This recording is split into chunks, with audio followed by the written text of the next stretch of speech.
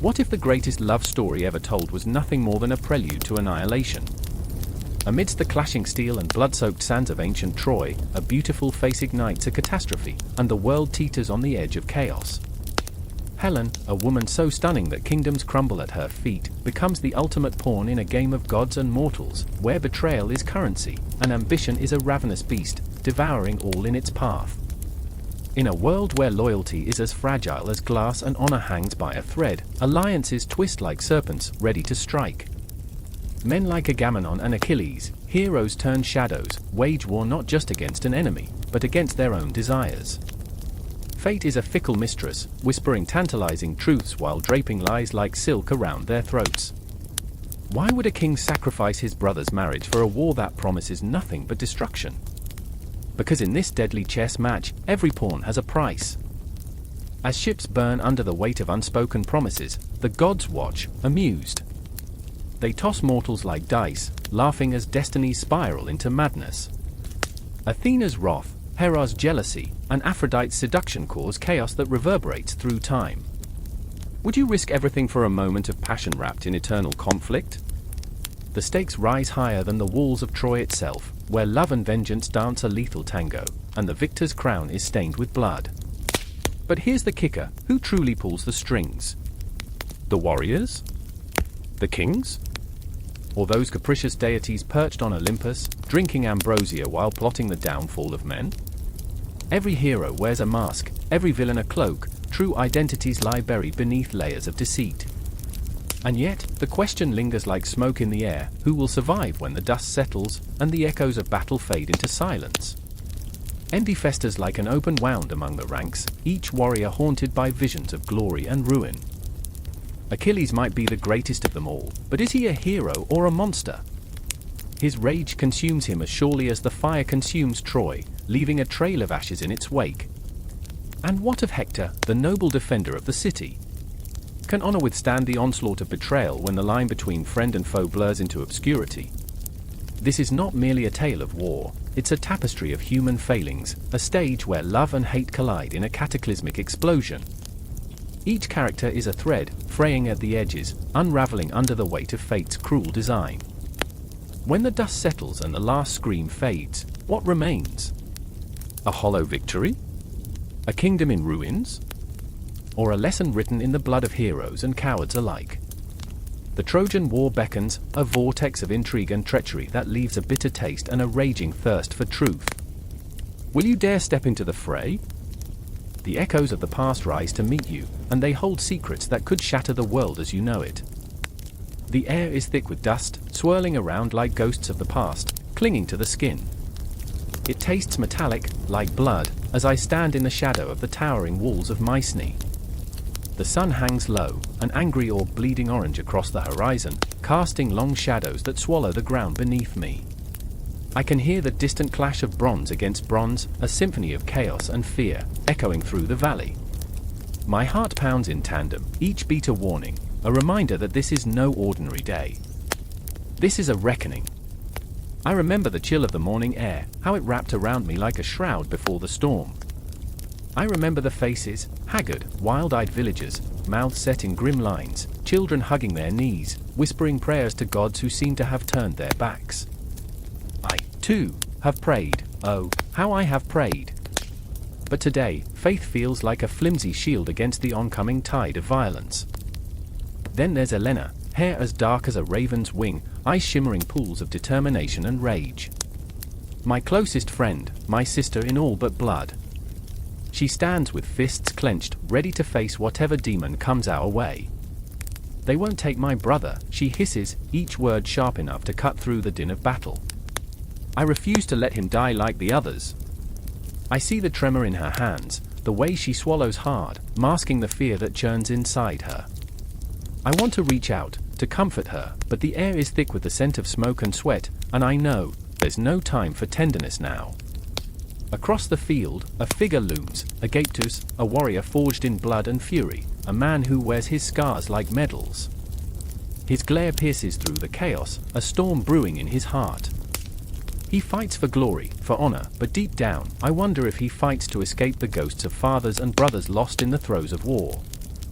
His laugh, once boisterous, now has a brittle edge, as if he knows the price of courage is a steep one. "Come, brothers," he bellows, a roar that could wake the dead. "Today, we carve our names into the stone of history." But I see his eyes dart to a nearby pyre, a grim reminder of the cost of such ambition. I remember the day Agaptus first took up arms, a spark in his eyes as he gripped a sword like it was a lover's hand, the promise of glory tempting him like sweet poison. I laughed then, foolishly thinking the world was a playground and we were invincible. Little did I know that time would unravel like a frayed thread, pulling at the seams of our innocence. And now, the battle is upon us. I can hear the guttural cries of men, the sharp ping of swords clashing, and the desperate screams of wounded souls. It's as if the sky itself is crying, bleeding dark clouds that drench us in a premonition of doom. I stand frozen, an unwilling spectator to the chaos unfolding. I see Agaptus fighting, each swing of his sword a desperate attempt to hold back the tide, but the enemy is relentless, a wave crashing against his fury. Helena, too, is swept into the fray, a flash of dark hair darting through the melee, wild and untamed. "Stay close!" I scream, but the words are lost in the roar of battle. Fear tightens its grip around my throat. What if I lose them? What if I lose them both? I remember holding Helena's hand, tiny and fragile, as we played by the river, the sun kissing our skin, laughter echoing in the air. That laughter feels like a distant memory now, overshadowed by the cries of the fallen. Once, we spoke of dreams, or of love, of adventures, of a world that lay beyond these walls. Now, all I see is death lurking behind every shadow, ready to snatch away the fragile threads of hope. A scream pierces my thoughts, chilling my blood. It's familiar, a sound I've heard before, a cry that haunts my dreams. I turn, and in that instant, time stands still. There's Helena, surrounded, fighting off men twice her size. I see the flash of her dagger, the intensity in her eyes, but I also see the desperation, the realization that perhaps her courage may not be enough. "Helena!" I shout, my heart racing, a wild drum echoing in the hollow of my chest. I break through the chaos, fear propelling me forward. Each step feels like wading through thick mud, weighed down by dread. As I draw nearer, I see the man towering over her, a beast clad in armor, his sword raised high, ready to strike. Time distorts, everything stretches, the world around me blurs. I reach out, but my hand is too far. No! A primal roar escapes my lips, a sound born of raw terror. In that moment, I am not just a bystander, I am a force of nature, a storm carving its path through the night. And yet, as I am propelled forward, I see Agaptus out of the corner of my eye, a flash of bronze as he cuts through the enemy with a deadly grace. He sees what I see, and in that fleeting moment, our eyes lock. There's a shared understanding, a bond forged in the fires of despair. We're not just fighting for ourselves. We're fighting for each other. I remember the stories, the heroes of old, tales tangled in myth and longing. They spoke of bravery, of love overcoming all, but no one told us about the weight of sacrifice, the heart-wrenching sorrow of loss. I can feel the shadows closing in, ghosts of dreams unfulfilled, of lives untold. And then time snaps back, the world crashing back into focus, and I see her, the fear in Helena's eyes, the terror that echoes within me. The battle rages around us, a cacophony of life and death, but in that moment, nothing else matters. I take a breath, a desperate intake of hope, and surge forward, ready to face whatever awaits. This is Mythology. This is our story. We are not merely heroes etched in stone, we are flesh and blood, a tapestry woven with the threads of love and war, laughter and sorrow. I can feel it, the weight of my heartbeat, the rhythm of the universe pulsing around us. This is the age of heroes, and we are caught in its fierce embrace. The clash continues, echoes of our resolve ringing through the air, but the end is not yet written. There are battles still to fight, hearts still to mend. And in the shadows, the true enemy lurks, waiting for the moment to strike, to remind us that the fight is never truly over. Shadows stretched across the blood-soaked earth, the air thick with smoke and despair. The clang of metal echoed like a funeral dirge, a haunting refrain in the heart of Troy. I stood there, breathless, heart pounding like a war drum, watching as the once proud walls of the city crumbled under the weight of destiny. A severed head rolled to my feet, staring up at me with hollow eyes, a grim reminder of the price we pay for prophecy. I remember the whispers of the oracle, her voice like honey laced with poison. "Beware the child of the sea," she had said. "A flame shall ignite, and the city shall fall." I wish I could erase that moment from my mind, that chilling echo of fate. But the words clung to me, a suffocating shroud. Across the battlefield, I saw Paris, a man torn between love and duty, his heart a battleground of its own. He held Helen's gaze like a moth to an unforgiving flame, unaware of the chaos that love had birthed. I remember how he looked then, wild and reckless, with the weight of the world pressing heavily upon his shoulders. His hands trembled, and for a heartbeat, I could feel the anguish radiating from him, an electric pulse that mirrored the chaos around us. Helen, radiant yet haunted, stood beside him, a vision of beauty marred by the taste of betrayal. She had come to Troy like a siren promising salvation, but in truth, she was the harbinger of destruction. I caught her eye, and in that instant, I saw her fear. Her heart was a compass lost at sea. "What have we done?" she whispered, her voice barely breaking through the cacophony, a fragile thread in a tapestry of ruin. I remember the gods watching, indifferent and cruel, from their thrones on Olympus. They played with our lives like children with marionettes, pulling strings, orchestrating tragedy. Rage coursed through me, an inferno fueled by the knowledge that we were mere pawns in their cosmic game. "Is this love?" I screamed into the void, my voice swallowed by the wind. "Is this the fate you've woven for us?" Paris turned to me, desperation etched across his face. "We can change this," he cried, but his words were hollow, a feeble attempt to rewrite the script already inked in blood. I knew then that the shadows creeping closer were not merely the remnants of war, they were the specters of our choices, each step we took reverberating through time, sealing our fates further. The sky darkened, the sun swallowed by clouds of ash and despair. I felt the weight of history pressing down on me, suffocating. Each tick of the clock echoed in my ears, a countdown to devastation. I could almost hear the whispered promises of peace, now twisted into cries of anguish. Time had become a cruel mistress, her hands tightening around our throats, squeezing the life out of us. As the flames danced toward the heavens, illuminating the faces of the damned, I saw Hector, the noble warrior, standing defiantly against the tide of chaos. His gaze pierced through the smoke, fierce and unwavering. I remember the way he fought, fueled not by the thrill of battle but by love, love for his city, for his family, for the very essence of what it meant to be human. He was a lion among sheep, and yet, I could see the cracks in his armor, the chinks that spoke of weariness and doubt. A voice broke through my thoughts, sharp and commanding. "Hector!" It was Andromache, his beloved, her voice a symphony of desperation. I could feel her words wrapping around me like vines, choking and entwining.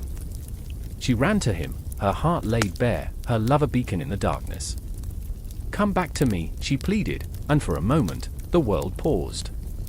The chaos faded, leaving only the raw intensity of their gaze, a connection that transcended the violence around them. But the world doesn't stop for love. A cry echoed, piercing the fragile moment, a clash of swords, the sound of flesh meeting iron. Hector turned, and in that flash, I saw the truth. Love and war are entwined, two sides of the same coin, and one cannot exist without the other. The battle raged on, a tempest of fury and heartbreak, with Hector caught in its eye, unyielding yet utterly vulnerable. I felt the ground tremble beneath me, a heartbeat of the earth resonating through my bones. Each tremor reverberated with the echo of ancient prophecies, of choices made in haste, of desires that could never be quenched. I remember thinking that fate is a cruel architect, building our lives with shards of dreams and nightmares, leaving us to navigate the ruins.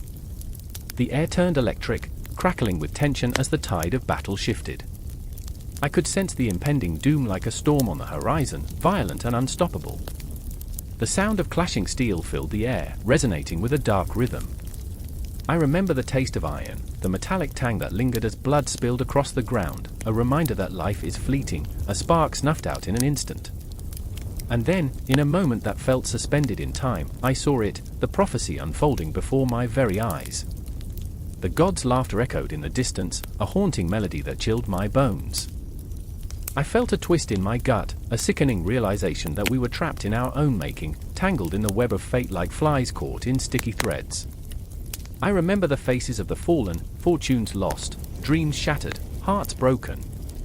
Each soul carried a story, a piece of the puzzle that defined our existence. What have we become? I whispered to the wind, but the answer remained elusive, buried beneath the weight of despair. And as the flames consumed the night, illuminating the horrors of war, I understood that the prophecy was not just a warning, it was a mirror reflecting our deepest fears. The fate of Troy was sealed, but in the ashes of destruction, something stirred, a glimmer of hope, a pulse of life fighting to break free. I felt it in my bones, that endless cycle of yearning and loss, of love intertwined with death. And as I stood on the precipice, heart racing, breath shallow, I realized that in this world, every ending births a new beginning. The shadows might consume us, but they would also give rise to light. And with that flicker of hope igniting within me, I stepped forward into the darkness, knowing that the story was far from over. The wind howled like a wailing banshee, a voice from the abyss echoing through the crumbling streets of Eldrith. Rain fell in thick sheets, each drop a relentless reminder of the darkness closing in. I stood huddled in the shadow of a crumbling tower, heart pounding like a war drum, feeling the weight of decisions I hadn't yet made, decisions that would carve my fate into the annals of history. Lightning split the sky, illuminating the faces of the gathered crowd, fear etched into every line, urgency palpable in the charged air. They were my people, yet I felt as if I was standing on the precipice of a chasm, teetering between loyalty and betrayal. I remember the day I first met Ares. He was a boy then, eyes wild with dreams, laughter spilling from his lips like sunlight breaking through storm clouds. But dreams have a way of twisting. Just like friendships. Now, as he stood across the square, cloaked in shadow and uncertainty, I saw the man he was becoming, a leader forged in the fires of ambition, but marred by the specter of desperation. The air thickened with unspoken words, a tension so palpable you could taste the metal of conflict. I could almost hear the clock ticking, each second a hammer strike against the anvil of fate, forging our destinies in a crucible of alliances and rivalries. Do you trust him? A voice broke through my reverie, cutting deep. It was Mara, fierce and unwavering, her eyes twin embers of defiance. She had always been a compass in the storm, but now her gaze held a hint of fear, something I had never seen before. He's playing a dangerous game, and we might be the pawns. Her words, like shards of glass, cut through the air, leaving wounds that bled uncertainty. I want to believe, I whispered, the admission tasting bitter on my tongue, but trust feels like a ghost. I see it, but I can't touch it. My heart twisted with the weight of betrayal, memories flooding back, conversations in hushed tones, shared dreams now tainted with the bitter sting of suspicion. The storm raged, matching the turmoil in our hearts. Shadows danced against the flickering torches, twisting into grotesque shapes that mirrored our fears. Alliances were forming like storm clouds, dark and heavy, ready to unleash chaos. I caught Ares's eye, a fleeting connection that hung in the air like the last note of a haunting lullaby. I saw the flicker of something, guilt? Regret? The promise of a storm yet to come. Mara stepped closer, the ground slick beneath our feet as rain pooled around us. We can't wait for him to decide our fate. We have to take control. Her voice was fierce, yet laced with an undercurrent of worry. I admired her strength, but part of me recoiled at the idea of rebellion. What if it led to our undoing? What if we lost everything? Control.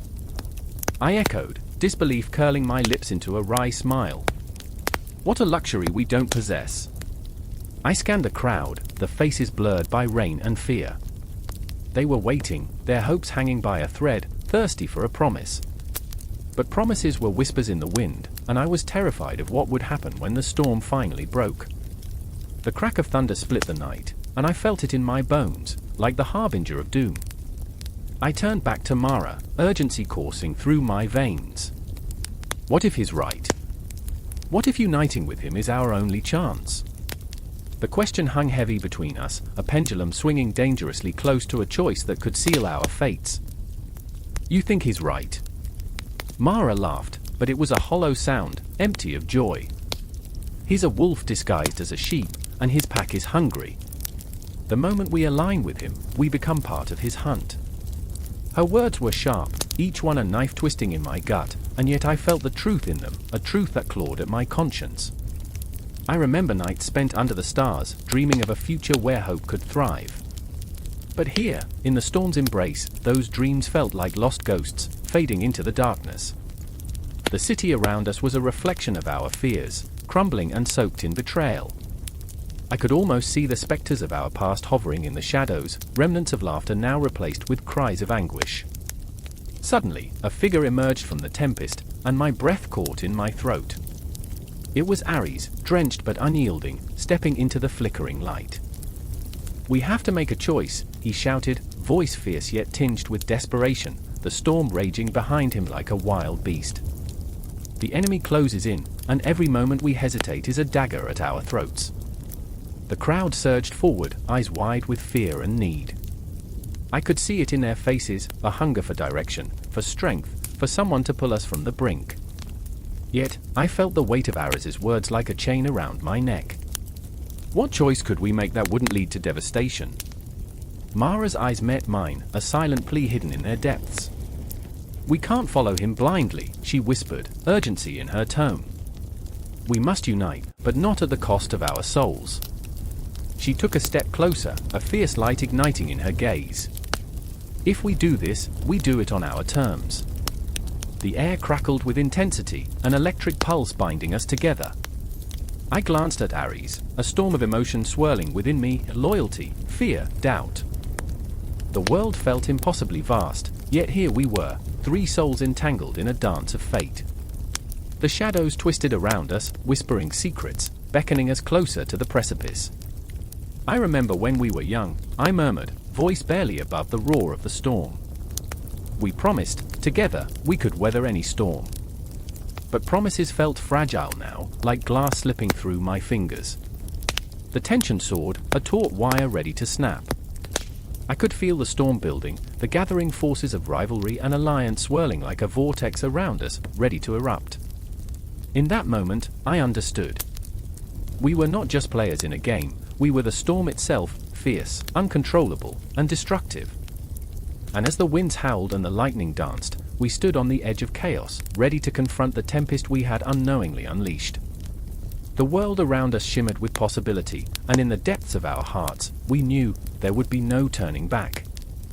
The wind howled like a wounded beast, shrieking through the gnarled trees as if mourning the impending chaos. I stood at the threshold of the grand hall, its opulence almost suffocating, an illusion of happiness draped over a gathering teetering on the edge of calamity. The golden goblets gleamed with the promise of wine, but I felt no thirst. Instead, a chill danced across my skin, the kind that whispers of doom yet makes you want to laugh in its face, as if humor could ward off fate. There they were, Peleus, the rugged warrior adorned in his gaudiest fineries, and the Thetis, more radiant than the first light of dawn, her beauty a weapon as much as it was a gift. They were standing together, yet miles apart, suspended in a moment that felt like a fragile glass ornament ready to shatter. I watched as they exchanged smiles that didn't quite reach their eyes, a flicker of doubt sparking between them, but it was not the doubts of lovers, it was a deeper fear, a fear of what was to come.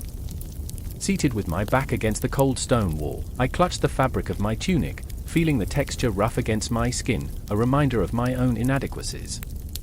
I remember the first time I laid eyes on the Thetis. She was a vision, gliding through the waves like a goddess summoned from a dream, each step a whisper of destiny. Love at first sight, they call it. I remember thinking, if only I could capture that moment, bottle it like the finest wine. But love, like the sea, is fickle and tempestuous. "Where is Eris?" I murmured, half expecting the goddess of discord to appear at any moment, a wicked smile curling her lips like a serpent preparing to strike. In the hushed corners of this grand hall, I sensed her presence weaving through the shadows, an invisible thread tying chaos to harmony. I had seen it before, a mere slip of the tongue, a wayward glance, and suddenly a room filled with laughter could turn to silence, and silence to screams. And then it happened. Time slowed to a crawl. The golden apple, a simple piece of fruit, yet so heavy it felt like a curse, materialized in Eris's hand as if she had just conjured it from thin air, the very air thick with anticipation. For the fairest, she declared, her voice slicing through the tension like a knife. Every eye turned, every breath caught. The room felt alive, vibrating with unspoken words and hidden envy. I held my breath, the air sharp as glass, and watched as the tea stiffened, her smile faltering. Did she know? Did she feel the impending storm brewing just beneath the surface of this festivity? The apple, glistening with golden hues, rested precariously on the table, a harbinger of misfortune. Who will have it? Eris asked, her smile sinister, a wolf among sheep. The question hung heavy, weighing down on everyone in attendance, a leaden silence enveloping the room. I could see the tension radiating from Peleus, the way his hand tightened around his goblet, knuckles whitening as he tried to maintain a facade of control. I could feel the anxiety rolling off him in waves, a reflection of my own turmoil. Not I, said Hera, her voice dripping with regal disdain, though the glimmer in her eyes betrayed a flicker of desire. Too simple for someone of my stature. Athena stood next, her brow furrowed in thought. Beauty may fade, she said, her tone calculated, but wisdom endures. And then there was Aphrodite, the goddess of love, her laughter like music, yet laced with an undercurrent of ambition. Beauty is truth, and I am its embodiment, she declared, her gaze piercing through the room, and in that moment, I saw the gears of fate turning, the world shifting beneath our feet. Why must you make this a contest? Thetis's voice broke through the fray, trembling, almost a whisper, a call for peace amid the tempest. But it was too late, the air crackled with unspoken promises, each goddess vying for a prize wrapped in silk and betrayal. I watched as they circled the apple like vultures, their intentions cloaked in smiles that hid daggers sharp enough to pierce the heart. I felt a knot of dread tightening in my stomach. Was this what love led to? This twisted competition, this insatiable hunger to be deemed the fairest? I remembered the times I'd sat at the edge of a lake, watching ripples distort my reflection, wondering how much of me was real and how much was merely a mirage. And the tension mounted, a taut string pulled to its limit, ready to snap. Peleus's eyes darted between the goddesses, the shadows of uncertainty flickering like candle flames, and I wished to reach out, to shake him from this impending disaster. But I was merely a spectator, a tone-deaf fool in a raging opera, unable to stop the crescendo building toward a cataclysm. Choose wisely, Eris taunted, her voice dripping with venom, and in that moment, I knew, this was more than a wedding, it was the dawn of a war, a fracture that would send shockwaves across the heavens. The golden apple sat there, innocent and unassuming, yet it pulsed with the weight of destiny. I felt my heart race, each beat a countdown, a warning of the chaos to follow. A part of me yearned to scream, to wrench the apple from their grasp and hurl it into the abyss. But who was I to confront the gods? I remembered fleeting dreams, visions of power and weightlessness, yet here I stood, a mere mortal, tethered to this moment of dread.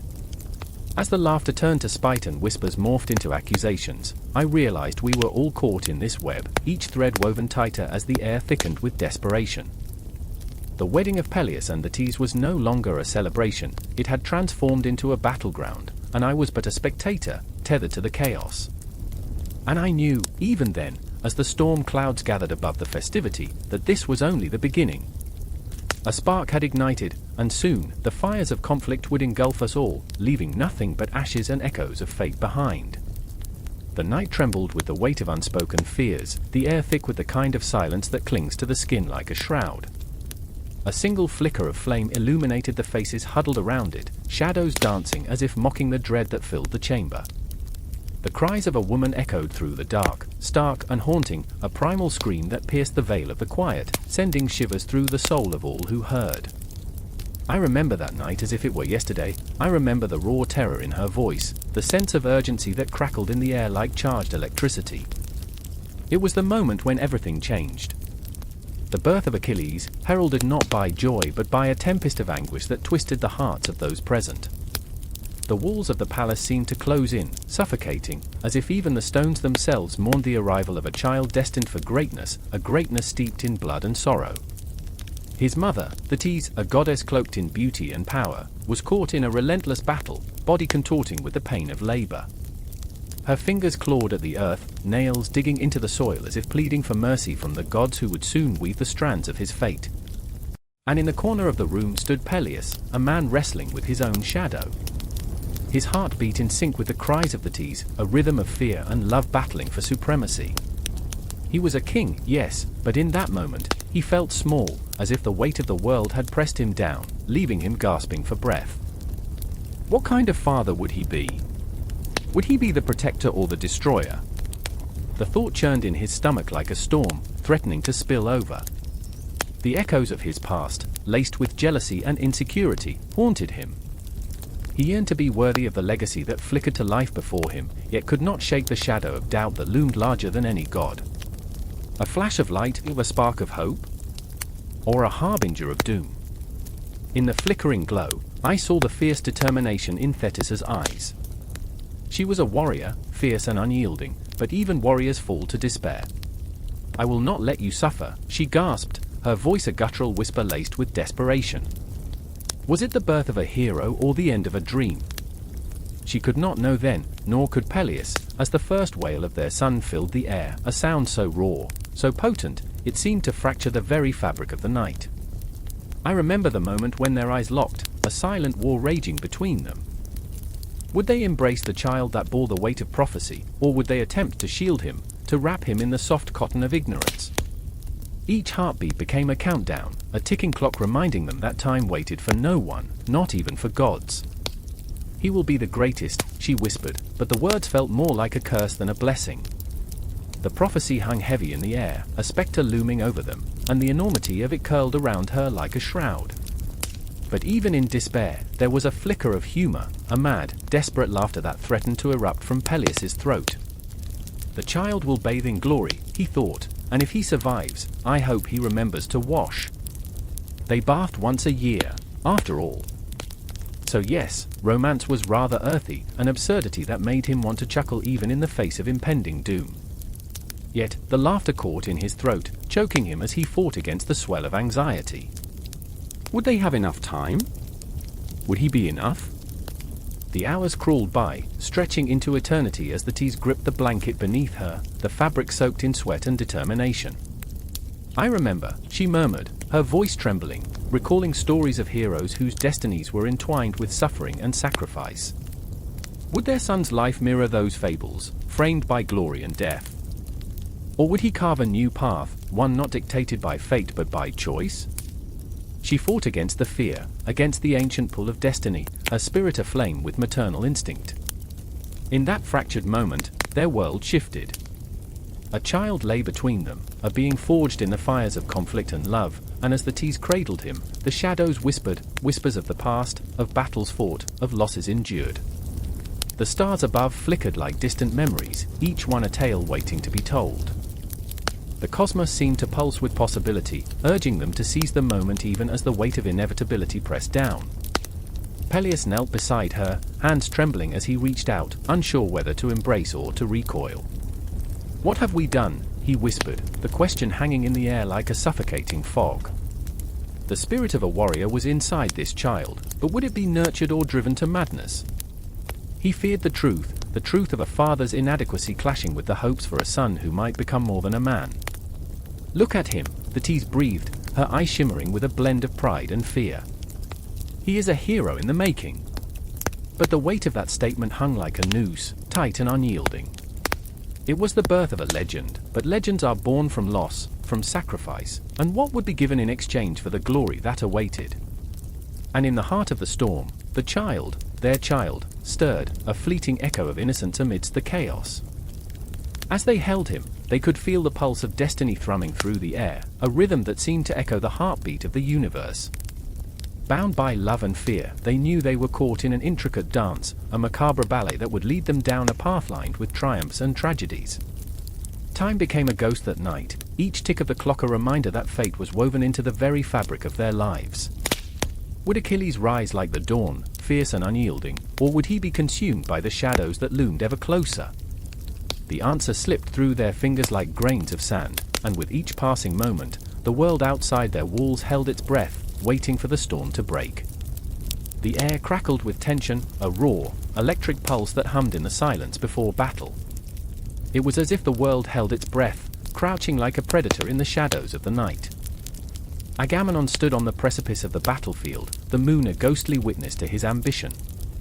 His heart beat like a war drum, each thump resonating with the desires that had driven him, desires that coursed through his veins like fire, insatiable, relentless. I remember the taste of iron on my tongue, the greasy tang of anticipation. Soldiers clustered around him, faces drawn and haunted, but their eyes burned with a shared hunger, a longing for glory, for vengeance against the Trojans who had stolen their honor. Yet beneath that bravado, a whisper of doubt lurked. I could see it in their clenched fists, their shifting gazes, as if the weight of their own lives pressed down on their shoulders like a leaden cloak. Would they be remembered as heroes or forgotten in the annals of history? Agamemnon's ambition surged, a tidal wave ready to crash over them all. Men, he bellowed, his voice rising like smoke from a pyre. Tonight, we fight not just for our homes but for the very essence of who we are. The soldiers stirred, their hearts igniting as they hungered for meaning in the madness, and yet, there was something deeper there, a chasm of fear threatening to swallow them whole. The echoes of his proclamation hung in the air, a fragile promise bound with threads of dread. A flicker of shadow passed over him, flitting like a night bird through the darkness. I turned to see Achilles, his face carved from stone, eyes glinting with a storm of emotions. The embodiment of rage and passion, torn between loyalty and the gnawing darkness of doubt. He carried the weight of his own legacy, a title heavy around his neck, the greatest warrior. But under that title lay a restless heart, a man grappling with the specter of fate. I remember, Achilles said, voice low and laced with bitterness, when I fought for glory, not for a king who's blinded by pride. He flung his arm wide, gesturing to the chaos before him. What is this fight really for? A wooden horse? A woman? The irony dripped from his words like poison, and I could see the threads of betrayal weaving through his gaze. The truth pressed against his chest, a stone he couldn't swallow. And there was Patroclus, standing nearby, the calm in the storm, the anchor to Achilles' tempestuous soul. His love for the warrior shimmered beneath the surface, a bond forged in the fires of countless skirmishes. Patroclus's eyes were pools of empathy, understanding the turmoil that churned within his friend.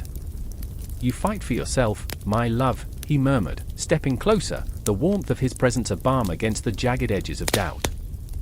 You fight for what you believe in, not for Agamemnon's ambition. But even his words, like silk threads, couldn't mend the growing rift between duty and desire.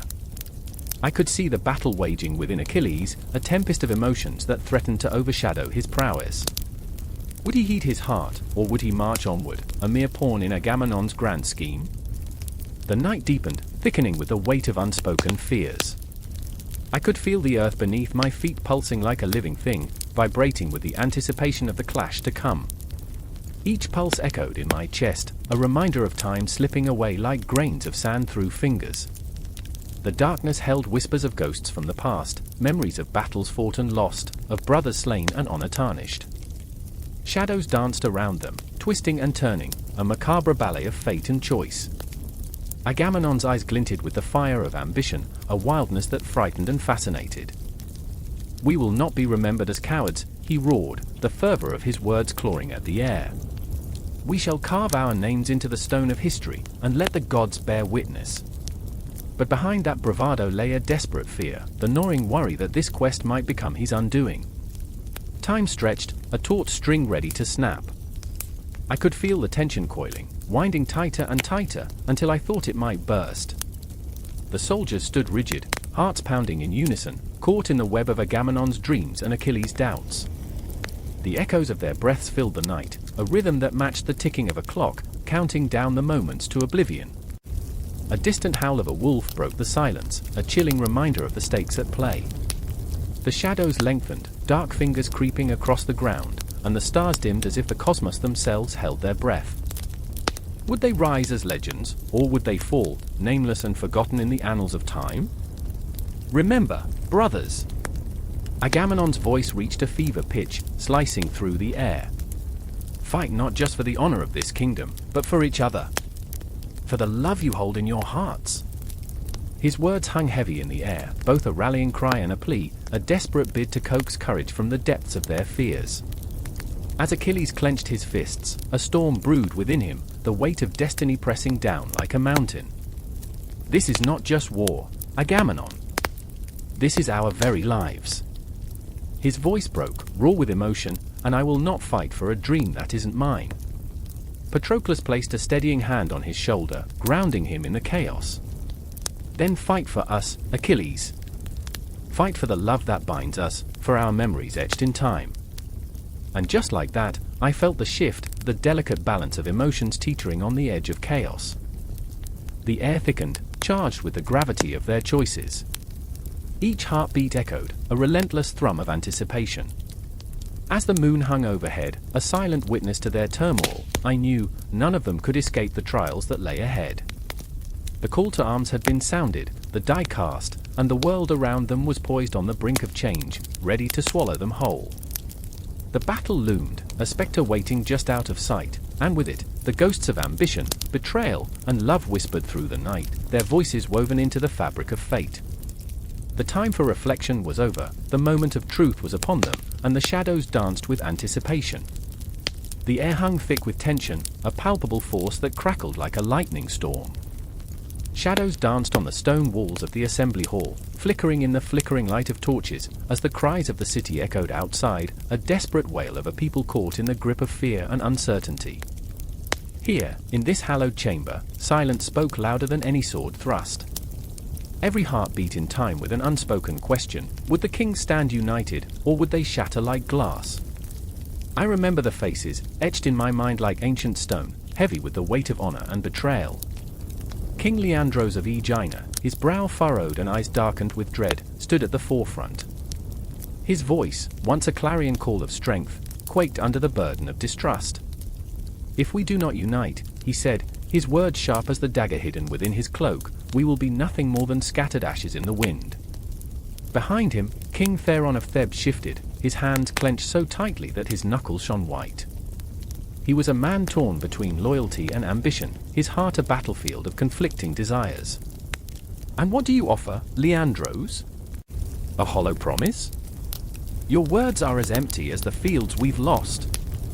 The accusation hung like a guillotine, poised to fall at any moment. His resentment was palpable, a living thing that curled itself around our throats. I could feel it, the tension thrumming in the air, thick as the smoke from 1,000 pyres. I stood on the precipice of history, mere breaths away from the moment that could reshape our fate. Memories rushed back like a tide, dragging me under. I remembered the laughter of children on sun-drenched hills, the vibrant market stalls, the smell of ripe figs mingling with the salt of the sea. How far we had fallen from that innocence. A sudden shout from the crowd outside shattered my reverie, a voice, terrified and raw, calling for justice. "They march! The enemy approaches!" Panic rippled through the assembly, and I felt the heat of dread seep into my skin. This was no longer a gathering of kings, it was the arena where our very souls would be tested. And then there was Althea, the queen of Ithaca, a fierce spirit wrapped in a delicate frame. Her presence was like a storm, wild, untamed. She stepped forward, her voice cutting through the cacophony. "If we do not act, we doom not just ourselves but our children, our legacy." Her eyes glistened with tears unshed, fierce and unyielding. I knew her pain. She had sacrificed everything for a dream of unity, yet here she stood, surrounded by men whose ambitions threatened to drown her hopes. I could see her dreams, fluttering like moths drawn to a flame, and I wanted to scream for her, tell her that our destinies were too intertwined to be severed by pride. The shadows whispered secrets in my ear, warnings that danced just out of reach, taunting me with the knowledge that this assembly could spiral into chaos at any moment. The kings locked eyes, their gazes clashing like swords. A moment stretched into eternity before Leandros finally spoke, his voice low and raw. "We have each lost too much to turn back now. We must forge a union, a bond stronger than blood." Theron scoffed, but the flicker of doubt in his eyes betrayed him. "What if that bond is a noose, Leandros? What if it ties us to our execution?" Althea stepped between them, her defiance a beacon in the darkening gloom. A noose or a lifeline, it is our choice. If we do not bind together, we are already dead. Outside, the shouts grew louder, a symphony of urgency that echoed against the walls. The very cosmos seemed to hold its breath, waiting for our decision, waiting for the pulse of history to beat anew. That heartbeat thudded in my chest, a reminder of the stakes, lives hung in the balance, futures vast and empty like the night sky. I remember the tremor in her voice, the raw fear that laced her determination. I wanted to hold her, to tell her that hope, much like love, was a wild, untamable beast, but I was but a shadow in this assembly. My heart raced as I watched the dance of fate unfold, like a macabre play directed by the gods themselves. And as the sun dipped below the horizon, drenching the hall in a blood-red hue, I felt the walls closing in. Would they join forces to stand against destruction, or would their egos fracture our last chance? The unyielding silence grew, stretching tight till the air crackled with the weight of unspoken words. A single heartbeat sounded, a drum, echoing through the hall. "We are kings," whispered Leandros, and in that moment, I saw the glimmer of something more, a flicker of unity, fragile yet fierce. But just as quickly, the moment threatened to shatter. Theron's voice rose, a tempest of anger. "Kings? Or fools marching to our demise?" The crowd outside roared, thrumming with energy, their cries pushing against the doors like a wave against the shore. Fear clawed at my throat, I felt the pressure of a choice that could seal our fates. I turned to Althea, her eyes reflecting the turmoil that churned within us all. The world beyond that door felt impossibly vast, filled with the screams of our ancestors, urging us forward. I remember the weight of their whispers, the echoes of past mistakes. "We cannot turn back," I wanted to shout, but the words lodged in my throat, heavy and unyielding. No conclusion awaited us here, only the endless cycle of decisions and regrets. Time seemed to stretch into a noose, binding us together in this moment of uncertainty. Outside, the battle drums began to beat, synchronizing with the pulse of my heart. In this assembly of kings, under the shadows of doubt and desperation, we stood at the edge of something monumental, a union forged not just from necessity but from the raw, unfiltered essence of humanity itself. Would we find strength in our vulnerability, or would we be consumed by the very shadows we sought to escape? The answer lingered in the air, as elusive as a dream, and the assembly held its breath. A cold wind howled through the barren trees of Aulus, a harbinger of war cloaked in the chilling embrace of twilight. The scent of brine and blood intermingled in the air, a grotesque perfume that settled over the encampment like a curse. Shadows danced against the pale light as men, stripped of their hopes, huddled around flickering fires, their faces drawn tight with the weight of impending doom. I remember the hum of whispered fears, the way the atmosphere crackled with unspoken dread, how each heartbeat felt like a drumroll, heralding the chaos to come. Agamemnon stood at the fringes of the chaos, pride and doubt warring within him like ancient gods locked in a bitter struggle.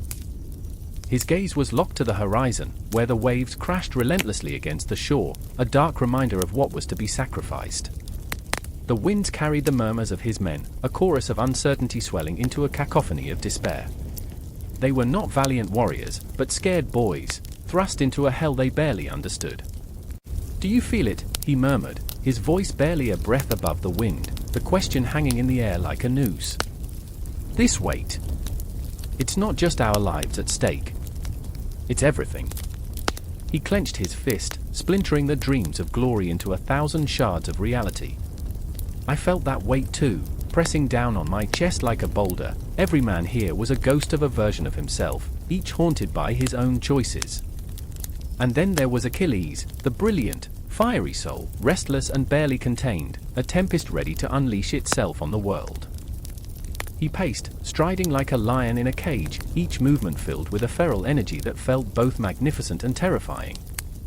I watched him, the way he wrestled with his own demons, the memory of Patroclus looming over him like a specter. "We're fighting for a woman," he spat out, venom dripping from his words. "For a prize. If honor is all we seek, then why does it taste like ash?" The truth hung heavy in the air, a bitter pill swallowed by all. I remember how his brow furrowed, the bright blue of his eyes clouded by a storm of grief and anger. It was a look that could tear the heavens apart. If I fall, I want it to mean something. Not just to be another name carved into the annals of history. His voice trembled, breaking against the rocks of his despair, the profound loneliness echoing in the silence that followed. And there was me, a mere observer pulled into this tempest, caught between the raw emotions of two titans. My heart beat erratically, syncing with their turmoil, and I could feel the impending clash of their wills like the slow rumble of thunder before a storm. I wanted to shout, to reach out, to tell them that even the strongest hearts could shatter. But I was a coward, bound by the weight of my own fears, lips sealed with the salt of my own unspoken truths. The fire crackled, and the smoke curled upward, twisting like the lives that hung in the balance. Each flicker bore witness to the fleeting moments of humanity that remained in this cursed place. I remember the stories we told each other by firelight, memories woven with laughter that felt like a distant echo now. How we painted our dreams over the canvas of night, unfurling our hopes like fragile banners before the dawn of despair. A shrill cry pierced the night, the anguished wail of a mother mourning her lost son, a reminder that the price of pride was etched in the lives of the innocent. I shivered, the chill creeping beneath my skin as the sound wrapped around my heart like an iron vice. Agamemnon's jaw tightened, his eyes shimmering with unshed tears. For every battle won, there's a mother crying out. I can't bear the thought of adding to that pain.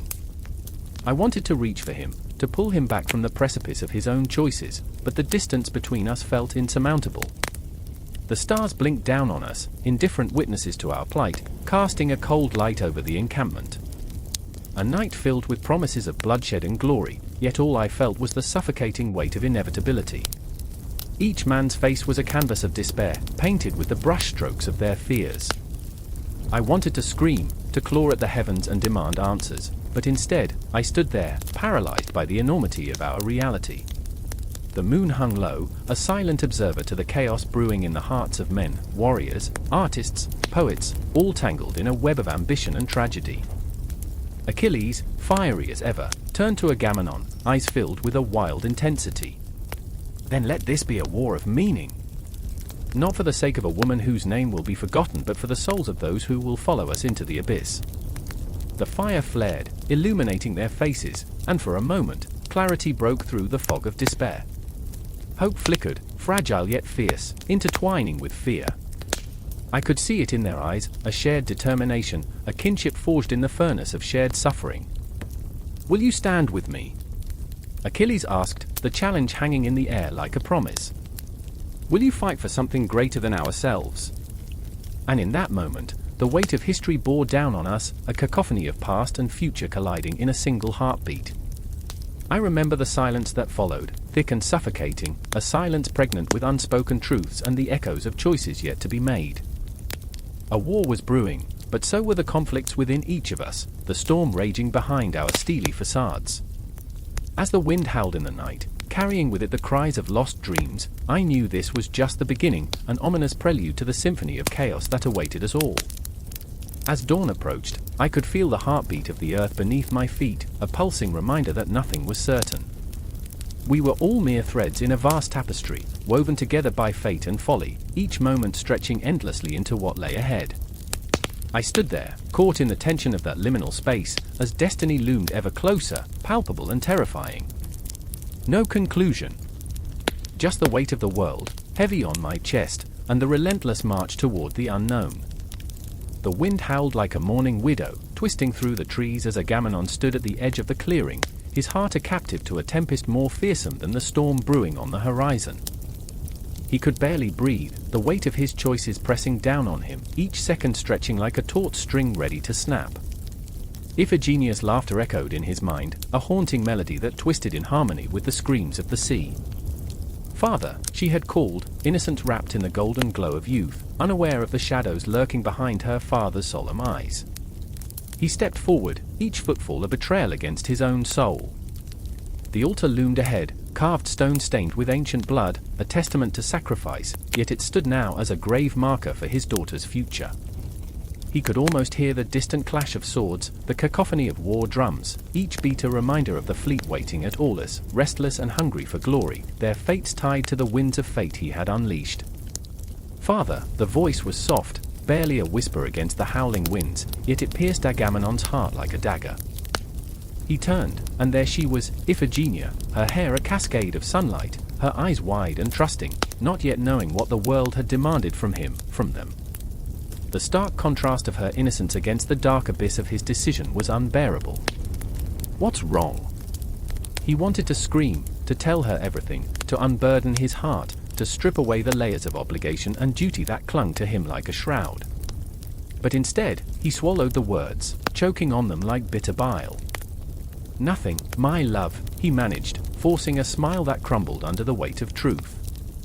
"Only a storm, yes, a tempest of despair swirling in his chest, twisting tighter with each heartbeat. The price of his ambition, the lives of men weighed against the innocence of his daughter. The other gods had demanded it, they were more potent than the blood coursing through his veins. Sacrifice. He had sacrificed so much already, what was one more? And yet, in that moment, as if Iphigenia's laughter faded into a heavy silence, all he could hear was the echo of her joy, a melody that danced upon the precipice of despair. He had envisioned a future where she would dance at her wedding, where laughter would fill halls adorned with flowers. Not this, no, not this. "Father, why do you look so sad?" she implored, and each word was a dagger that cut deeper into the fabric of his resolve. "I remember," he whispered, memories flickering like fireflies in the dark. "I remember your first steps. You were so small, and yet you moved as if the world was yours." The shadows of regret twisted around him, and he felt the bitter taste of iron on his tongue. "I remember the day you first rode a horse, the way you held your head high, pride radiating from your every pore." Each memory was a reminder of the life he had crafted for her, a life filled with laughter, not sacrifice. But the gods were merciless, their laughter a cruel symphony underscoring his torment. The wind howled louder, a mockery of his turmoil. He could see it now, the silhouette of the fleet beyond the trees, restless against the shore, waiting for his command. He saw the faces of the men, brave, eager, hungry for the glory that lay beyond the horizon. And yet, here he stood, with the flesh and blood of his own heart before him, caught in the web of fate he had woven. "Father!" Iphigenia's voice trembled, a soft note in the storm, and he turned back to her. She was beautiful, radiant, yet there was a flicker of uncertainty in her gaze, the first crack in the facade of her innocence. "Are you sure everything is okay?"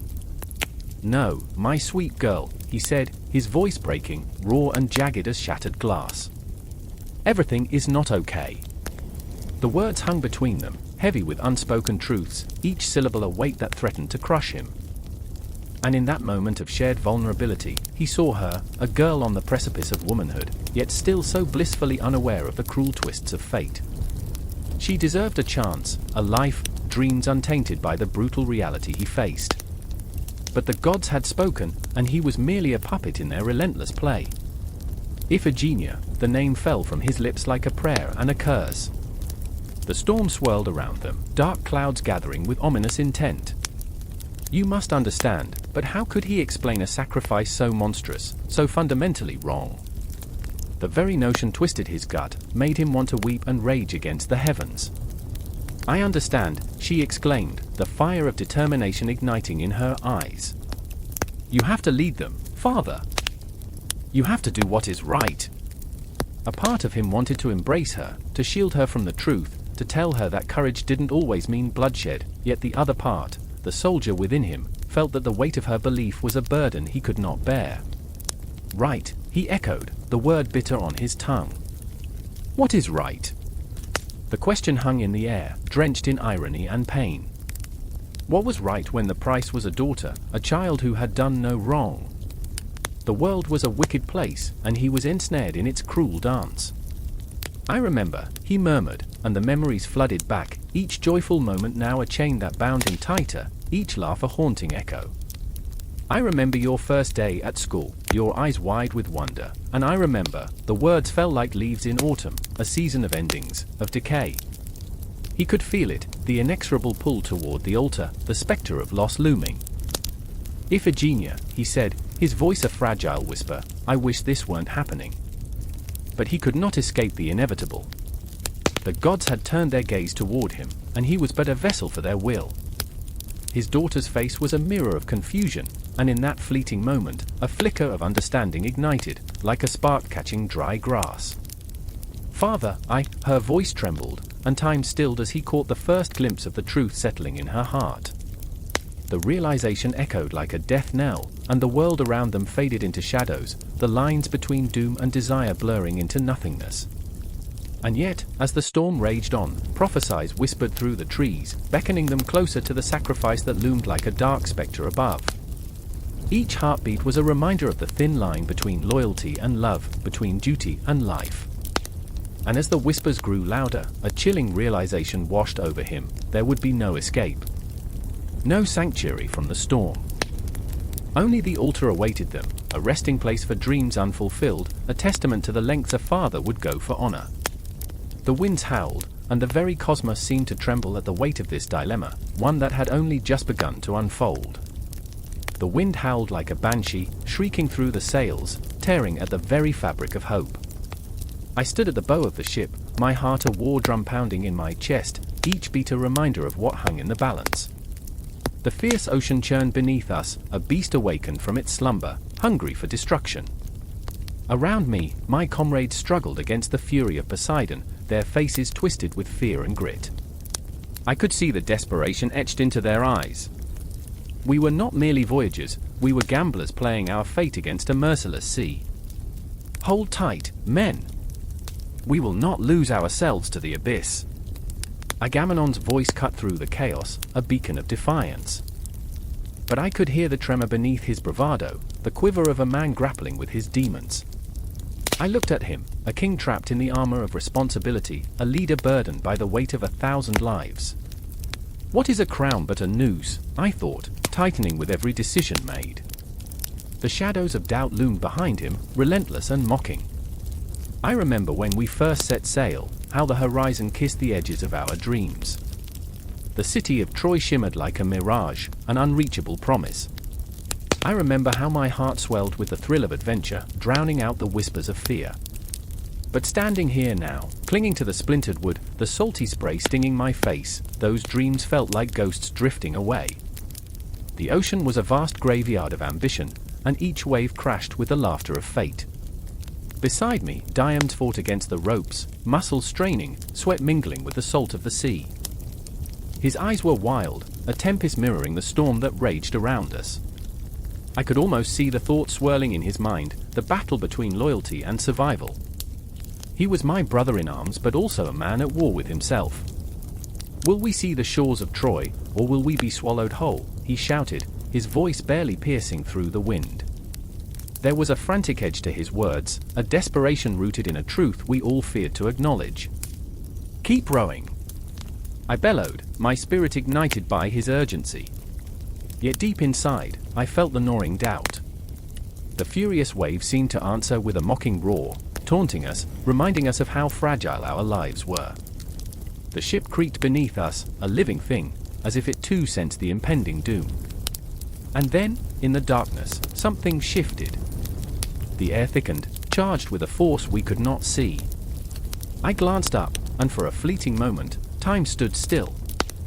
A shadow loomed over us, a massive wave, rising like a mountain, ready to crash down.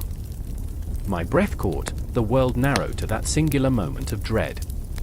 The men screamed, a cacophony of terror that reverberated through the night. "Oh Zeus, have mercy!" I whispered, though I knew the gods had long since turned their backs on us. The wave broke with an explosive force, swallowing the ship in a curtain of white foam and chaos. I was thrown into the depths, the icy water clinging to me like a shroud. Panic clawed at my throat as I fought to surface, the weight of the ocean dragging me down, down into its cold embrace. The world above faded, a distant memory lost in the grasp of despair. And then, as if by some miracle, I broke free, gasping for air, my lungs burning. The ship was a splintered wreck, pieces of wood scattered like broken dreams across the tumultuous sea. I clung to a fragment, my body trembling as I looked around. Where were my brothers? Panic surged anew. I didn't want to be alone in this vast, unforgiving ocean. But then, I saw him, Diamonds, his face a mask of fury and fear. He was fighting against the tide, but it was a losing battle. "Help me," he screamed, his voice raw and desperate, echoing in the abyss. My heart lurched. I could feel the weight of every second, the sting of choice. I could save him, but at what cost? Would I be dragged down with him? The clock of fate ticked louder, each second a cruel reminder of our mortality.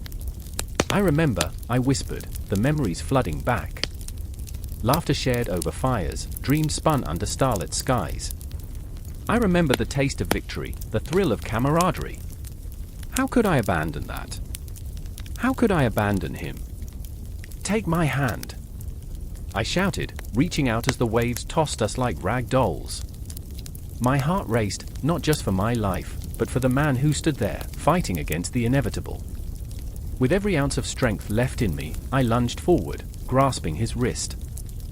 The tension between us was palpable, the struggle against the merciless sea forging an unbreakable bond. He pulled me in, and for a moment, we were hoisted from despair, our bodies colliding against the remnants of our shattered ship. "We will not die here." Diams roared, the fire in his eyes igniting a spark within me. Together, we fought against the shadows that threatened to engulf us. With every stroke, every breath, we clawed our way back into the realm of the living, the fight within us stronger than the pull of the ocean. But the shadows were relentless, whispering doubts in the back of our minds. Will we ever reach Troy? Will we ever be more than ghosts drifting on this cursed sea? Each thought was a dagger, twisting deeper into our resolve. The winds howled, and the waves continued to crash, a sinister reminder that our fate hung by a thread. As dawn began to break, the horizon painted in shades of fire and blood, we floated, two souls adrift in a world that seemed to conspire against us. The promise of Troy shimmered beyond the waves, tantalizing and out of reach. But the journey was far from over, it was only just beginning. And in that moment, as the sun rose to greet us, I felt the stirrings of determination. We would navigate these winds of fate, or we would perish trying. Our hearts were still beating, and as long as they did, the fight would continue. The ocean roared, a monstrous entity, but we were not defeated. We were alive, bound together by the chaos, and as we drifted on that fragile fragment of our ship, I knew this was only the beginning of our tale. The air crackled with tension as we crested the hill, the first sight of Troy sprawling before us like a beast half asleep, its colossal wall soaking in the dying light of the day. I remember the way the sun hung low, a blooded orb, as if it had witnessed far too many battles and whispered secrets of betrayal to the winds. My heart thudded wildly, a caged bird desperate to escape. Would I be free or broken here? I could taste the salt of my own sweat, mingling with the dust of the road. It was a bitter reminder that I had come for glory, yet all I saw was the spectre of death looming over every stone. Beside me, Odysseus stood motionless, his eyes glinting with a fierce intelligence that masked his uncertainty.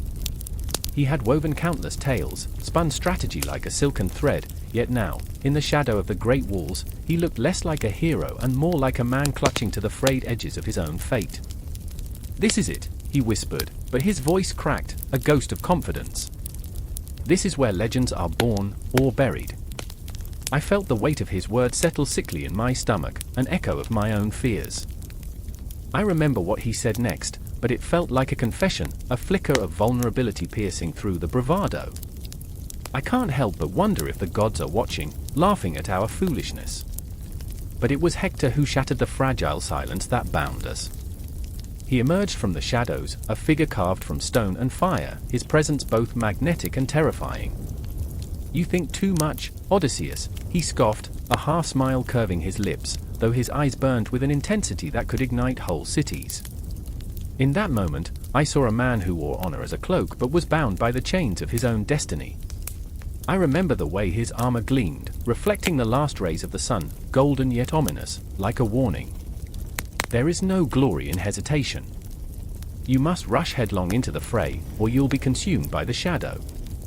All of us will. I felt an involuntary shiver dance down my spine.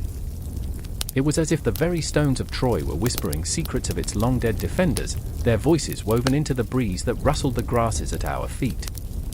Had they tasted victory, or was it merely the ashes of dreams that had settled in the cracks of the pavement?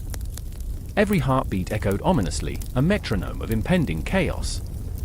The city loomed larger, and with it, my sense of dread expanded, filling the spaces between us like an uninvited guest. "Look!" I gasped, pointing to the towers that pierced the sky, each one a sentinel of forgotten tales. They stood like giants, but I noticed the shadows dancing around their base, flickering like flames in the wind. "Do you see that?" I wanted to scream, but my voice remained trapped in my throat. What if they're not just shadows? What if they are nothing? Odysseus cut me off, his words sharp, slicing through my mounting fear. This is only the beginning. But I could see the flicker of doubt in his eyes. It was a flame that threatened to engulf us all. The night was coming, and with it, the weight of our pasts, each regret, each choice, draped over our shoulders like a shroud. As twilight descended, the city transformed. The air shifted, thick with an electric charge. It felt alive, breathing, pulsing with the anticipation of what was to come. I could hear distant sounds, clanging metal, angry shouts, the cries of those who had come before us, echoing through the ages. I remember feeling as if I were standing on the edge of a precipice, looking down into the abyss of history itself. There was a palpable sense of something wicked brewing beneath the surface, a dark cloud gathering, threatening to unleash a storm. Hector stepped forward, his silhouette dark against the backdrop of the city's fading glory. "We fight not for peace, but for our names to echo in eternity," he declared, each word a hammer driving into my chest. "What will they say of us? That we hesitated? That we feared the shadows?" His voice rolled over us, a tide of bravery washing away my doubts with its fierce undertow. But as his words sank in, I felt the cracks in my own resolve widen. I didn't want to be remembered as the one who faltered, the one who cowered in the face of destiny. I wanted to be a hero, like Hector, a name resounding through generations. Yet the truth clawed at my insides. I was terrified. The city lights flickered on, illuminating the ancient stones, revealing an unsettling beauty, a haunting landscape filled with ghosts of hopes and dreams. I remember the moments before battle, the tightening of muscles, the way the air felt thick with dread. My heart raced with the rhythm of drums, a countdown to chaos, and I was caught between the thrill of the fight and the terror of what lay ahead. "This is our moment," Hector said, and for an instant, the world seemed to pause. The shadows retreated, giving way to a brilliant flash that blinded me momentarily. Victory was so close I could taste it yet feel the bitter tang of failure lingering still. I remember the fleeting thought as I stood at the threshold of Troy, what if this was more than just a battle for a city? What if it was a reckoning, a collision of fates written in the stars long before our feet touched this cursed ground? The cosmos had conspired to bring us here, but would we be the architects of our own demise? The tension soared, a taut string ready to snap. The city watched, its eyes unseen but deeply felt, a sentient entity waiting to swallow us whole. In that heartbeat, just before the storm, my mind raced, a cacophony of memories, questions, dreams that spiraled into the void. Would I be a hero, a memory etched in stone, or a ghost lost in the shadows of Troy? And as we took our first steps into the heart of the city, my heart thundered in my chest, a war cry and a whisper all at once, a promise made to the winds that would carry our stories into eternity. The moon hung low over Paris, its silvery light spilling across the cobblestones like a ghostly whisper, where shadows danced and breathed with a life of their own. I remember the chill that crept into my bones that night, a prelude to the storm that was about to shatter the fragile calm. The air crackled with tension, a thick, suffocating fog of unspoken words and simmering emotions. It was as if the city itself held its breath, waiting for the inevitable clash, a duel not just of swords but of honor, pride, and love. I stood there, heart pounding, caught between two worlds, one of reason and the other of raw, reckless emotion. Across the courtyard, I could see Lucien, his eyes aflame with a fierce determination that both terrified and captivated me. He was a man forged in the fires of ambition, his spirit unyielding like the iron blade he brandished. But beneath that fierce exterior, I saw the flicker of doubt, the shadows of hurt that clung to him like a second skin. He was more than just a rival, he was a mirror reflecting my own insecurities and desires, the very essence of my torment. Then there was Isabel, the woman who had unwittingly set this tempest in motion. I could almost hear her laughter, bright and intoxicating, echoing through the halls of my memory. But laughter often masks pain, and in her eyes, I saw a storm brewing, a tempest of guilt and longing. She stood between us, the fragile thread binding our fates together, her heart a battleground where love and loyalty warred fiercely. I could sense her fear, a palpable thing that wrapped around her like a shroud, threatening to suffocate her spirit. "Do you think it will end in blood?" I asked her, my voice trembling like the leaves in the wind. It was a question that hung heavy between us, a dark specter looming over the moment. She wouldn't look at me, her gaze fixated on the ground, where the moonlight illuminated tiny flecks of dust swirling like stars in a forgotten universe. "Honor is a cruel mistress," Isabel whispered, each word a dagger to my heart. "And men are fools for her." I wanted to reach out, to take her hands in mine and assure her that there was still a path to peace. But Lucien was pacing now, the rhythm of his footsteps echoing in the stillness, each step a countdown to the inevitable. The air shimmered with anticipation, thickening with every heartbeat. I felt the weight of history pressing down on us, the ghosts of countless duels whispering their warnings. Honor, they seemed to say, is often a double-edged sword. The sun dipped below the horizon, plunging us into darkness, as if the world knew our fate was sealed. I could feel the cold sweat on my brow, the dread pooling in my stomach like lead. This was no mere clash of blades, it was a wrestling match with destiny itself, and all I could do was stand at the precipice, teetering on the edge of despair. "Lucien!" I shouted, my voice raw and desperate, breaking through the suffocating silence like a gunshot. He turned, his gaze locking onto mine, and for a moment, the world fell away. In that fleeting instant, I saw the man beneath the warrior, the dreams he carried like fragile glass. What were we fighting for? What honor could possibly outweigh our shared humanity? But the moment shattered as quickly as it had formed, as he raised his sword, the glint of steel capturing the moonlight, a cruel smile twisting his lips. "You think this is about you and me?" "It's about her." His gaze flickered to Isabel, and I felt my heart clench painfully. "It's about proving who is worthy." Tears prickled in Isabel's eyes, and I felt the sting of regret clawing at my throat. We were tangled in a web of desire and jealousy, each of us unwilling to let go. I remembered the first time we met, laughter spilling from her lips like a melody, and how that laughter had drawn me into her orbit. But now, the weight of our choices hung heavy, dark, and suffocating. I remember, I started, but the words caught in my chest, an unspoken apology. How could I say I remembered her smile when all I felt was the ache of loss? Lucien lunged first, a blur of motion that sent shockwaves through the night. The clash of steel rang out like thunder, reverberating in my bones, and I found myself rooted to the spot, heart racing. With every strike, the air thickened with emotion, fear, anger, regret, until it felt as though the world might implode from the sheer force of it. Time stretched and twisted, each second an eternity, as I watched them circle each other like wolves prowling, waiting for the moment to strike. The ground beneath me felt unsteady, the world blurring at the edges. I was lost in a dreamscape, where reality twisted and turned, and I couldn't tell where my heart ended and the chaos began. "Stop!" I cried. But my voice was a fleeting whisper, drowned out by the clash of metal and the pounding of my heart. I was helpless, a mere spectator in this brutal theater of pain, watching my friends become enemies. And then, just as suddenly, there was silence. A breath held in the universe before the storm. The world tilted, and in that moment of stillness, I knew we were forever changed. Honor was a fickle thing, a cruel mistress that left only scars in its wake.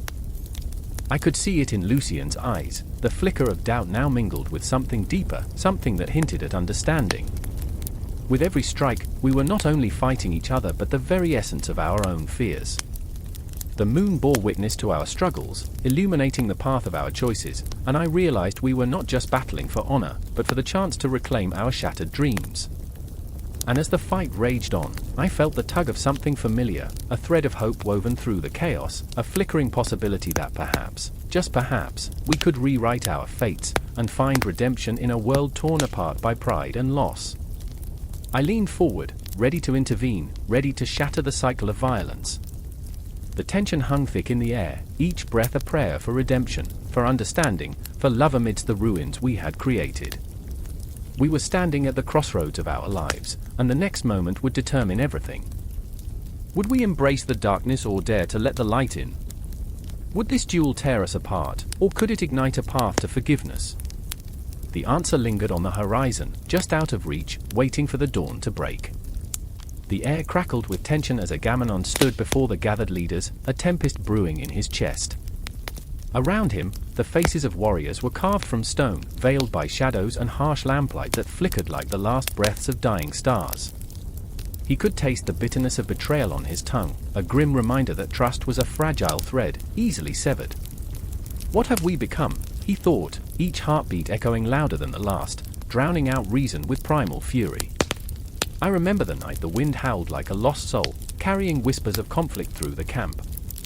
It was more than a storm, it was the brewing rage of men who had spilled blood and shed tears for a war that felt increasingly distant from honor. I recall the sound of swords clashing, but also the peculiar silence that enveloped the tent as Agamemnon's voice rose, raw and jagged, cutting through the heaviness like a knife through flesh. You dare question my command? Men like Achilles, whose wrath could rival the gods, stood silent, eyes like dark pools reflecting the anger that churned within him. He was a lion backed into a corner, a man of pride whose heart burned with the fire of 1,000 suns, yet here he was, trapped in a web of loyalty and rage. The very air around him felt alive, crackling with the weight of unspoken words, as if the cosmos held its breath, waiting for the inevitable clash. I remember, I whisper, the words slipping from my lips like shadows in the night. I remember the taste of ash, the smell of smoke, the feeling of impending doom. It lingers, that memory, a ghost that haunts every decision, every glance exchanged between men who had once fought side by side. But now, the air was thick with accusation, each heartbeat a countdown to chaos. Do not mistake my silence for weakness, Agamemnon, Achilles finally spoke, voice low, simmering with restrained fury. His gaze pierced through the tension like a dagger, sharp and unyielding. I am not your pawn. The words were a thunderclap, breaking the fragile stillness, reverberating through the hearts of those assembled. Agamemnon, fueled by pride and desperation, felt the ground shift beneath him. Was it true? Had he become a tyrant, blinded by his own ambition? The ghost of doubt crept in, whispering insidious truths. I lead because I must, he thought, but the cracks in his resolve widened, threatening to swallow him whole. Outside the tent, the moon hung low, casting an eerie glow, illuminating the faces of warriors who would soon be forced to choose sides. The night was alive, alive with the whispers of fate and the weight of history, promising that blood would soon stain the earth once more. Betrayal was a sharp blade, glinting in the dark, and they all felt its presence, lurking just beyond the flickering light. I remember the way the shadows danced, pulling at the edges of reality, as if the very fabric of their existence teetered on the brink. Agamemnon's grip tightened around his sword, knuckles white, a futile attempt to contain the tempest within. I am your king. I will not be disobeyed. His voice rose, a desperate plea cloaked in authority, but the vulnerability stung like a fresh wound. Achilles stepped forward, defiance burning in his eyes. What is a king without the loyalty of his men? You wield your power like a child wields a sword, clumsily, heedlessly of the damage it causes. The word struck like a hammer upon anvil, forging a rift that would never be mended. In that moment, it became clear, the war they fought was not merely against Troy, but against themselves. The lines between friend and foe blurred, twisted by the weight of pride and the taste of vengeance. Their shared dreams of glory splintered, leaving gaping wounds too raw to heal. I could almost taste the acrid tang of betrayal on my lips, the bitter aftertaste of broken promises. They bathed once a year, I think, trying to find humor in the absurdity of it all, so yeah, romance was earthy. But the laughter died before it could escape, swallowed by the gravity of the moment. As the tension coiled tighter, it felt as if time itself slowed, the cosmos watching with bated breath. Each glance between these two titans echoed with unspoken fears. Achilles, whose heart beat with the pulse of a warrior, and Agamemnon, whose ambition was his poison. Two men standing on the precipice of destruction, teetering over the edge of their own making. I remember the clock, ticking away the seconds. The sound was like a heartbeat, relentless, pulsing with urgency. Each tick drew them closer to a confrontation that felt cosmic in its implications. The universe seemed to conspire against them, a swirling dance of fate and consequence, as if the stars themselves were witnesses to this tragic unfolding. And then, like a bolt of lightning, Agamemnon's voice rang out, cutting through the air with a finality that shattered the tentative peace. "I will not yield. You will bow to me or face the wrath of my sword." It was a desperate gamble, a final play in a game that had spiraled beyond his control. The silence that followed was deafening, a chasm that swallowed their shared history whole. They stood, two kings, two warriors, both haunted by the choices that had led them to this fateful confrontation. Their breaths mingled with the night air, heavy with resignation and regret, as the shadows closed in around them, swallowing their words, their souls. And as I stand in the suffocating silence, I realize this is not just a conflict between leaders, it is a war within their very beings, a struggle that will ripple through time, forging legends and haunting the dreams of those who came after. The tension thickens, wrapping around us like a vice.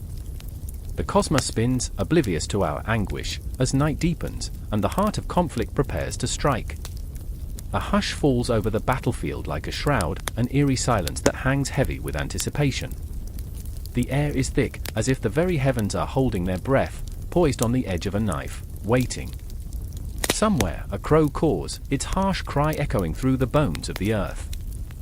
This is not just a duel, this is a reckoning, a collision of fates, each heartbeat a drumroll leading to the inevitable clash of steel and the very souls of men. Menelaus stands, a figure forged from the storms of betrayal and honor, his muscles coiled like a spring ready to unleash fury. The memories of Helen linger in every shadow around him. I remember the first time I held her hand, he thinks, the warmth of that moment contrasting sharply with the chill of the present. She was a breath of spring in a world consumed by the frost of war. But that warmth has turned bitter, like the iron taste of blood in his mouth. Betrayed. His heart a fractured vessel, he is filled with a rage that crackles like lightning in the darkened sky. She is the sun and the storm in his soul, and now, the promise of vengeance gnaws at him, a wolf hungry for the kill. Across the battlefield, Paris stands, a vision of youth clothed in arrogance and despair. He feels the weight of the earth beneath his feet, a reminder that everything is fleeting, especially love. I remember the first time I caught her laugh, he muses, the sound a melody that haunts him with its beauty. Each note is a dagger now, twisting in an already wounded heart. The memory of Helen is a ghost that dances just out of reach, ethereal yet ever present, taunting him. He knows the stakes, one moment of glory, a fleeting chance to prove his worth, to claim her as his own. But beneath the bravado, the boy who longs for a woman's heart throbs with uncertainty, trembling beneath the weight of impending doom. The ground shakes as Menelaus steps forward, his sword glinting in the pale light, a beacon of his fury and sorrow.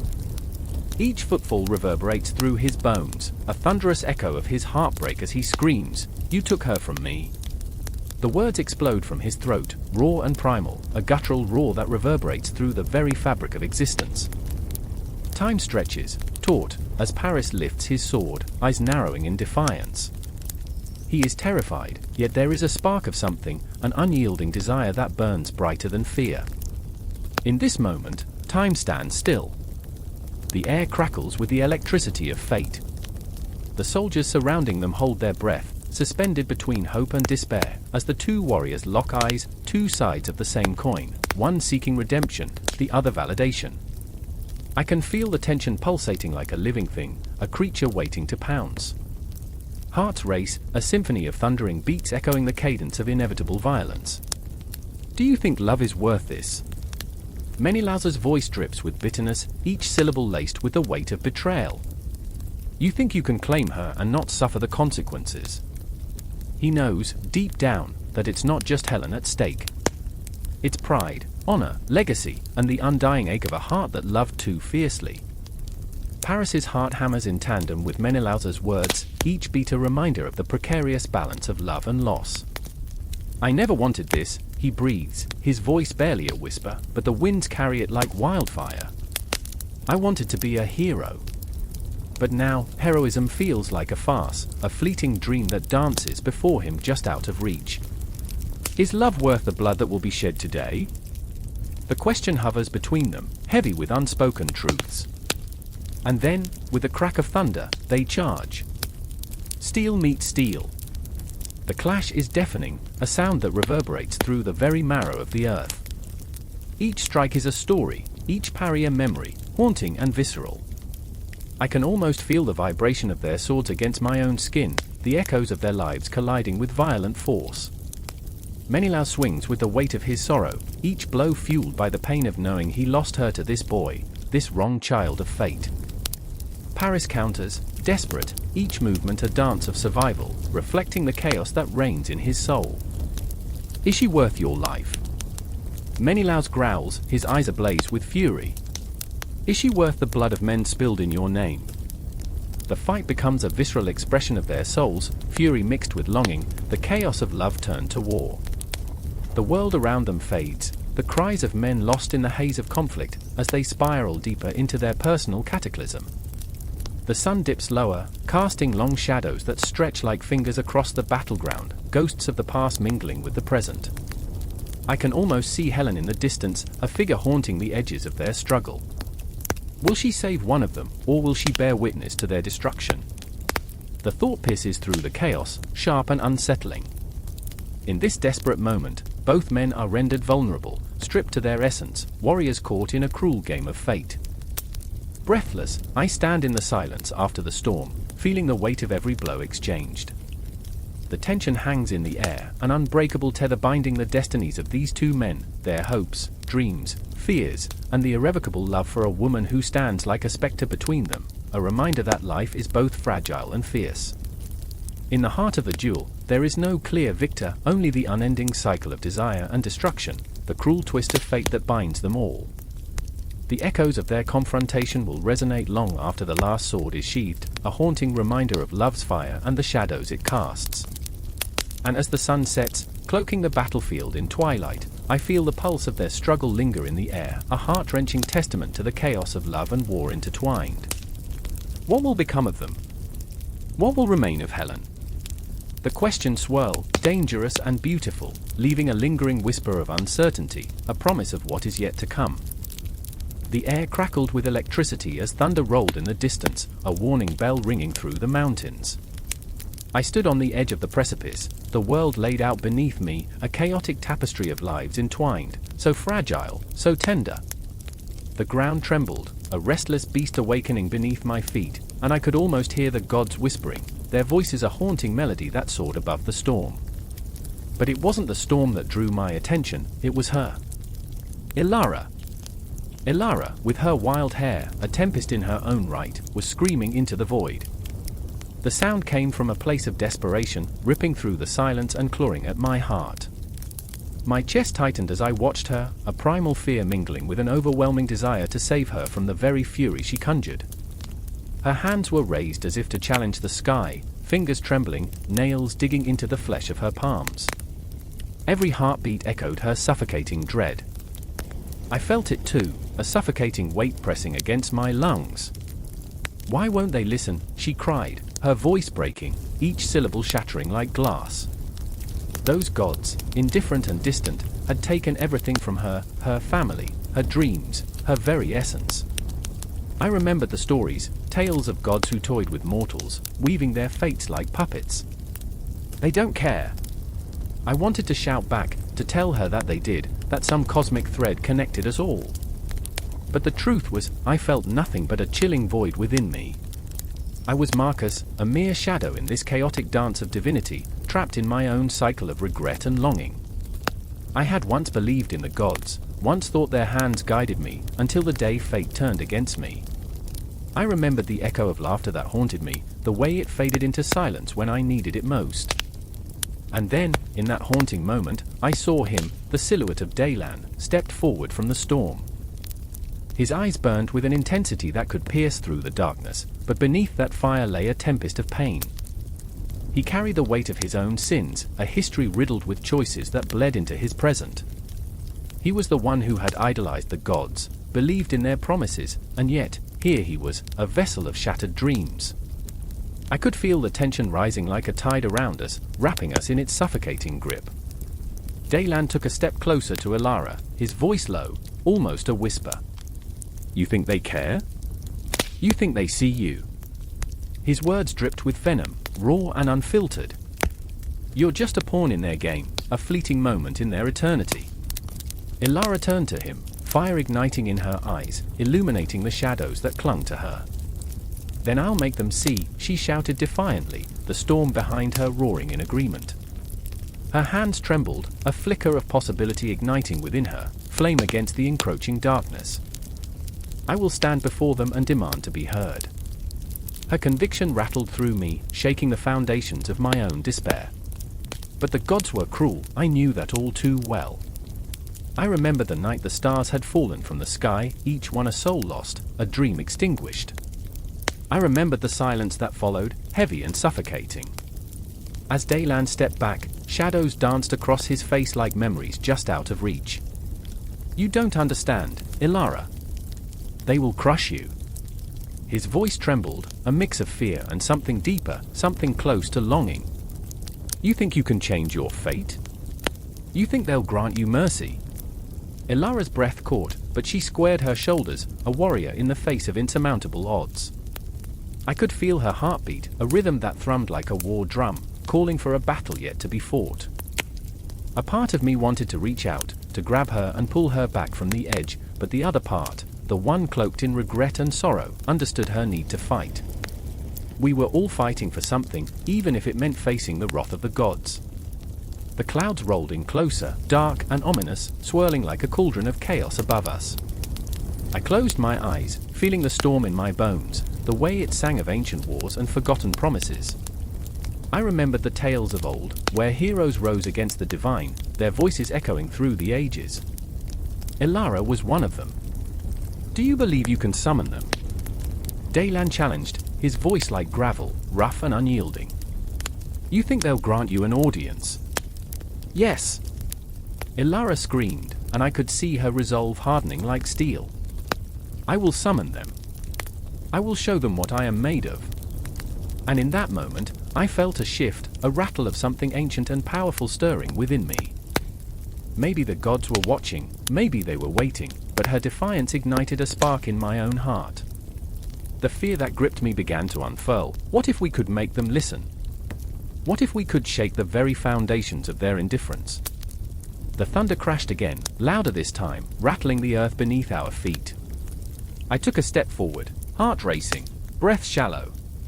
"Together," I whispered, barely audible over the storm. "We can do this together." Ilara turned to me, eyes wide, a flicker of hope blooming amidst the chaos. Daylan remained silent, the storm echoing between us, a barrier forged from our fears. The gods of old watched from their thrones, perhaps amused, perhaps enraged. But we, Ilara, Daylan, and I, were mere mortals, galloping into the fray, armed with our fury, our hearts laid bare. "Together," Ilara echoed, her voice a fierce promise, and as the tempest swirled around us, I felt a surge of warmth, life, passion, hope. But just as we began to summon our strength, I heard it, a whisper, soft as silk yet sharp as a blade. The gods were stirring, and we were about to find out just how cruel their divine interference could be. The storm intensified, and I knew, as the shadows twisted around us, we were standing on the precipice.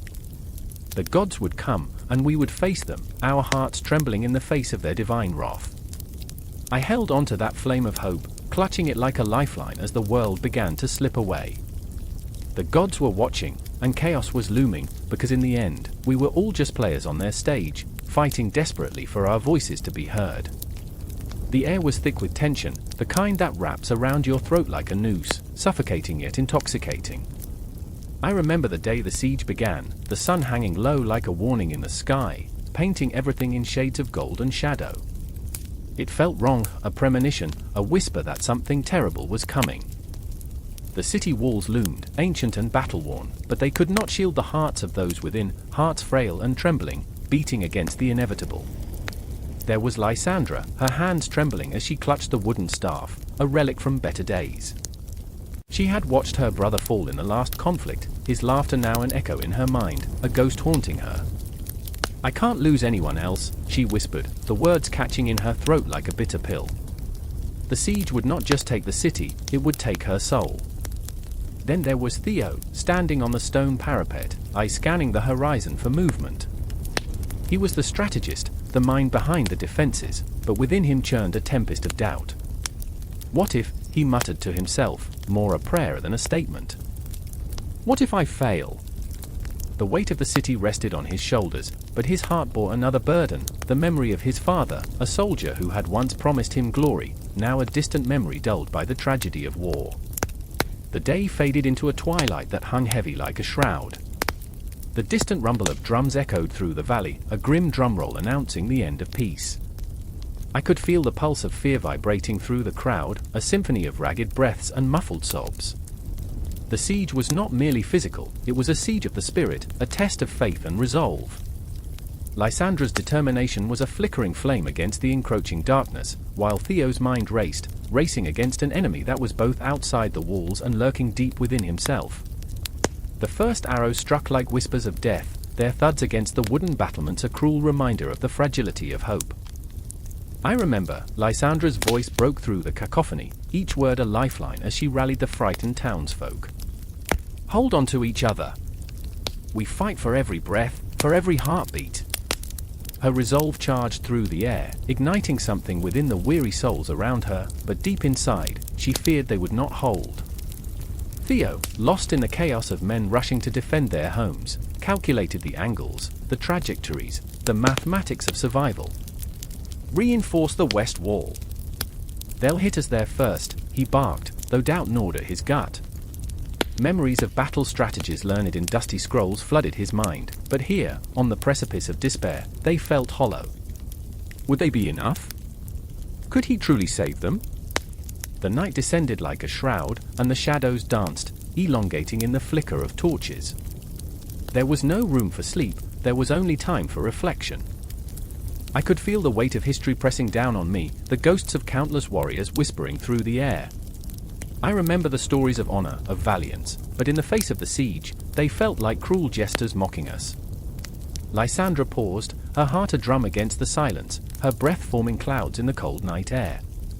"I remember the laughter of children," she murmured, eyes deadened by the weight of grief.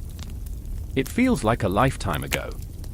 The stars glimmered overhead, indifferent to her pain, and for a moment, she felt small, a flicker of light against the endless void, but also a flicker of despair, wondering if anyone would remember her name.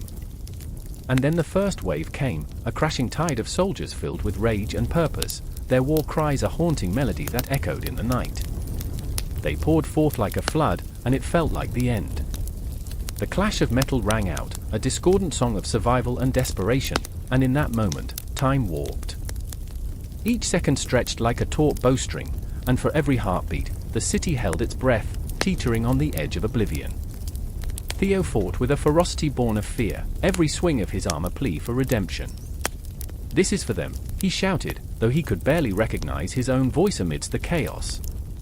Each face he struck felt like an echo of his own insecurities, every death a reminder that he was not enough. He stumbled back, and for one terrifying moment, he saw his father's face in the eyes of an enemy. "This can't be my legacy," he cried out, stumbling under the weight of the realization that in war, there is no glory, only loss.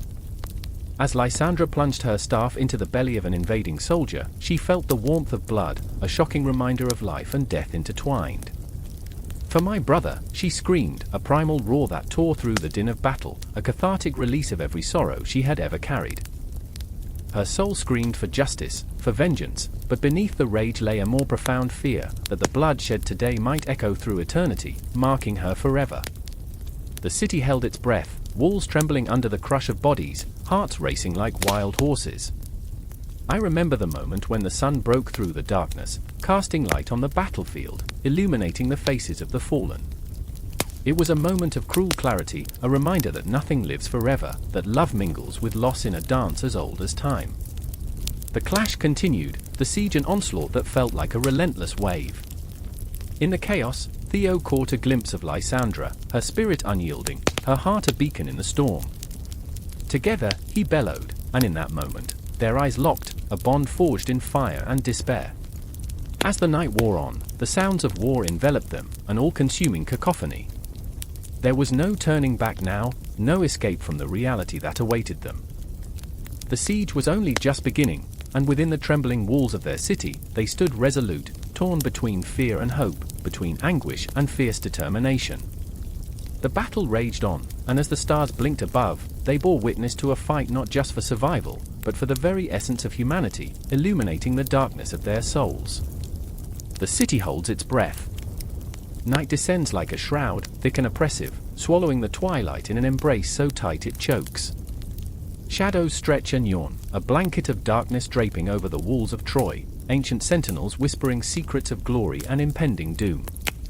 The sound of distant hoofbeats echoes in the silence, a harbinger of what's to come. I stand on the ramparts, heart pounding in my chest like a war drum, the air heavy with despair and anticipation.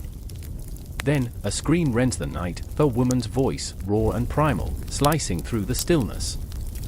I remember her face, it's etched in my mind like a battle standard, fierce and unyielding. Cassandra, prophetess and pariah, her visions a double-edged sword, her warnings falling on deaf ears. I remember the last time she screamed, the way it shook the earth beneath our feet, the way the ground seemed to buckle under the weight of truth. Cassandra! I shout, though the wind steals my voice, leaving only a haunting echo. She stands below me, wild-eyed, hair a tempest of gold, a figure of chaos amidst the encroaching night. I remember the first time I saw her, a child of sunlight, laughing as she danced on the narrow streets. But laughter has long since faded, replaced by the weight of prophecy, the burden of knowing what others refuse to see. And then, there's Hector, my brother, a lion among men. He charges into battle with the kind of fervor that makes you believe the world can bend to your will. But the walls are crumbling, the enemy is at our gates, and the weight of his responsibility hangs on his shoulders like a leaden cloak. I remember his smile, bright and fierce, the last flicker of light in this city of shadows. We will not fall, he shouts, voice like thunder, but even thunder can drown in the storm. The clatter of armor approaches, a tide of sound that builds within the night. The Greek forces are not far behind. I can feel the earth tremble beneath their weight, a pulse quickening, a heartbeat, a countdown to catastrophe. My heart races, a mad rhythm matched only by the fear vibrating in the air. It's intoxicating, this fear, electric and sharp, a reminder of our mortality as we stand on the precipice of annihilation. Cassandra's hands tremble as she raises them, fingers splayed like a bird ready to take flight. They come for us. They come for our hearts. Her voice splits the air, each word a dagger aimed at the complacent. But here, in this tangled web of fate, even the sharpest daggers can be dulled by despair. I see the gaze of the soldiers around us, a maze of fear and resolve, but fear has a way of dampening courage. In the flickering torchlight, I catch Hector's expression, a mask of determination, yet behind it, a flicker of doubt lurks, insidiously creeping in. Do you hear them? I whisper, though I know he does. He clenches his jaw, eyes fixed on the darkness beyond the walls. They think they can take everything from us. Our lives, our love, our dreams. And in that moment, I feel a swell of rage, a thirst for defiance coursing through my veins. The Greeks are relentless, but so are we. I remember stories of our ancestors, how they fought with blood and bone for every inch of this land. We are Troy. I shout, echoing Hector's rallying cry. We will not die here. And yet, as the words fall from my lips, I can almost taste the bitterness of futility, a reminder that bravery alone cannot shield us from fate. The walls are thick, but they are not invincible. They tremble with the weight of our history, a history stained with blood and betrayal. Then, a flash of movement, a shadow against the shadow, and my heart stutters. A soldier, clad in the armor of our enemies, slips through the darkness, a ghost haunting the edges of our resolve. Panic claws at my throat, a fierce and desperate grip. I draw my sword, the weight of it grounding me in this chaos, and yet, every swing feels futile against the tide of inevitability.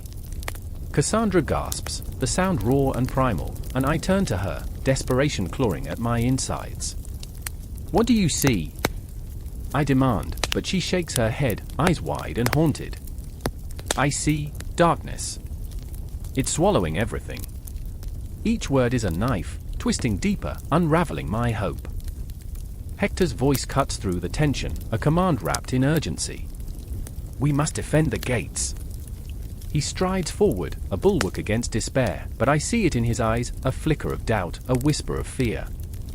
We can hold them off, he yells, trying to rally the men, but his voice trembles as he speaks. Hold them off until when? I retort, the words spilling out before I can catch them. The truth is like a cold hand gripping my heart, there may be no victory tonight. Until they take everything. It's a question that hangs in the air, heavy and foreboding. I remember the warmth of the sun on my skin, the laughter of children playing in the streets, the aroma of bread baking in the ovens, and suddenly, it feels like a cruel joke. What is left when the laughter has faded, when the sun sets, and all that remains are shadows? Suddenly, there's a deafening roar, a sound that reverberates through the very stones of Troy, shaking the ground beneath our feet. The walls shudder, ancient and weary, a sigh of surrender that echoes the fears of those who stand within them. The moment stretches like a taut string, the air thick with tension, and I feel every heartbeat, every breath, heavy with anticipation of the impending storm. Together, Hector cries, and we move, a single unit, bonded by love and desperation, racing toward the walls. The night pulses around us, a living, breathing entity filled with the ghosts of our ancestors, the echoes of their battles, their sacrifices. And in that darkness, we find our resolve, a flicker of defiance ignited in the depths of despair. But as we draw closer to the gates, the weight of inevitability presses down, suffocating and relentless, and I can't shake the feeling that this resilience may come at a cost. Time ticks away, each second a reminder that the dawn will come, but the light may not touch us again. I remember the warmth of hope, and I hold on to it fiercely, like a lifeline amidst the encroaching shadows, but deep down, I know the truth is lurking just beyond the horizon, waiting to strike. The walls of Troy might hold for now, but I can almost hear them whispering, their voices melding into the night, a reminder that all things, both glorious and terrible, must inevitably fall. And as the darkness swallows the last remnants of day, I brace myself for the storm that's about to break, knowing that even within despair, there is a fierce and unyielding light waiting to be found. The air is thick with the scent of iron and fear, a predatory stillness wrapping around the city of Troy, squeezing it tight like a vice grip. A voice shouts, but it's swallowed by the looming shadows of the walls. I remember when the sun shone bright over this city, when laughter danced through the streets, but today? Today there is only the metallic taste of dread, lingering like a ghost. Hector stands at the edge of the battlements, heart pounding like war drums echoing in his chest. His eyes, fierce and resolute, pierce through the chaos below. He is not just a warrior, he is the pulse of Troy, its brave defender. The whispers of his people cling to him, a haunting chorus of hopes and fears.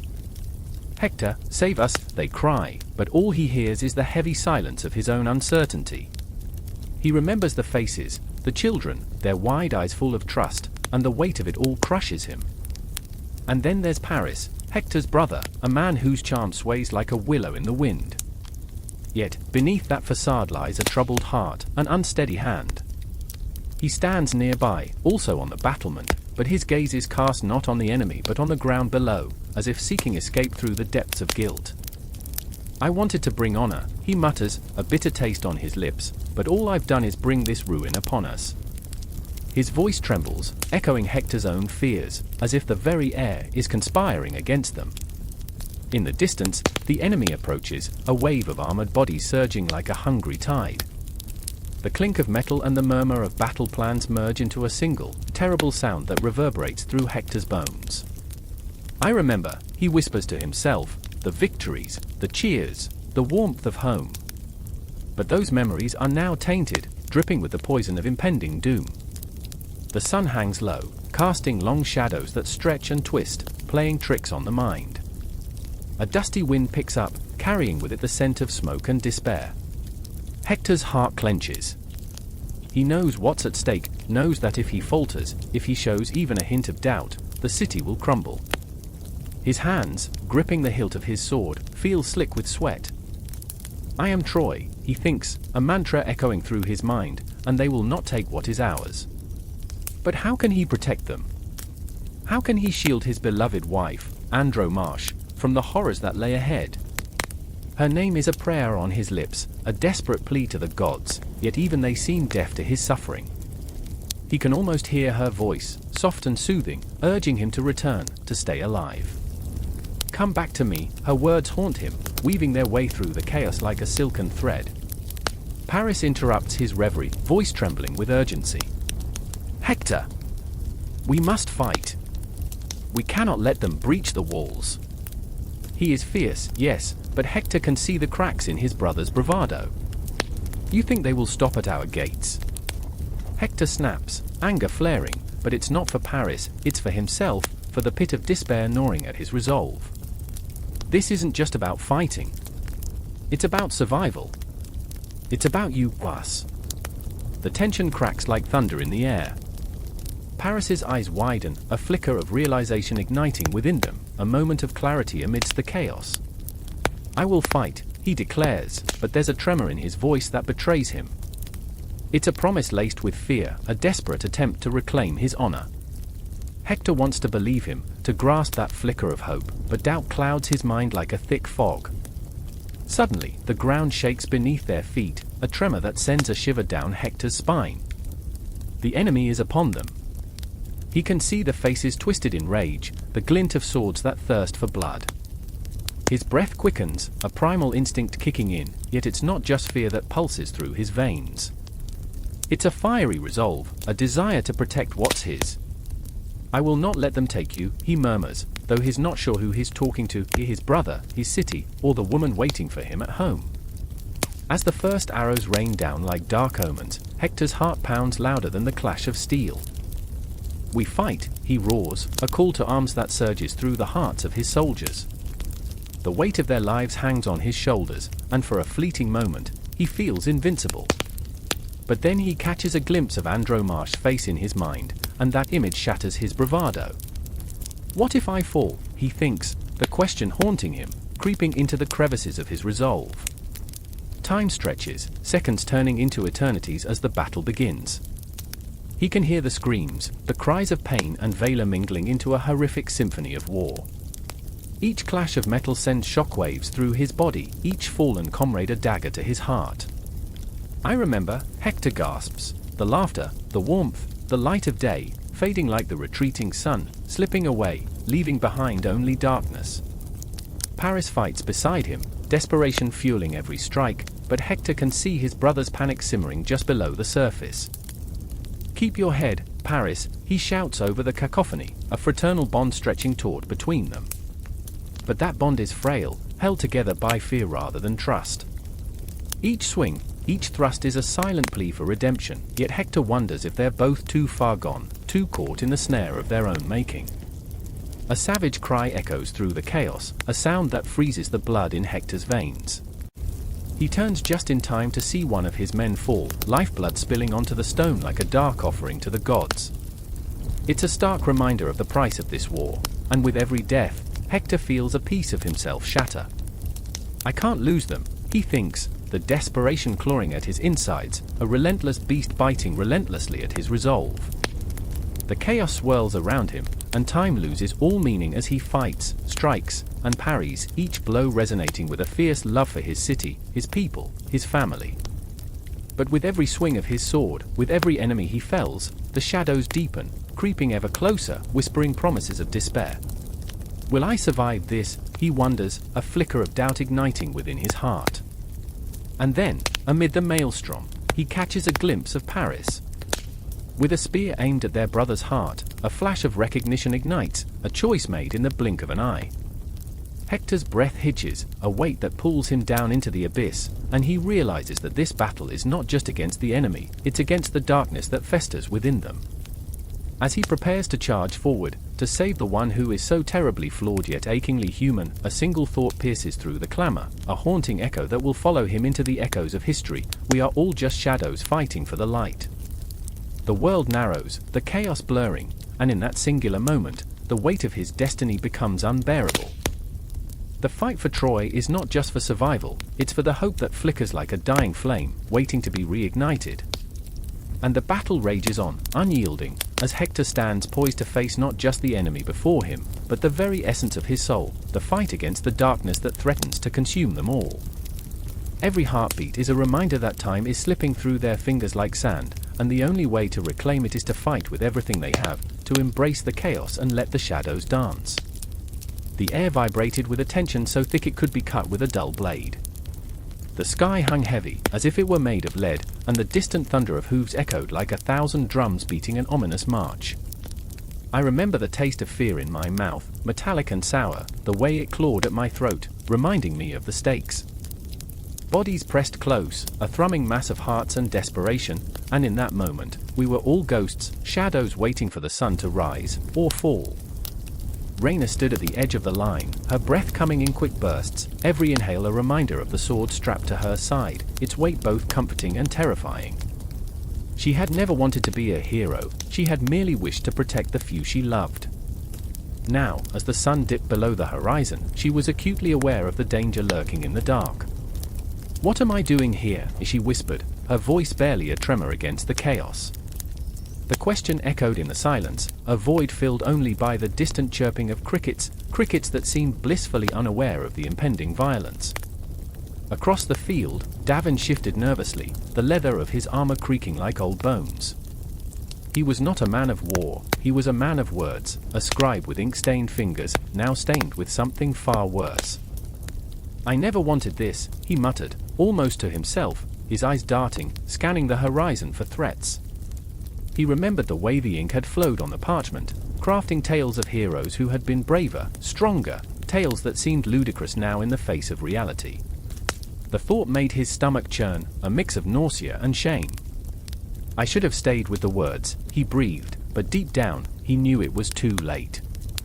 And then there was Ymir, a giant of a man with a heart that had seen too much death, too much blood. He gripped his sword with hands that trembled, not from fear but from rage, a seething anger that bubbled just beneath the surface. The ghosts of those he'd lost haunted him, flickering shadows in the corners of his mind, their whispers clawing at his resolve. "For them," he murmured, almost a mantra, the words tumbling out like the last remnants of hope. He was a warrior now, but what did that mean when each swing of his blade was not just against an enemy, but against the memories that threatened to drown him? The silence shattered like glass when the first arrows flew, slicing through the air with a deadly precision. The world erupted into chaos, screams mingling with the thundering of hooves, and the ground shook beneath me as men and women charged forward, driven by instinct and fury. I felt the adrenaline pulse in my veins, an electric thrill mixed with a deep-rooted dread, a sickening twist in my gut. I remembered stories of battles, of valor and glory, but all I saw now was a brutal dance of death. Reyna was a whirlwind, her blade a flash of silver as she fought, each swing a desperate plea for survival.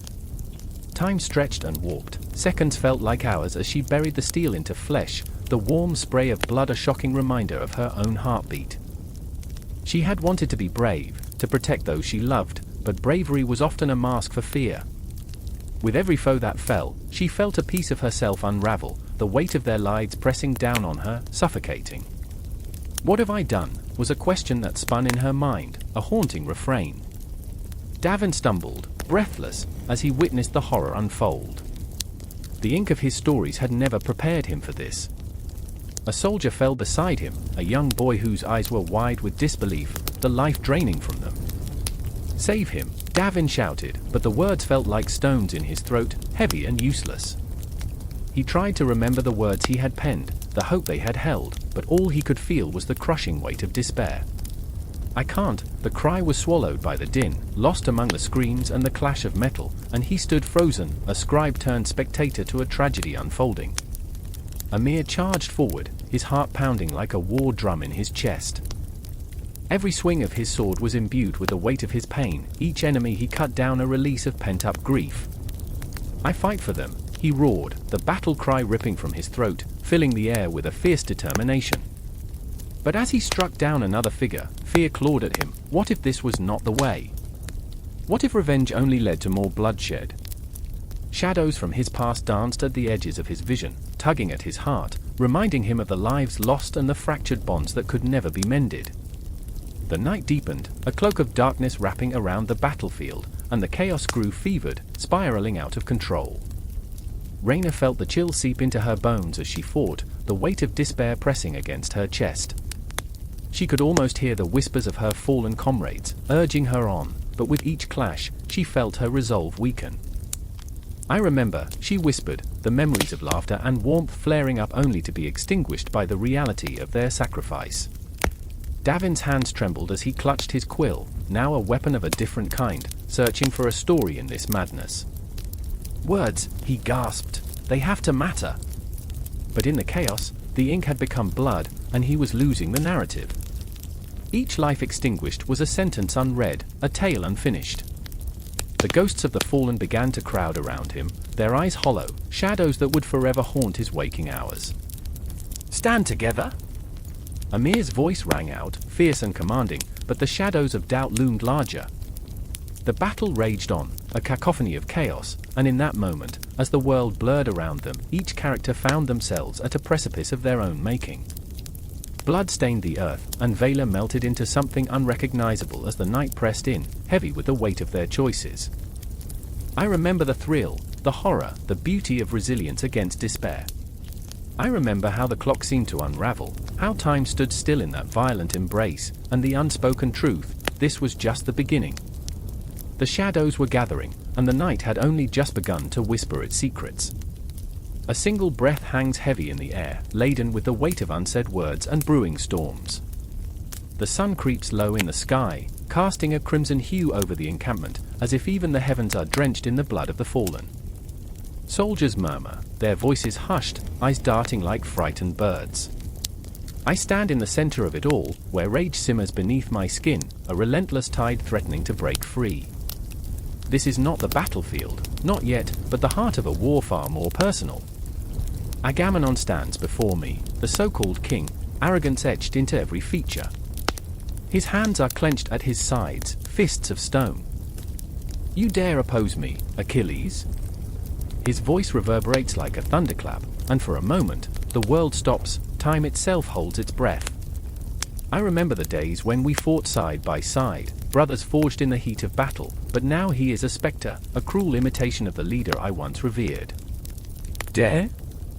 No, I am not so foolish. I am the rage that strikes at the heart of your arrogance. My voice comes out like a growl, raw and primal, igniting the atmosphere with electricity. I take a step closer, the distance between us shrinking. The crowd around us gasps, a collective intake of breath, as if the very air is taut with anticipation. Your pride is a poison, Achilles, he snaps back, but I can see the flicker of uncertainty in his eyes.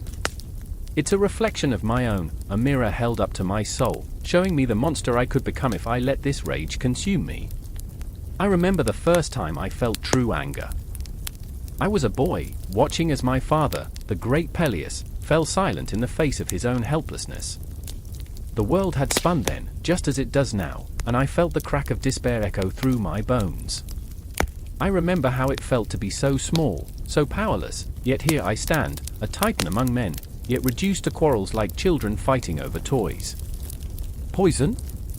I laugh, a bitter sound that echoes across the field, bouncing off the tents like a ghost seeking solace. You think your crown makes you a king? Your throne is built on the bones of the brave. I have spilled blood for you, fought battles that would turn even the gods to ash. And yet, here I am, denied what is rightfully mine. The words hang in the air, a shroud of tension that sends chills down spines. I see the men around us, faces lined with hunger and fear, loyalty teetering on the brink of shattering. Their eyes are wide, flickering between the two of us. I can hear the whispers, Achilles, the greatest warrior. Agamemnon, the cowardly king. In that moment, I feel the world swirling around me, the cosmos folding in on itself. Memories of my mother flood my mind, the T's, sea nymph and goddess. Her voice, soft yet piercing, urging me to choose a life of glory or one of obscurity. You are destined for greatness, my son, she would say, and I believed her. But what is greatness when it is tethered to the whims of a man who knows nothing of sacrifice? Give me what I deserve, Agamemnon. My voice rises, a burst of desperation and fury. Or I will take it all from you. I can feel the heat radiating off my body, the very air trembling with my fury. There's a flicker of fear in Agamemnon's eyes now, the shadows of uncertainty creeping into the cracks of his bravado. You think you can defy me, he sneers, but it's a faltering sneer, a mask of confidence slipping. I see it, the faintest tremor in his stance, and I seize it as a predator would. You are nothing without your men, and I am their greatest hope. Deny me, and you will lose everything you hold dear. Around us, the air thickens, and the murmurings swell to a cacophony. My heart races, I can feel the pulse of the earth beneath my feet, the rhythm of life intertwined with the rage inside me, a brutal symphony of conflicts. I recall my childhood dreams, the heroes I idolized, the tales of glory and honor, now turned to ash in the reality of betrayal. A silence falls, heavy as death, broken only by the distant clash of steel. It's a reminder that while we fight here, the war rages on, swallowing lives whole. I can hear the whispers of the departed, those who trusted blindly, who bled under a banner now stained with shame. I can silence you, Agamemnon breathes, his voice low, tinged with a fear I've never seen in him before. You think you are invincible, Achilles? You are nothing but a man. Ah, but it is my rage that has forged me. My wrath that turns men to dust. I shout, each word a dagger, each syllable a flame licking at the edges of his composure. You will rue the day you crossed me, Agamemnon. I will not fight for you, I will not bleed for you. And those words hang in the air, the promise of betrayal echoing like a death knell. I remember the dreams I once held close, the visions of a future shining bright like stars, but now they flicker dimly, suffocated beneath the weight of pride and vengeance. The shadows shift, and I see them, the faces of my men, those who believed in me, who fought with me through the darkness. Their eyes are pools of despair, and for an instant, I see myself through their gaze, a hero turned tyrant, a warrior shackled by his own fury. Choose your next words wisely, Agamemnon warns, but I can see the quivering edge of his resolve, he knows his losing ground. Rage surges within me, a tidal wave threatening to sweep him away. I am no longer your pawn, nor will I play your games. You want my loyalty? Earn it! The confrontation hangs, electric and taut, a moment stretched to the breaking point. I am Achilles, but today, I am more than just a warrior. I am the tempest, the fury of the gods descending upon the earth, and in this moment, Agamemnon has become a mere man, standing between me and destiny. And in the depths of that tumultuous silence, something shifts, a flicker of understanding, a glimmer of the inevitable.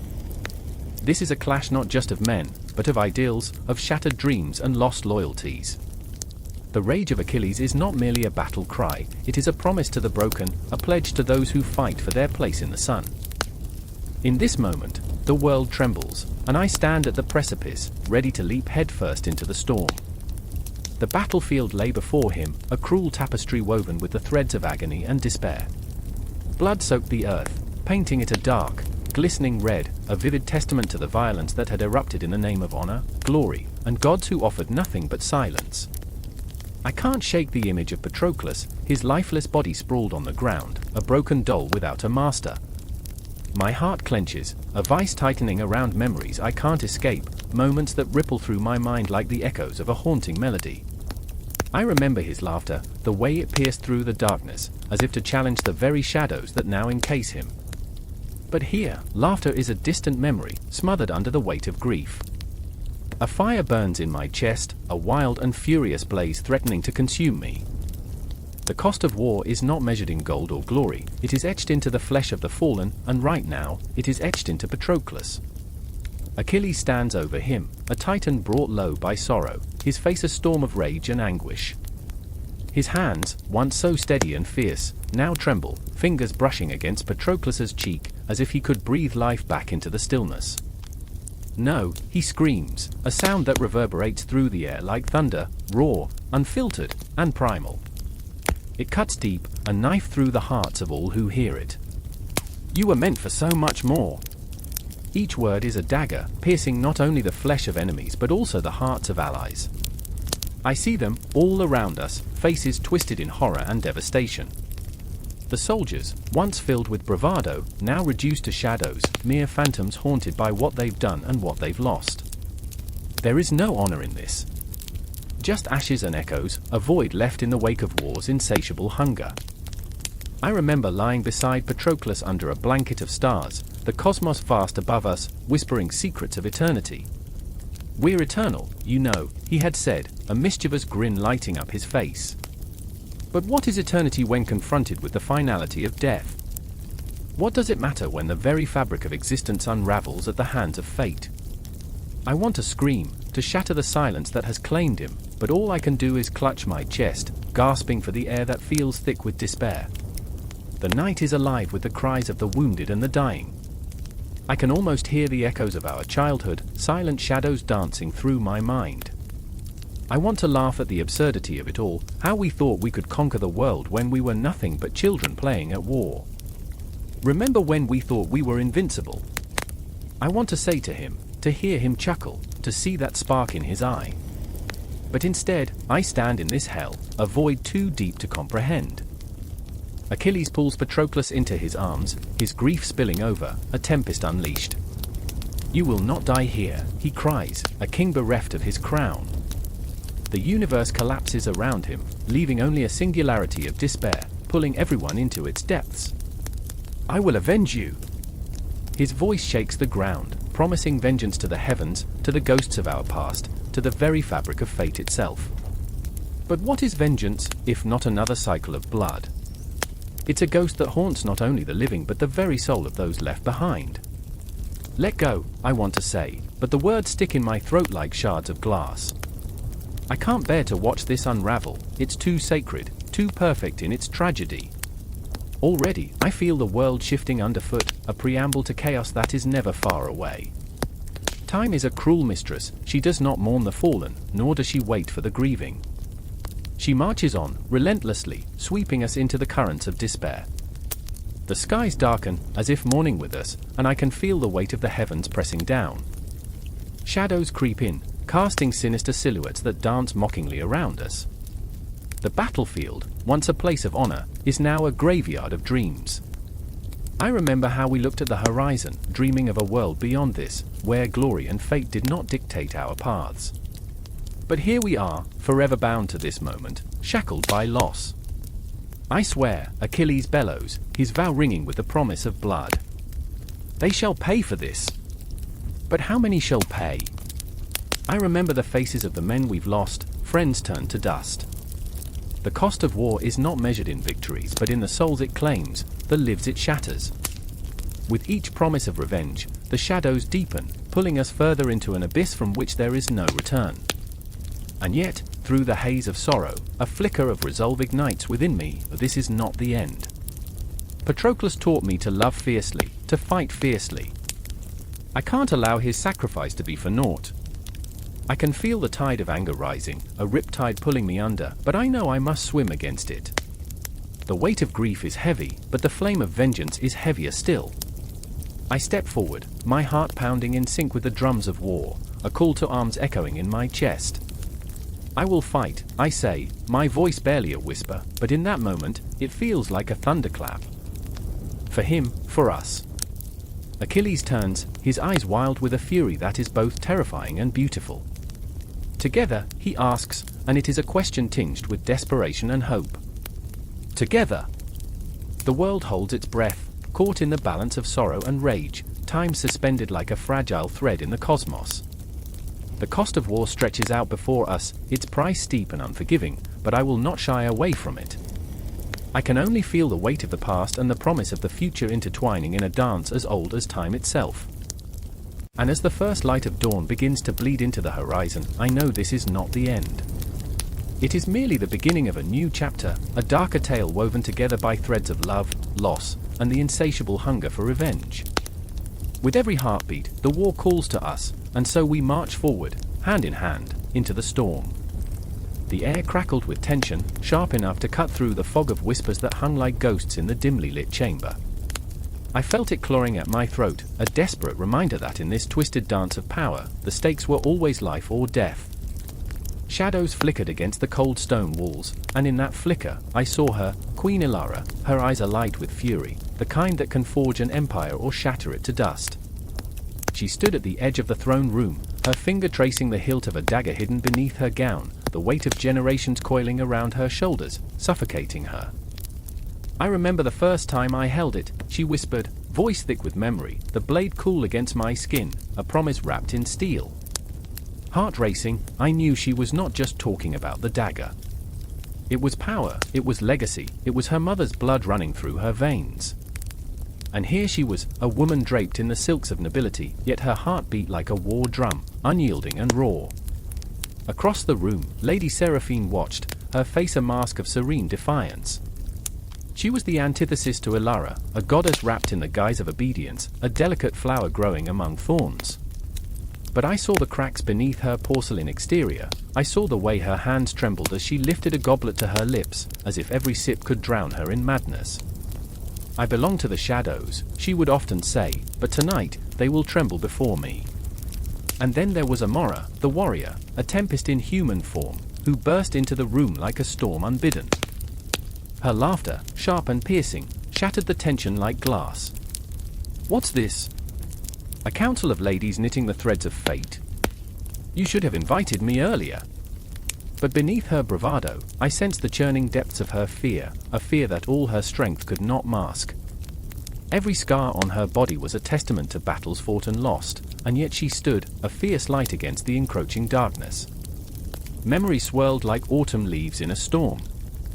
I remembered the day Ilara had donned the crown, the weight of it pressing down as if it were forged from the sorrow of every woman who had come before her.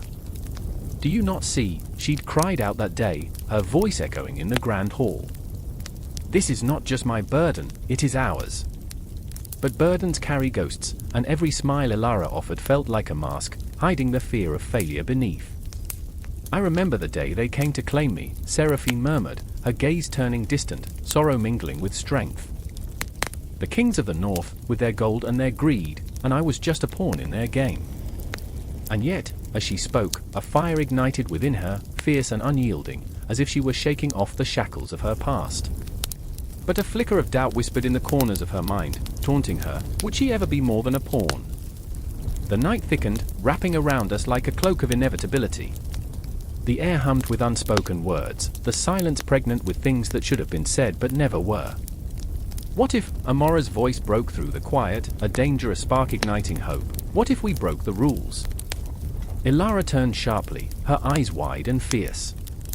To break the rules is to invite chaos, Amora. We are not queens for nothing. But I felt the tension shift, the air thickening with the weight of their desires, their fears, each woman an embodiment of strength and vulnerability, battling the darkness within and without. And then it happened, the confrontation.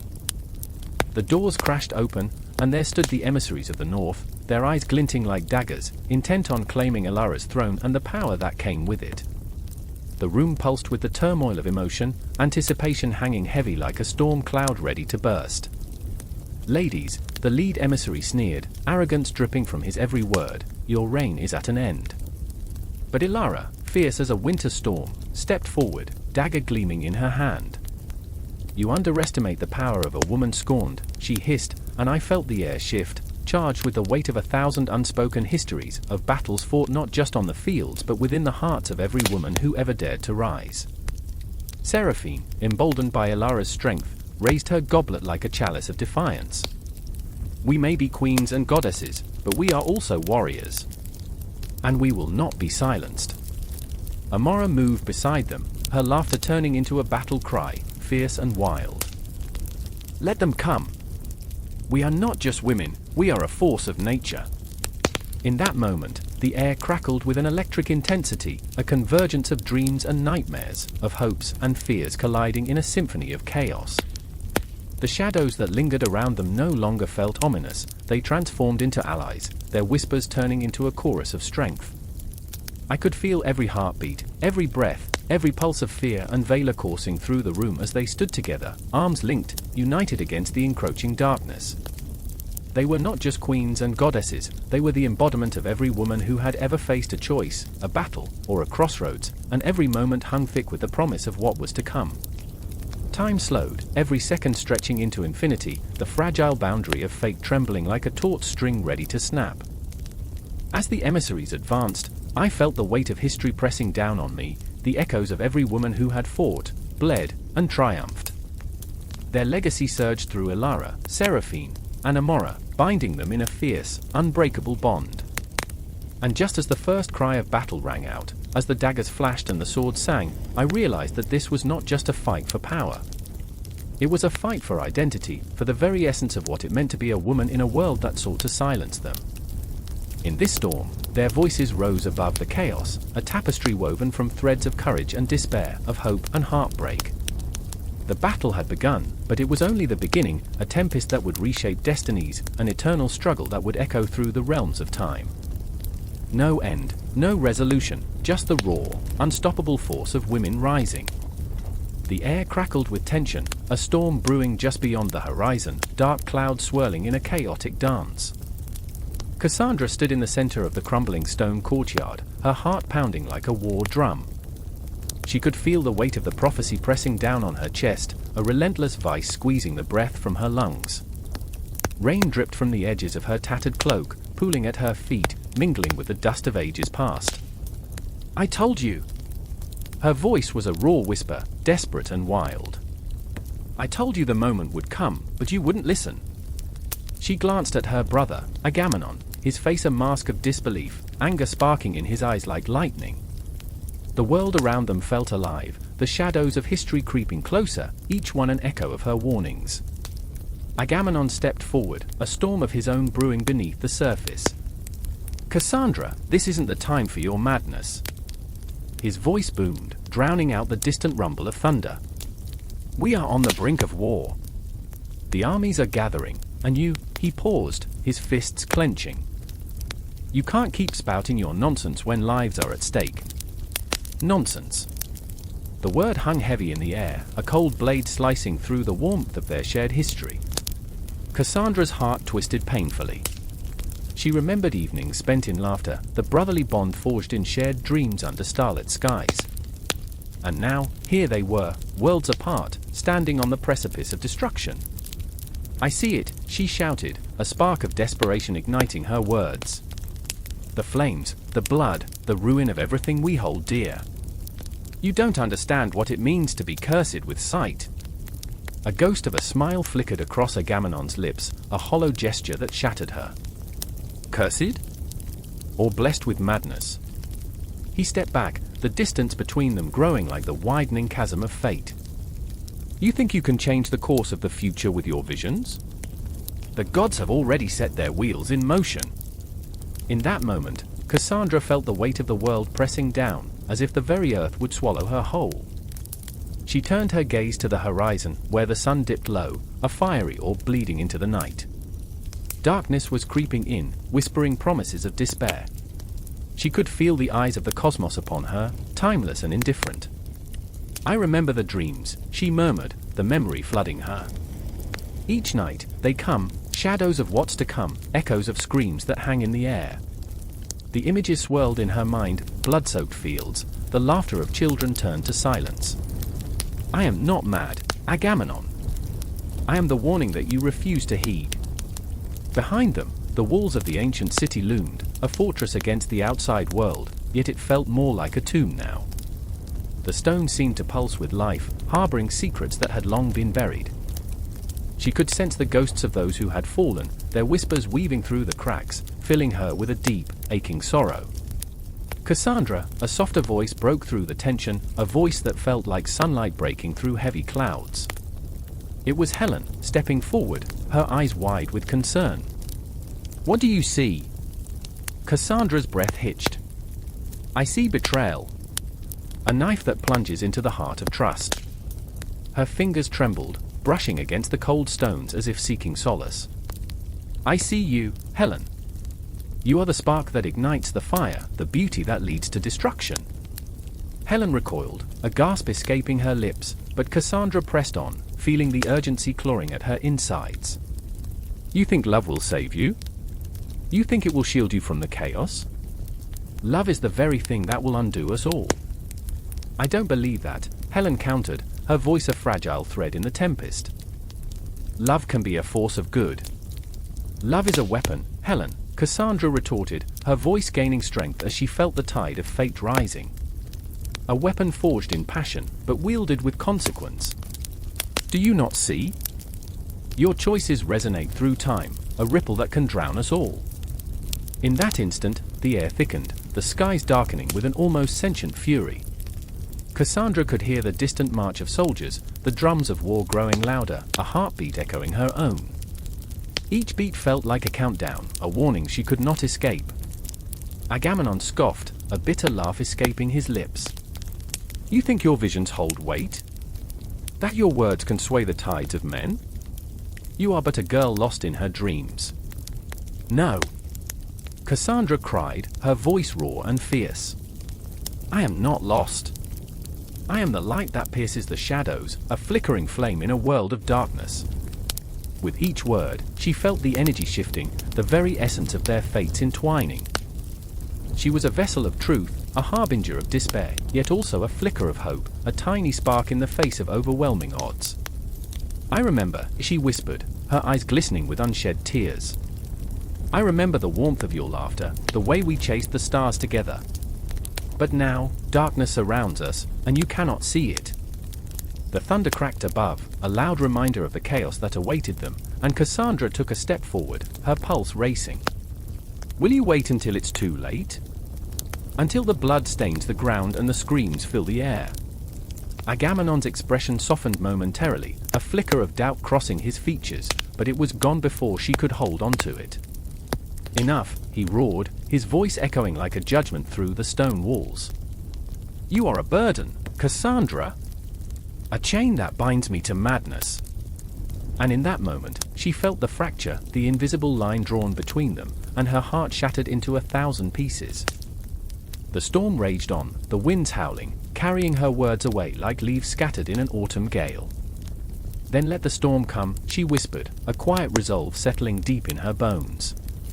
Let it come, and I will face it alone. The darkness closed in, tighter and tighter, wrapping around her like a shroud. Shadows danced in the corners of her vision, and she could almost hear the laughter of the gods, a cruel melody echoing through the ages. As she stood there, heart racing, breath shallow, she knew she had become the very prophecy she had sought to escape.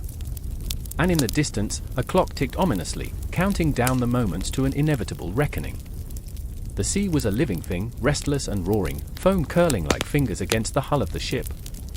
The sky above churned grey, pregnant with the promise of rain, as if the heavens themselves trembled at the impending chaos. The air thrummed with tension, every heartbeat echoing against the wood beneath my feet, a reminder that time was slipping through our fingers like sand. I could feel it in my bones, the weight, the dread, the inevitability of it all. Prepare for impact, shouted Captain Elira, her voice slicing through the cacophony like a sword drawn from its sheath. She stood poised at the helm, a silhouette against the darkening sky, her eyes piercing, alive with a mix of fear and fierce determination. I admired her bravery, but I also knew the truth. Fear gripped her heart just as it did mine, a cold hand squeezing tighter with every moment that passed. I remember the dreams I had last night, dreams of roaring flames and sinking ships. The kind of dreams that claw at you, leaving behind a residue of dread. I remember waking, heart racing, and wondering if the sea had whispered secrets to me in the night. What would become of us? What would become of the lives we'd built, the dreams we'd nurtured? As the enemy ships crested the horizon, black sails unfurling against the sky like dark wings, a chill swept through our crew. I could see their faces, a mixture of hardened resolve and paralyzing fear, each man and woman wrestling with their own ghosts. There was Garrick, his knuckles white against the railing, a young man who'd left everything behind for adventure, now staring into the abyss. I knew he was haunted by the image of his little sister, waving goodbye, her innocent smile now a haunting specter. Stay focused! I barked, trying to inject some confidence into our ranks, but my own voice trembled. I could taste the salt on my lips, and it mingled with the bile rising in my throat. This was not what I had signed up for. I was not brave, I was desperate. Desperate to prove myself, to escape the shadows of a life lived in the quiet corners of taverns and dreams of valor. Captain! They're gaining on us! A crew member's shout tore through the moment, a harbinger of doom. The enemy fleet surged forward, a dark wave of destruction, and my heart sank. Every instinct screamed to flee, to turn the ship around and sail into the horizon, but there was no escape. Only confrontation awaited us, and no amount of denial would change that. I remember the moments before the storm, the eerie silence that hung heavy in the air, punctuated only by the distant cries of seagulls and the lapping of waves against our hull. It was a silence pregnant with possibility, but also with dread. Our fate was sealed, and we stood at the precipice, teetering between hope and despair. Then came the first thunderous clash of wood against wood, the sound echoing like a gunshot in the stillness. I felt the ground beneath me tremble, and a part of my soul shattered in that moment. The enemy ship rammed into us, splintering the wood, sending shards flying like forgotten dreams. I was thrown to the deck, gasping for breath, the taste of iron flooding my mouth. Pain rippled through me, but even worse was the disarray, the chaos, the sense that we were losing ourselves amidst the brutality of battle. "Get up!" Elira screamed, her voice rising above the fray. I looked up to see her fighting, a whirlwind of fury, her sword dancing as it met steel. I felt a pang of admiration and terror. Would I ever be that courageous? Would I ever learn to fight for something as fiercely as she did? Garrick had found his resolve, and I watched in awe as he charged forward, adrenaline propelling him. I wanted to call out, to warn him of the grotesque figure that lunged toward him, but my voice had betrayed me, locked in my throat. I was rooted in place, paralyzed by fear and the weight of my own indecision, as the reality of the battle unfolded before me, a gruesome ballet of life and death, of fleeting moments and irrevocable choices. The clash of swords rang out like a symphony of chaos, and I felt the air grow thick with desperation. I remembered my mother's words, "You must fight, not just for victory, but for the sake of your soul." But how does one fight when the very essence of courage feels like a fragile, flickering candle, at the mercy of the storm? The ship rocked violently as another cannonball struck, and I caught a glimpse of Elira, her eyes fierce, but I could see the flicker of doubt dancing there too. Did she feel it? The weight of so many lives hanging in the balance, so many dreams collapsing like the masts of our ships. Everything seemed to blur, the fight and the fear merging into one. I remembered the laughter we shared at sunset, the stories told over cups of ale, the dreams we painted on the horizon. In this moment, those memories felt like ghosts, haunting me with every swing of the sword, every scream of the wounded. Garrick fell back, blood trickling from a gash on his arm, but he stood tall, defiant. "I won't let them take us," he shouted, a warrior's cry surging through him. His spirit ignited something within me, a spark of rebellion against the despair that threatened to consume us all. The enemy surged forward, relentless like a tide, but we pushed back, a ragtag band of unwilling soldiers. I felt the fire igniting in my chest, a rage born not just from fear, but from the aching desire to survive, to fight for the people who mattered. And then, I saw Elira, surrounded, embattled, her strength wavering as the shadows closed in. She was a warrior, but even warriors have their moments of vulnerability. That flicker of doubt, the fear of losing everything, shot through me like an electric current, and suddenly, I was no longer just a bystander. I was a part of this storm. "Together?" I shouted, and the word hung in the air, a promise, a prayer. And suddenly, we were not just fighting for ourselves, but for each other, our lives intertwined in this desperate dance of survival. In that moment, the storm broke loose, and the battle erupted into a symphony of chaos, echoing through the cosmos. Each heartbeat resonated, each breath a declaration. We were alive, and we would fight. The air hung thick with the scent of blood and sweat, mingling in a grotesque dance that wrapped itself around us like a shroud. I stood frozen, my heart a drum echoing in the chaos, the world blurring into shadows and screams. The clang of metal rang sharp, cutting through the haze, and there he was, Patroclus, his golden hair shimmering like a beacon among the darkness. But within that beacon lay a storm, an unyielding tempest of fate that whispered dread into the depths of my soul. "Stay close!" I shouted, my voice barely rising above the fray, but it morphed into a plea that echoed through the clashing armors and clattering shields. Every heartbeat felt like a warning. The sun hung low, a dying ember in the sky, casting long shadows that clawed at our feet. Each step we took felt heavy, weighted by the unspoken fear that clung to us like a second skin. I could feel it creeping in, the icy tendrils of despair. Patroclus laughed, a sound that broke the grotesque tension, a fragile flower blooming amidst ash. "You worry too much, Achilles. This is war, not a ball in the palace."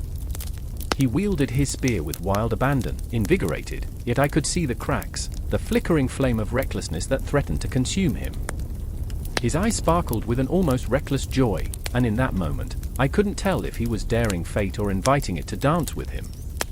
But my heart tightened as I watched him. I remembered the nights we'd spent dreaming of glory, laughing beneath the stars.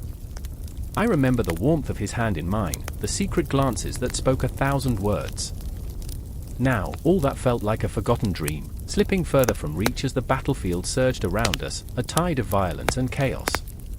Then it happened, a frenzied blur, a sudden shift. A cry split the air, shrill and piercing, cutting through the haze like a knife. It was not just a sound, it was a harbinger, a chilling proclamation of doom. I turned, instinctively, my gut churning as I searched for Patroclus, my friend, my heart. In the chaos, I saw him. A warrior had struck, a flash of metal in the dying light. Time slowed, and I could almost hear the whisper of the cosmos, mocking me in that instant. I screamed his name, but it vanished like smoke, swallowed by the roar of the battlefield. Patroclus! I remember the silence that followed.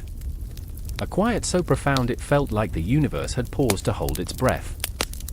My heart raced, the world spinning as I rushed towards him, each step heavier than the last, the ground beneath me shaking with the weight of what I feared was coming.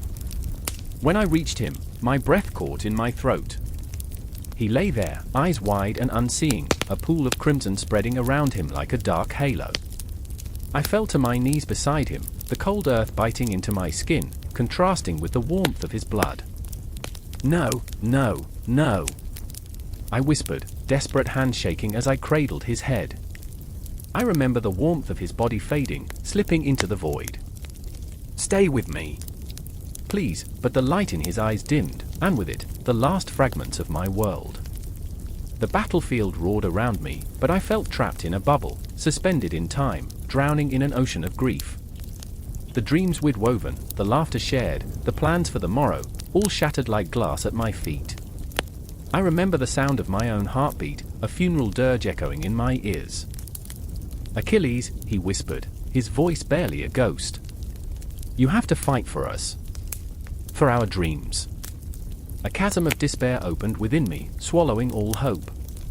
I could feel the rage bubbling up, fiery and uncontrollable. A storm brewed in my chest, each heartbeat pounding against the walls of my grief, threatening to explode. I remember the moment I realized what I had become, a vessel for rage, for vengeance. "Patroclus!"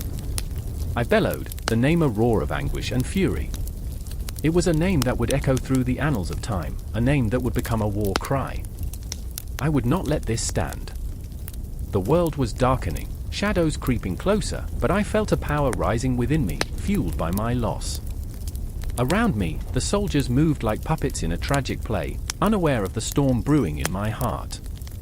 I watched them fight, their faces grim, their eyes hollow. But all I could see was Patroclus, his smile, his laughter, a light snuffed out too soon. I clutched his still form, searching for a sliver of warmth, a heartbeat, anything to tether me to the reality I was losing. "I will avenge you," I swore, my voice trembling with emotion, my hand shaking with the weight of my promise. "They will know your name. They will remember." And within that moment, a darkness settled over me, wrapping around my heart like a vice. I felt the edges of my sanity fraying, the walls closing in. The battlefield became a blur of rage and sorrow, the faces of the enemy merging with the shadows of my grief. "Fight!" I roared, the word ripping from my lungs like a battle hymn. The soldiers around me turned, their eyes meeting mine, and in that moment, they saw not just a warrior, but a storm, an unstoppable force fueled by love and loss. I took up my weapon, my grief turning into a weapon, my heart a furnace of vengeance. I would carve a path through this world, a path paved with the blood of those who had taken my friend from me. I remember the taste of iron on my lips, the thrill of rage coursing through my veins. As I stepped into the fray, every blow I delivered was a tribute to his memory. Every cry of a fallen foe echoed Patroclus's laughter, every clash of metal a reminder of the friendship that had ignited my soul. The battle raged on, but I was lost in the tempest, a cacophony of fury and heartbreak. And somewhere in the chaos, under that dying sun, I knew this was just the beginning. The sky was a bruised canvas, swirling with shadows that whispered of doom. I stood at the edge of the battlefield, the acrid scent of burnt flesh and spilled blood saturating my senses, wrapping around me like a funeral shroud. Time was a fragmented echo, jagged and harsh, as if the world held its breath, waiting for something terrible. The air crackled with a tension that felt almost sentient, thick and oily, as if I could reach out and touch the fate that lingered just beyond sight. I remember Achilles. I remember the way his laughter used to roll like thunder through the halls of the great hall, a sound so vibrant it could shake the very stones of Troy. But now, all that echoed were the cries of the fallen, a symphony of anguish that clawed at my heart, threatening to tear me apart. He was gone, and in his absence, the world felt warped and treacherous. Each flicker of movement in the shadows felt like a ghost, every whisper of the wind carried his name, Achilles, Achilles, Achilles, an incantation laced with both longing and dread. Patroclus, my dear friend, my anchor, lay still. His body, once so full of life, was now a husk, a reminder of the price of war. Guilt gnawed at my insides like a hungry beast, sharp and insistent. If I had only been there, if I could have reached him in time. But what good were my regrets now? They were nothing but echoes in this vast, unforgiving night. I touched the cold earth beneath me, wishing it could swallow my shame whole. I could still hear the clash of swords, the roar of men, but they felt distant, like a nightmare fading into the waking world. There was a fire within me, one that roared louder than the chaos outside. Vengeance! It pulsed in my veins, a dark rhythm that matched the pounding of my heart. I would rise like a phoenix, no, a tempest, blazing through the battlefield, a storm seeking retribution. For Patroclus, for all the lives lost, I would become the embodiment of fury. And then there was Hector, that noble Trojan prince. I could see him across the field, standing tall, yet there was something fragile about him, a flicker of doubt in those proud eyes.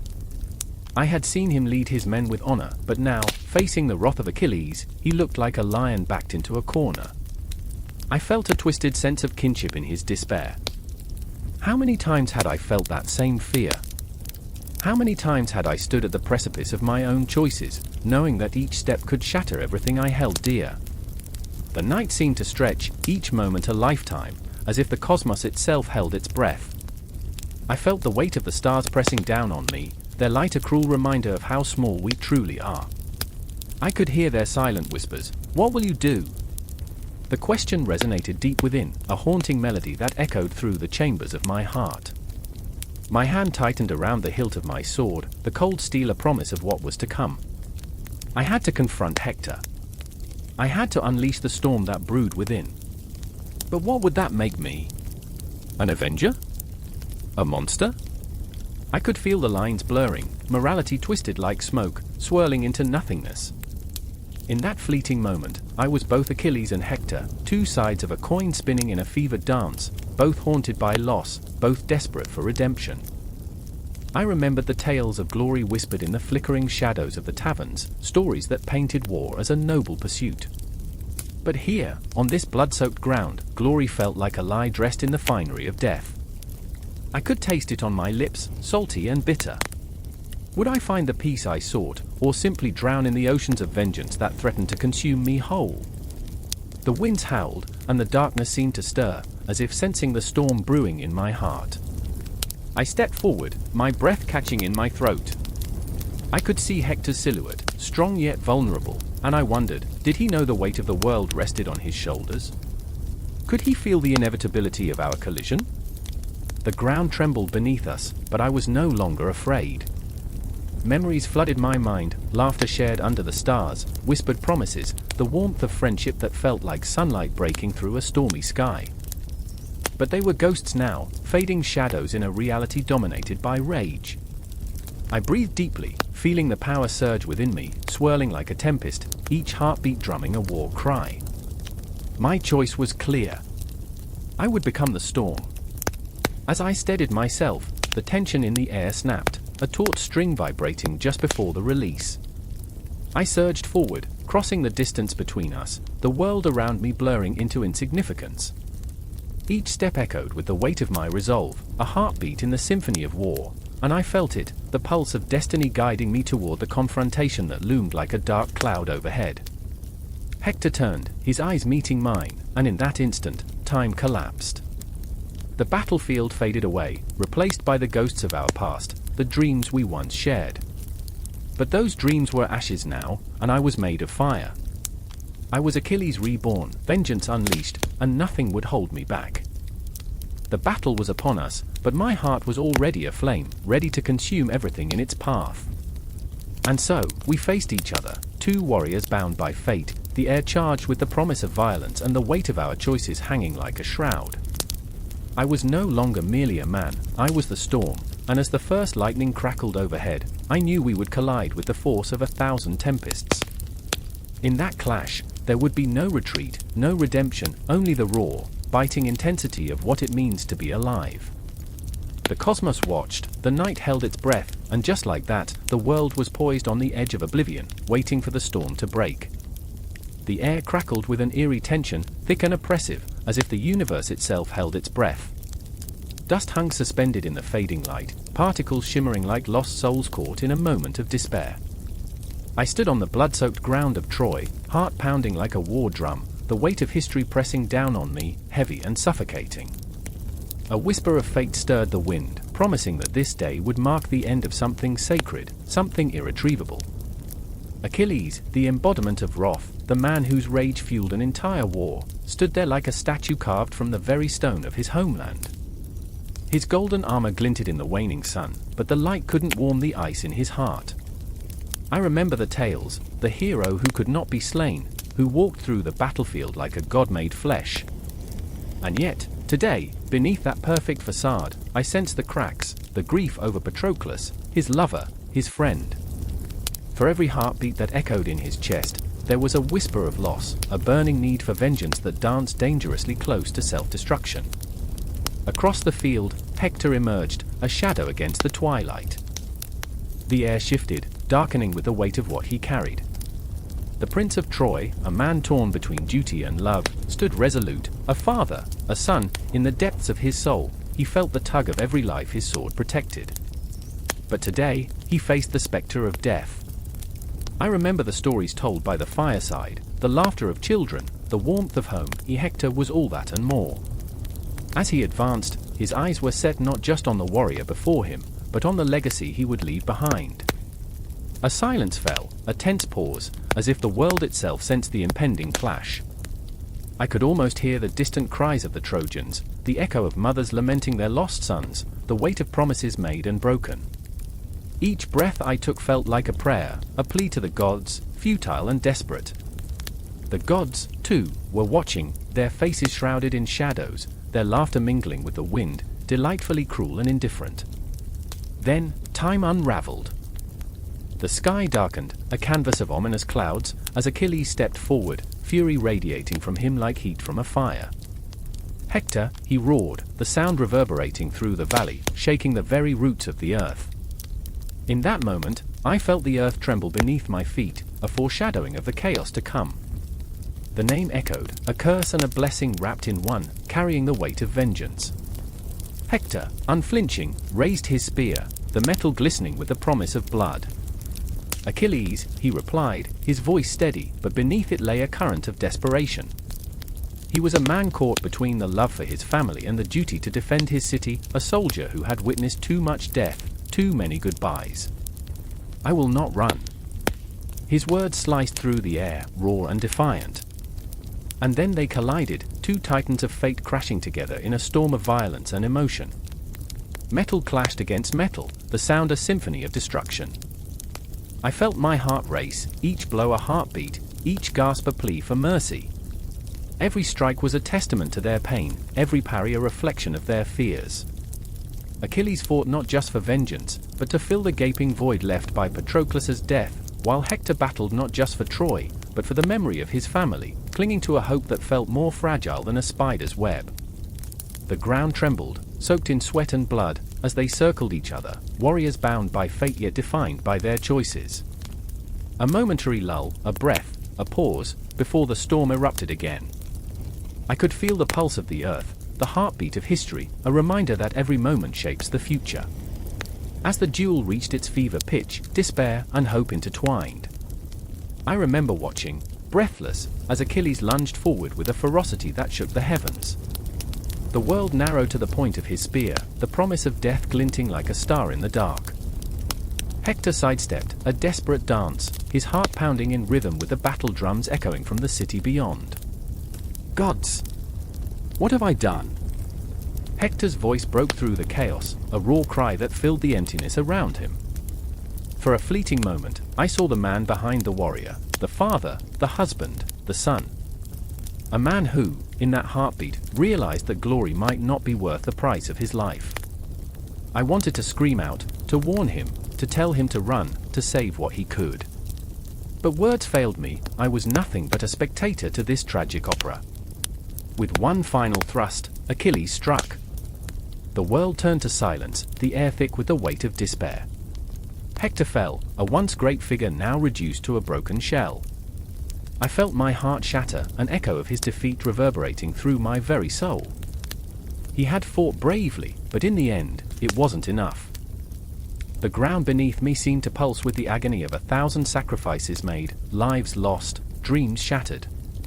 Achilles stood over him, his breath ragged, a conqueror cloaked in grief. The moment hung heavy, a dark cloud poised to unleash its storm.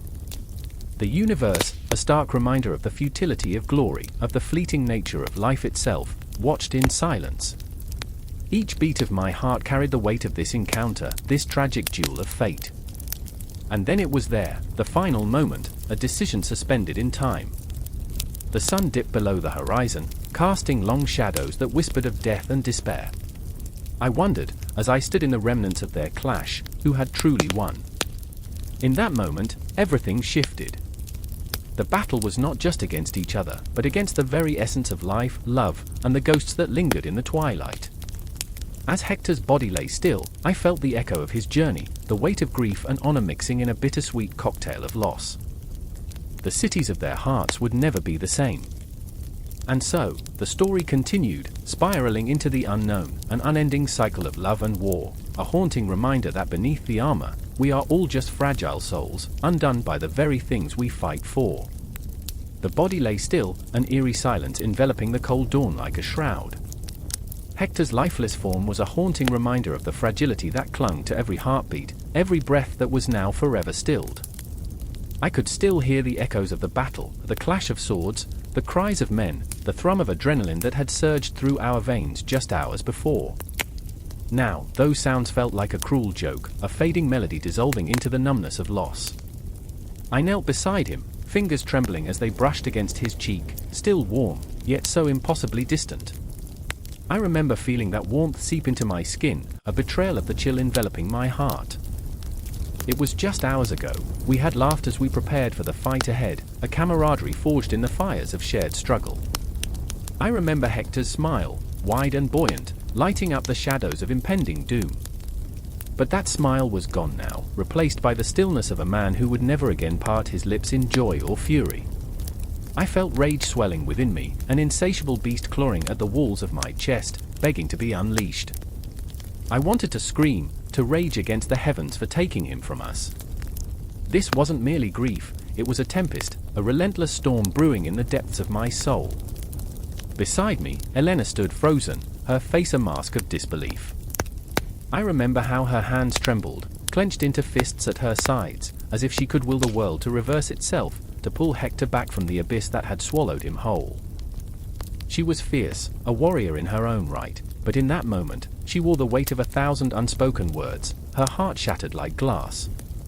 I could see the shadows lurking beneath her brave facade, fear, rage, and an unbearable sorrow that threatened to consume her. "Why?" she whispered, a question heavy with despair. "Why him? Why now?" Each word was a dagger, piercing the heavy air surrounding us, and I wanted to scream back the answers I didn't have. We had fought together, walked through fire and blood, and yet here we were, in the hushed aftermath of loss, paralyzed by the enormity of it all. The sun began to rise, casting an orange hue over the battlefield, illuminating the horrors we had witnessed. Bodies lay scattered like forgotten toys, remnants of lives that had once burned bright with dreams and hopes. I remember the sound of sobs, low and guttural, rising from the distance as our comrades began to gather, drawn to the site where Hector had fallen. The world felt unbearably fragile, a glass globe teetering on the edge of a table, ready to shatter at the slightest touch. "Get up!" I shouted, the words bursting forth with a desperation that felt foreign, even to me. "Get up, Hector! This isn't over!" But there was no response, only the wind whispering through the trees, mocking my pleas. I felt Elena's hand on my shoulder, a gentle anchor as my fury boiled over, a tumultuous wave crashing against the shore of my sanity. "Stop," she said, her voice steady, a contrast to the chaos swirling inside me. "We have to move. We can't let this be the end." "End?" The word tasted bitter on my tongue, a dark reminder of what we had lost. I remembered the plans we had made, the dreams we had woven into the very fabric of our lives. I wanted to scream at the universe, to shake its foundations until it relinquished Hector back to us. "How can we move on?" I spat, anger coursing through my veins. Elena's eyes, fierce and burning, met mine. "We honor him. We fight for him." The resolve in her voice ignited a flicker of hope, and I clung to it like a lifeline. It was absurd, really, to think that vengeance could fill the void left by Hector's absence. But a part of me craved it, craved the thrill of battle, the release of fury against those who had taken him from us. But even as we stood there, the morning sun casting long shadows over our grief, I knew that anger could not bring Hector back. It could only pave a path of destruction, a spiral into darkness that would leave us empty. I looked at Elena, her face a tempest of emotions, and I wondered if we could harness this grief, mold it into something greater than revenge. The air was thick with the scent of blood and earth, and the horizon stretched endlessly, a promise of what was still to come. I felt the ghosts of those we had lost swirl around us, their whispers haunting yet comforting, urging us to rise from this abyss. I remember the laughter we once shared, the camaraderie that felt unbreakable. Would Hector want us to wallow, to drown in despair?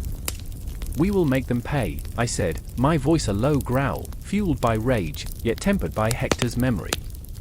"We will not let his death be in vain."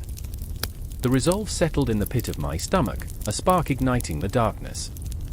As I looked at Elena, I saw determination etched in her features, a reflection of my own.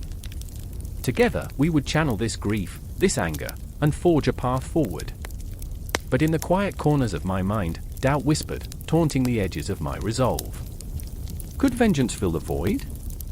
Could rage be a compass guiding us through this labyrinth of despair? The questions lingered, heavy and oppressive, as we turned our backs to the fallen hero. The world felt impossibly vast. In that moment, I understood that grief is not linear. It doesn't bow to time or circumstance, it ebbs and flows like the tides. And as we walked away from Hector, toward whatever awaited us in the shadows, I felt the first tremors of a storm brewing within. Grief and rage would be our companions, leading us into the unknown, into a future where the echoes of our past would forever haunt our every step. And with that realization, I stepped into the uncertain dawn, ready to embrace the chaos that would surely follow. The wind howled like a wounded beast, swirling through the ruins of Troy, carrying whispers of despair and the acrid stench of burned dreams. In the midst of the chaos, Odysseus crouched behind a shattered column, his heart a drum echoing the heartbeats of 1,000 warriors. Shadows danced around him, flickering like dying flames, and his mind, sharp as the sword at his side, raced ahead into the labyrinth of possibilities. He could taste the salt of sweat and blood on his lips, a bitter reminder of the stakes. They were all here, teetering on the edge of triumph or doom. "Stay close," he murmured, the words barely escaping his lips, as if uttering them too loudly would summon the fates to snatch them away. Beside him, his faithful companion, the hot-headed Ajax, clenched his fists, eyes burning with the ferocity of a tempest. "Now is not the time for cleverness, Odysseus. We strike, now." But Odysseus felt the weight of the moment pressing against his chest, each second stretching into eternity. He remembered the stories, the lives lost in futile charges and reckless bravado. He could almost hear their echoes in the dust. "Victory is a strategy, Ajax," he whispered, knowing the risk, knowing the price of carelessness. "Let us not waste it on folly." Across the battlefield, the enemy prepared for another assault, their faces hardened by years of conflict, eyes glinting with the promise of bloodshed. It was a cruel world, and Odysseus had learned to navigate its shadows with a cunning that sometimes felt like a curse. Every move he made felt like a game of chess, pieces sacrificed for the sake of the endgame. The weight of those sacrifices gnawed at his soul, yet he had no choice. He was a king, a father, a warrior, and sometimes, in the darkest corners of his mind, he wondered if he was also a coward. Ajax's voice broke through the tempest of his thoughts, raw and frantic. "We can't wait any longer. Look!" He pointed, trembling with rage. "They're regrouping. We'll lose our chance." The truth sliced through Odysseus like a spear, sharp and unforgiving. What if they lost? What if all this was for nothing? He thought of his son, Telemachus, alone in Ithaca, growing up under the shadow of a father who was a ghost. "Trust me, Ajax," he said, voice steady yet laced with desperation. "We will not throw our lives away on a whim." The ground trembled beneath them, a sinister reminder of the chaos surrounding their world. In that moment, a familiar face flashed through his mind, Penelope, her hands deftly weaving, her eyes filled with unshed tears, waiting for him in the flickering light of their home. The irony was not lost on him. He, the strategist, was strategizing not just for survival but for a future that felt as ephemeral as smoke. "Do you think she remembers the sound of my laughter?" he asked, half to himself. "Or does she see only the man who left? Am I still the man she dreamed of?" Ajax's fierce gaze softened, and for a fleeting moment, they were not warriors but two men grappling with love and loss, the ghosts of their pasts haunting them like the specters of the fallen. "Focus, Odysseus," Ajax urged, but the words felt heavy, as if they were bound by the weight of their shared history, both of them shaped by war, yet yearning for something more profound than blood and glory. "We'll make it home, to the warmth, to the laughter. We have to." Odysseus grasped Ajax's shoulder, the touch grounding him. "Then let's make this count." The tension in him coiled tight, and he felt the surge of something primal, something fierce. This was not just a battle, this was his reckoning, a moment where choices rippled through time like waves crashing against the shore. He could not allow the fear of failure to dictate his actions. He signaled to the other warriors, a flick of his hand like a spark igniting a fire. "When I say go, we unleash the strategy." Each man nodded, an unspoken pact woven in the air, a collective heartbeat, a bond forged in the crucible of war. Each face reflected the flickering light of hope and despair, emotions colliding in a symphony of fearlessness.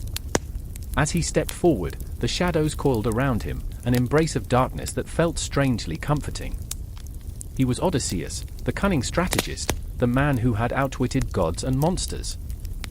He was a storm contained within flesh and bone, a whisper of destiny echoing through the ages. But doubt lingered, gnawing at the corners of his mind. What if cunning was merely a mask for cowardice? What if he was leading them to slaughter? The moment stretched, a taut string ready to snap. "Go!" The command burst forth, and chaos erupted.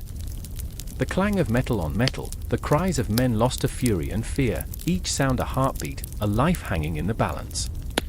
Odysseus charged into the fray, adrenaline surging, sweat mingling with blood as he fought not just for victory, but for redemption.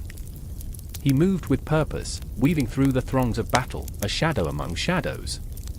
And then, there it was, the glint of armor that felt like a beacon in the tempest. Hector! The Prince of Troy, his eyes a storm of rage and responsibility. What a monster of a man who fought for honor, for home, for something larger than himself. Odysseus felt the gravity of their impending clash, a collision of destinies, a moment that would echo through time like the toll of a distant bell. "Odysseus!" Hector bellowed, and the world around them faded into a blur. Here stood two warriors, both flawed, both desperate. Odysseus met his gaze, and for an instant, they were no longer enemies but two sides of the same coin, one driven by cunning, the other by honor. "You think your tricks will save you?" Odysseus' heart raced, blood pounding in his ears. "It's not tricks, Hector. It's survival." The words came out raw, vulnerable. He felt the stares of his men, felt the weight of their hopes. This was about more than battle. This was about legacy, about the stories they would leave behind. "Let's end this, you and I. No more pawns, only kings." A ghost of a smile crept onto Hector's lips, a mixture of respect and challenge. "Then let's dance, strategist." The tension snapped like a taut bowstring, and in that moment, Odysseus knew the world would remember this clash, not just as a battle, but as a testament to the complexity of the human heart, torn between love and duty, fear and courage. The clash of blades rang out, a savage symphony of life and death, and as the winds howled around them, Odysseus fought not just for victory, but for the right to choose his own fate, wrestling with the ghosts of his own making, his heart pounding like thunder in the tempest of war. The air crackled with tension, thick and suffocating, as the council chamber echoed with the weight of unspoken words. Shadows flickered against the stone walls as the flicker of torchlight danced, each flicker a heartbeat, each heartbeat a countdown to chaos. I stood at the edge, heart pounding like war drums, my breath a ragged whisper in the silence, charged with the promise of betrayal and heartache. Helena leaned against the cold, unforgiving wall, her eyes narrowed. I could see her trembling, not from fear but from an aching resolve, a flame igniting deep within. "You don't understand," she hissed, her voice low, barely containing the storm brewing inside her. "They'll do anything, betrayals upon betrayals. We don't have time for niceties." Her fingers curled into fists, nails digging into her palm as if she could crush the pain of the truth. Across the room, Magnus loomed like a tempest. His shoulders were broad, but they bore the weight of 1,000 regrets. Each decision he had made clawed at his conscience, a ghostly chorus whispering of failure. "We need a plan, Helena. We need strategy. You can't just charge in with fire." His voice cracked, a raw, wounded animal trapped in a corner. "I can't lose another friend. Not like this." I remembered the last time we spoke, how the laughter had echoed, how the world felt light. Now, standing in that chamber, laughter was a distant memory, smothered by the threat of impending doom. The council, once a gathering of brilliant minds, was now a pit of vipers, each member glaring at the others, distrust crackling in the air like electricity before a storm. I could see it in their eyes, the hunger for power, the willingness to sacrifice everything for a morsel of control. "Enough!" I shouted, the word ripping through the tension like a blade. Silence swallowed the room, and I felt every gaze turn toward me, questioning, probing. "We can't fight each other. Not now." The desperation in my voice surprised me, but it was true. If we couldn't unite, we were doomed. We're not just fighting for ourselves. We're fighting for the people, our people. Helena's gaze softened momentarily, the fire in her eyes flickering like a candle in the wind. "You don't get it. They're planning something terrible. We're already lost in their game." She took a step closer, and I could see the fear that had gripped her heart, twisting it into knots. "They'll turn the city against us." As if summoned by her words, the door creaked open, and in walked the council leader, a figure shrouded in robes of midnight. The room chilled, the shadows deepened, and I felt the weight of fate pressing down. His voice, smooth as silk, dripped with malice. "Welcome, my friends. I trust you're all prepared for the decisions that lie ahead." His eyes glinted with a knowing that made my skin crawl. "Prepared for what?" Magnus shot back, defiance lacing his words. "More lies? More deceit?" The energy in the room shifted, a palpable tension coiling tighter and tighter. I could feel the pulse of the moment, our breaths aligning like a drumbeat, the air thick with the scent of impending bloodshed. "Let me remind you," the leader said, his voice slicing through the air, "this council is a delicate balance. Every choice you make ripples through the fabric of our existence. We are not merely representatives, we are gods among mortals." His smile was a grimace, a mask hiding the ravenous hunger beneath. "And gods do not forgive easily." I glanced at Helena, her expression hardening into a mask of resolve, and I was reminded of that moment by the river, the way the sunlight danced off the water's surface like dreams just out of reach. "We're not gods," I whispered, urgency knotted in my throat. "We're just people. Humans with flaws, with fears." I could feel the weight of their gazes locking onto me, dissecting my words, judging my intent. "Flaws," the leader sneered, "are what make you expendable." He turned his back to us, the cloak of darkness swallowing him whole, but the shadows lingered, wrapping around our hearts like tendrils of smoke. Magnus's anger bubbled, boiling over like a pot left too long on the fire. "You think you can scare us? You think fear will bend us to your will?" There was a fierce light in his eyes, a flicker of hope mixed with defiance. "We will not be your pawns." The air shifted, thick with the weight of unspoken truths. "Then you will face the consequences," the leader warned, his voice a serpent hissing through the silence. Helena stepped forward, her voice trembling but fierce. "We will not let you divide us. We are stronger together." Each word felt like a battle cry, a rallying point against the tide of treachery washing over us. No more bloodshed.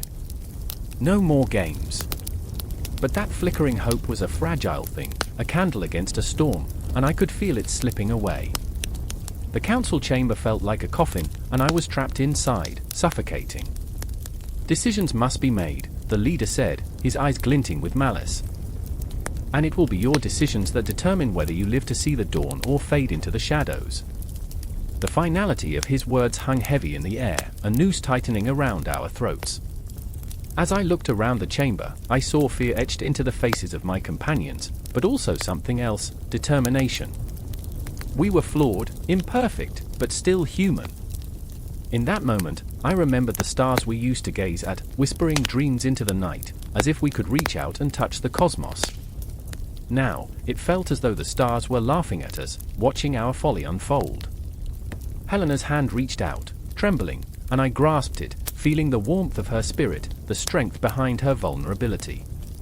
Magnus stepped closer, his brow furrowed, but his stance steady, a silent promise that we would stand together, even against the tempest. "Together," I whispered, the word barely escaping my lips, but it carried the weight of 1,000 hopes, 1,000 fears. And in that moment, I realized, this was not just a fight for power. This was a battle for our souls, our very existence. In the shadows of that council chamber, amid the divisions and decisions, a flicker sparked, a fragile light against the overwhelming darkness, a glimmer of hope that perhaps, just perhaps, we could rise from the ashes of our mistakes and reclaim our fate. And as the tension thickened, time felt suspended, the clock ticking softly in the background, counting down to an inevitable confrontation, where every heartbeat echoed like a battle cry, resonating deep within our chests. The night was alive with shadows, the kind that crawled along the cobblestone streets like whispers of dread. A horse's frantic hoofbeats echoed through the damp air, its breath misting like a ghost in the dark. I stood there, heart racing, breath caught somewhere between my throat and the void, staring into the abyss of an alley where the moonlight dared not enter. The creature, a chestnut mare, wild and untamed, was a gift that could shatter empires or build them, depending on whose hands it fell into. The weight of it pressed against my chest like a stone, heavy and foreboding. "Calm her," I heard Miriam say, her voice a quiver of urgency, but I could barely focus. The mare's eyes glinted with fear, mirroring my own. I remembered the stories of betrayal, the ones I lapped up like a child feasting on sweet honey, unaware of the stings hidden within. In that moment, I felt the sharp pang of reality sinking in, those tales twisted with despair, woven into a fabric of human greed and ambition. The plan, with its threads of deception, was already unspooling, and I stood at the center of it, hands trembling. "Use the reins, Jareth," she urged again, her face a mask of desperation, illuminated in the ghostly light. I looked at her, eyes wide, searching for the resolve that had always been her strength. but the fear was a virus in our veins now, and I could see it pulsing beneath her skin. "They're coming for her!"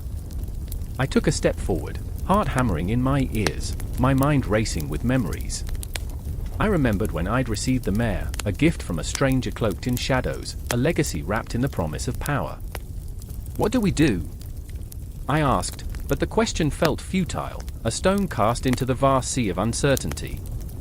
Miriam stepped closer, her breath hitching, raw emotion spilling from her like a river bursting its dam. "We have to move. If they catch us, they won't catch us," I snapped, the panic igniting a fire inside me. But even as I said the words, a chilling fear slithered down my spine, reminding me of the countless times I had underestimated the depths of betrayal. The alley felt alive, the walls closing in, shadows darting like phantoms whispering secrets of impending doom. I could almost hear the distant growl of horses hooves pounding the earth, a relentless reminder that we were not alone in this nightmarish tale. "Jareth!" Miriam's voice pierced through the fog of dread that enveloped us, cutting sharp and clean like a knife. "Look!" She pointed down the narrow passage, where the dark silhouettes of men emerged, their eyes glinting with a predatory hunger. I felt my gut twist, an instinctual awareness of the predator-prey dynamic, each heartbeat like thunder in an electric storm. "We have to go!" I shouted, adrenaline surging like wildfire through my veins. I turned to the mare, her body trembling as if she understood the stakes. I reached for her, fingers brushing her flanks, feeling the raw power coiled beneath her skin. "Come on, girl. It's us or them."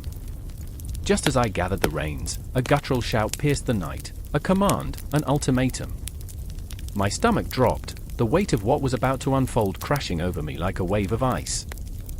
I could see them clearly now, men with faces hardened by ambition, their intentions as dark as the night surrounding us. They had come for the mare, yes, but what they truly sought was the illusion of control, the deception of power resting in their hands. "I remember," I whispered, as if summoning the ghosts of my past. I remembered the vague promises of loyalty, the half-smiles that hid daggers behind their backs. I thought of the day I first laid eyes on this magnificent creature, the way she had galloped across the field, wild and free, a spirit untamed. Freedom, what a cruel joke it was, slipping through my fingers like sand. Miriam's fingers entwined with mine, a lifeline in the chaos. "We can't let them take her," she said, her voice steadying. "This is more than just a horse. It's everything." I nodded, eyes narrowing on the advancing shadows. "Then we fight," I said, the resolve hardening in my chest. The mare snorted, sensing the shift in the air, a spark of wildness igniting as if answering our call. They drew closer, and I could feel the tension crackling, a storm ready to break. The men were nothing but silhouettes, but their intent was as sharp as the blades hidden beneath their cloaks. I couldn't help but think of the absurdity of it all. Here we were, a girl and a boy, clinging to a horse that represented something far more than flesh and bone. We were clinging to dreams, to the hope of something greater than the darkness encroaching upon us. "On three," I whispered, adrenaline coursing through me like fire. 1, 2, 3. And just like that, we surged into the night, the mare's hooves pounding against the cobblestones, a heartbeat against the chaos, a pulse of defiance against a world bent on deceit. I felt the wind whipping past, the air alive with our desperation, our determination. But even as we fled, the shadows pursued, relentless and unforgiving. I felt Miriam's grip tighten, her fear mingling with courage, and for a brief moment, I believed we could outrun the darkness. But just as hope began to blossom, I remembered the stories, the betrayals lurking just below the surface. In that moment, as the moon hung heavy in the sky, I understood the true nature of our flight. It was not just a race against our pursuers, but against our own demons, the ghosts of our choices dancing just out of reach. In the eerie silence of that night, the sound of our galloping hearts became a symphony of defiance, echoing through the labyrinth of shadows that threatened to engulf us. And I knew, deep down, that the battle had only just begun. The moon hung heavy over Troy, a silver eye blinking in disbelief at the horror unfolding below. I remember the silence, the kind that presses against your chest like 1,000 lead weights, where even the breath of the gods seems to catch in their throats. The night was thick with tension, a palpable force that curled around each soldier, each citizen, whispering promises of betrayal and blood. I stood at the edge of the battlements, heart hammering like a war drum. Cassandra, my sister, had warned us. Her voice, a haunting echo of despair, danced through my mind. The wooden horse will be our doom, she'd said, her eyes wild, as if she could see the very threads of fate weaving a tapestry of ruin. Yet, who listens to the mad? We had laughed, a bitter sound that seemed to mock the impending darkness. Across the way, the Greeks stirred, shadows moving like phantoms, their laughter a grotesque serenade to the clamor of our fate. I could see Odysseus, his face a mask of cunning and cruelty, as if the shadows had birthed him. The betrayal was palpable, a stench more potent than the sweat and blood that clung to our skins. Are we fools? I murmured, more to myself than to my brother, Hector, whose presence beside me was both a comfort and a source of gnawing dread. His brow was furrowed, thick with the weight of impending doom. Fools for believing we could ever be safe behind these walls. We are not fools, he said, teeth gritted, anger curling his lips. We are warriors. We fight for our city, our family. But his voice cracked, and I could see it, the flicker of fear in his dark eyes, a reflection of my own. The night deepened, a living thing, wrapping its cold fingers around our throats. I remember the way the stars seemed to blink out one by one, as if even they could not bear witness to our end. Every heartbeat surged like a tide pulling me under, drowning me in visions of fire and ash. And then, the horse. A towering beast of wood, a hollow promise of peace, stood at the gates, a trophy of war that whispered sweet nothings of victory. The Greeks had abandoned it, left it as an offering. I could almost hear the laughter echoing in my mind, mocking, taunting, like a cruel joke shared among enemies. What do they think we are? I hissed, clenching my fists until my nails bit into my palms. Do they believe we are so naive? Or do they believe we are already defeated? Hector's voice was low, raw. It twisted my heart. The truth was a knife, cutting deeper than any sword ever could. We watched as the gates creaked open, a slow, mournful sound that echoed through the stillness. The air was thick, dense with unspoken words, with the dread of what was to come. In that moment, I could almost see the ghosts of our ancestors lining the walls, shaking their heads in disbelief, murmuring disapproval. A figure stepped forward, Sinon, the traitor, cloaked in the guise of a savior. His eyes glinted with deception, and as he spoke, his voice dripped honeyed lies. This horse is a gift. A token of surrender. Each word dripped like poison, coursing through our veins, infecting us with doubt. The crowd surged, drawn to him like moths to a flame, foolishly blinded by hope. I felt my breath catch, a strangled gasp that echoed in the night. Don't listen to him. I cried out, but my voice felt small against the tide of longing for peace. Hector's hand gripped my arm, his gaze fierce but uncertain. They need to believe, Priam, he said firmly. Everyone needs hope. Hope. It was a fragile thing, like glass on the verge of shattering. I looked into the faces of our people, tired, weary, desperate. They wanted to believe in this illusion, this fabricated promise. It hurt to witness their naivety, their blind trust. And then, as if the gods conspired to rip apart our faith, the gate swung wide, the wooden beast looming larger against the moonlight. I felt the world tilt beneath my feet, a dizzying spiral of dread and realization. We are lost, I whispered, not to anyone in particular, but to the shadows that danced along the walls, to the winds that howled outside our fortress. Not yet, Hector said, though his voice had lost its bravado, cracking like ice beneath the weight of truth. I could see it in his eyes, the dawning comprehension that this night would change everything. And then the soldiers poured from the horse, stepping into our world like dark angels, wielding weapons that glinted with malice. Each step fell like the tolling of a bell, marking our doom. The fear was electric, crawling beneath my skin, whispering of blood and betrayal. I wanted to scream, to rally our people to arms, but the sight before me rendered me mute. The realization crashed over me like a wave. This was no longer a battle of swords but a battle for our very souls. The Greeks were inside our walls, a serpent coiling around the heart of Troy, and I could do nothing but stand and watch as the night devoured us whole. "Run!" Hector shouted, his voice ringing with authority, a command that shattered the spell weaving through the air. "To arms!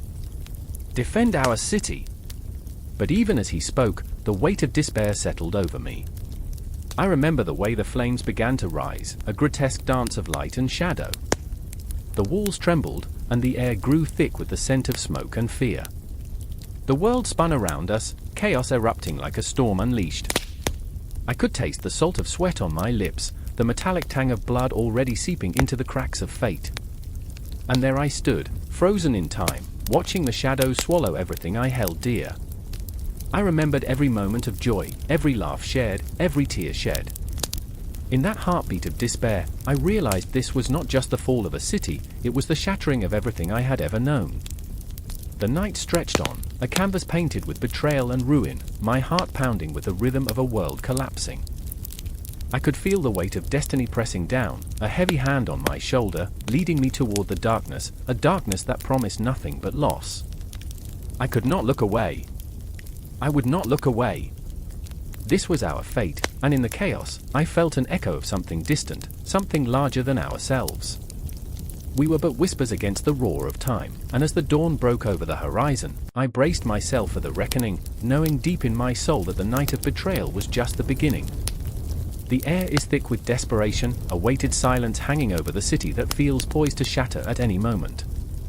A whisper of wind brushes past my cheek, chilling not only my skin but the very marrow of my bones. I stand, heart racing, breath shallow, as the murmurs of my world slip away, consumed by the impending storm. I remember when laughter filled these streets, when love was a sweet promise woven into the fabric of the day. Now, the shadows stretch longer, and the sun sinks into a blood-red horizon. The capture is imminent. I catch a glimpse of him through the throng of Paris, his name like poison on my tongue, his presence a bittersweet echo of desire. The way he holds himself, that reckless confidence, it draws me in like a moth to a flame. I remember the first time our eyes locked, a moment that felt as if the universe itself had shifted. But with that magic comes a haunting reality. I am Helen, the spoken of, the hunted. My beauty, once a crown, now feels like chains wrapping tighter around my heart. I am not a prize to be won. Yet here I stand, a pawn in a game I never wished to play. The gods may laugh, but it's the laughter of the cruel, the indifferent. Paris moves through the crowd, a wolf in sheep's clothing, and I can't help but feel the thrill and the chill of our destiny intertwining. I feel the pang of betrayal, my husband's anger still fresh as a wound, the sharpness of betrayal cutting deeper with every heartbeat. I see Menelaus in my mind, his eyes dark with rage, a tempest waiting to unleash itself. There's a fine line between love and war, and we're standing on its edge, ready to plunge into chaos. Come with me, Paris says, his voice a sultry promise, but I know the weight his words carry. A chance to escape, to flee into the night, but at what cost?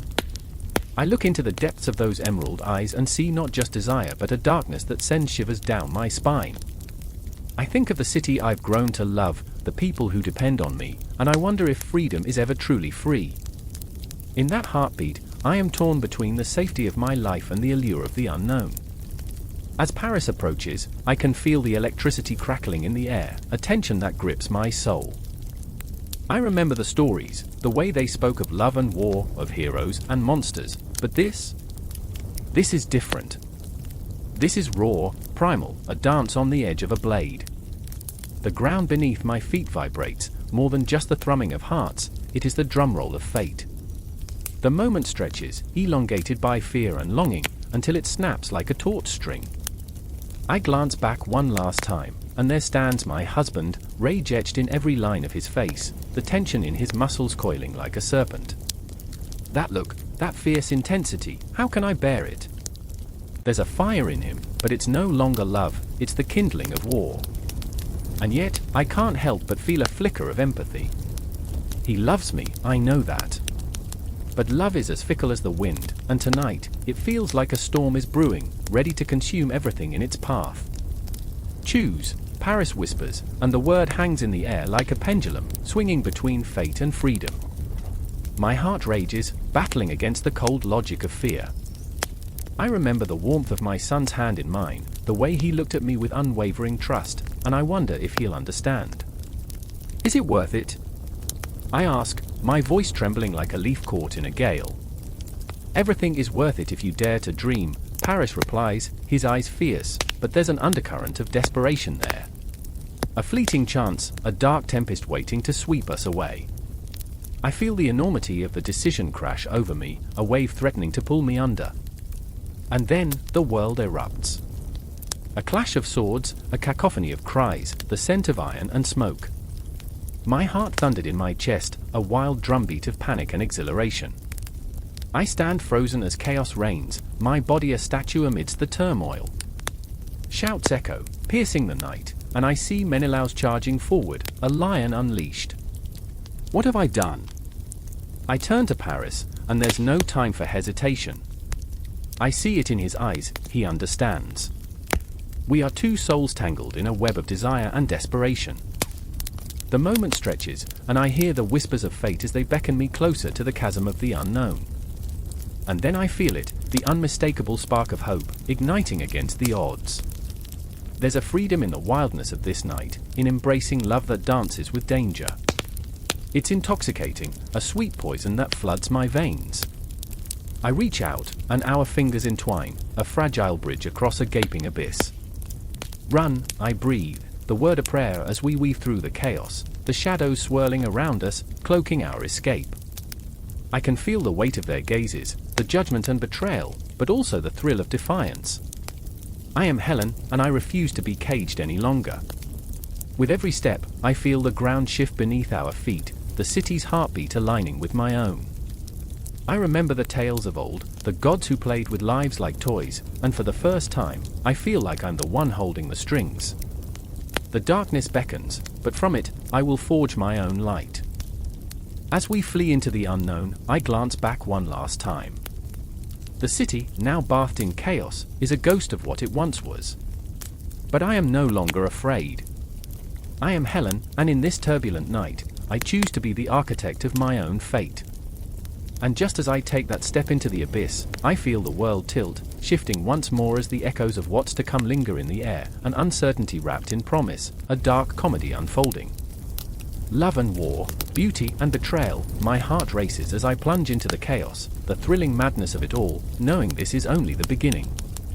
Thunder cracked overhead, shattering the stillness of a world held captive by uncertainty. A storm brewed, dark and feral, like the restless hearts of the gods themselves. In the center of this chaos stood Elara, fists clenched, her breath shallow but fierce. Lightning illuminated her face, revealing the anguish etched across her features. She had lost everything. The very essence of her being trembled with the weight of her choices, her heart a battleground where regret and defiance clashed ferociously. I should have known, she whispered, the words barely escaping her lips but cutting through the air like shards of glass. She could feel the gods watching, their presence a palpable force, a weight that pressed down on her shoulders like endless rainfall. They were not omnipotent, they were flawed, each nursing their own wounds, their own desires, and their own failures.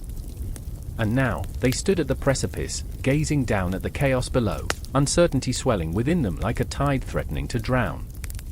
Across the scorched earth, roaming shadows twisted and turned, each one a reflection of a soul lost. I remember the laughter that once filled our cities, the way the sun kissed the rooftops at dusk, the promise of another day. But now, the echoes were tainted by the cries of the desperate, the whispers of the dying. I remember, and that memory stings like frostbite, a reminder that joy can be just as fleeting as the lightning that danced in the stormy sky above. Varric stood not far from Elara, his heart pounding an uneven rhythm. His gaze was fixed on the horizon, where the dim outline of the city wavered like a mirage. He, too, felt the weight of the gods' judgment, their eyes piercing through him, demanding answers he didn't have. Why did he betray her?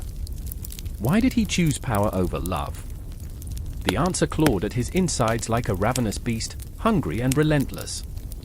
Each breath reminded him of the choices he had made, a cacophony of regret echoing in his mind like a funeral dirge. I never wanted this, he murmured to himself, but the words felt hollow, bouncing off the desolation around him. He could almost hear the gods scoffing, their laughter a bitter wind that whipped through the air. Their power hung above him like a guillotine, waiting for the moment to strike, to sever the fragile ties that still bound him to Elara. Hope flickered like a candle in the tempest, weak and vulnerable, yet somehow still alive. The storm raged on, fierce and untamed, mirroring the turmoil within them. Elara turned to Varric, her eyes ablaze, a tempest of emotion swirling in their depths. "You think they care about us?" she spat, anger lacing her voice. "We are mere pawns to them, a game they play with our lives." Her words cut through the air, sharp and unyielding, aiming to pierce through the veil of complacency he had draped over them both. Yet, beneath that anger lay fear, raw, consuming, and unrelenting. "I'll fight them," Varric said, his voice rising above the storm, fueled by desperation. "I'll fight for you." The promise hung in the air, heavy with the weight of its impossibility. They both knew the odds, they both knew what it meant to challenge the divine, to reach out for something greater than themselves. They could feel the gods' reactions, a dissonance that vibrated in the atmosphere, a panicked rustling of power that thrummed in their bones. "Fight!" Elara echoed, disbelief twisting her features. "What can we do against gods? Do you think we're heroes in some grand tale? We're just human."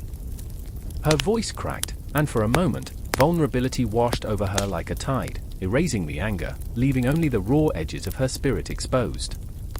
But Varric stepped closer, magnetized by her pain. "We're more than that. Don't you feel it? I remember the way you lit up the room, how your laughter chased shadows away. If we can hold on to that, maybe we can find a way." His hands reached for hers, fingers trembling as if seeking warmth in a world soaked in despair. As the storm howled, the gods shifted above, a celestial council in turmoil. They felt the stirrings of rebellion, the pulse of defiance. Alizia, the goddess of fate, watched with narrowed eyes, her heart a tempest of longing and dread. She had once walked among mortals, danced with dreams woven from their hopes. But now, they were just splintered reflections of what could have been. Her pulse quickened, she felt the gravity of their struggle, and for a brief moment, she wished to intervene, to show them the path to redemption. "Let them break," hissed Aeon, the god of wrath, his voice a rumble of thunder. "Their failure will be our triumph." His laughter echoed, dark and hollow, but inside, a sliver of doubt flickered. He, too, bore scars of betrayal, remnants of love lost to the abyss. "No," Alizia's voice cut through the storm, resolute and fierce. "They must choose their fate. We cannot interfere. But we can watch." Her words dripped with the weight of decisions made eons ago, binding her to the fabric of existence itself. And so, the gods remained suspended in a balance of chaos and control, their reactions woven into the very air they breathed. The storm raged on, a living entity that mirrored the devastation below. Hearts trembled, dreams hung in the balance, and the echoes of what was, and what could be, twirled in the wind like leaves caught in a whirlwind. Elara and Varric stood united, their fingers interlaced, defying the storm and the gods above. They found strength in their vulnerability, power in their shared pain. No longer just pawns in a game, they were a force of nature, a blend of hope and despair, love and anger. And as the skies roared above them, the cosmos bore witness to a moment of truth, one that would ripple through eternity, a heartbeat in time, a choice made in the face of divinity. Together, Elara breathed, her voice a fragile yet powerful promise as they turned toward the storm, ready to fight for their love, for their lives, for the fragile thread that connected them to their fractured world. And so they stood, not knowing what lay ahead, but knowing that whatever it was, they would face it together. The storm's fury swirled around them, electrifying the air, a vital spark igniting a rebellion against the darkness. The gods watched, their reactions a mixture of dread and awe, as the very fabric of existence trembled in the wake of a love that refused to bow down. The air was thick with smoke, the sun a ghost behind a curtain of ash, casting an eerie glow over the city that once thrived, now a shattered dream. I stood at the edge of the square, heart pounding, watching as flames danced hungrily among the ruins. The screams, oh God, the screams, twisted through the chaos like a haunting melody, each note a desperate cry for salvation that would never come. I remember the moment I saw her, a flash of red amidst the grey, flaring like a dying ember. Ilara! Fear and determination etched into her features, her eyes dark pools of defiance. We can't just stand here, she shouted, the words cutting through the din. But how could we move in a world stripped bare of hope? I wanted to reach for her, to pull her back from the edge of this madness, but my feet felt like lead, anchored by the weight of despair. Beside me was Eric, a man marked by sorrow.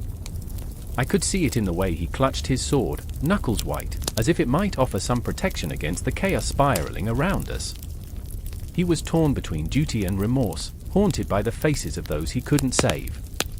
We have to protect the people, he urged, but the words fell flat against the cacophony of destruction. His voice was thick with grief, an unspoken admission that we had all failed. I closed my eyes, images flooding my mind, laughter, a shared meal, the warmth of a sun-drenched afternoon. Memories of a life before the shadows came creeping in, before the specters of war and hunger made their home among us. I remember the soft patter of rain on cobblestones, the way the city had hummed with life, with love.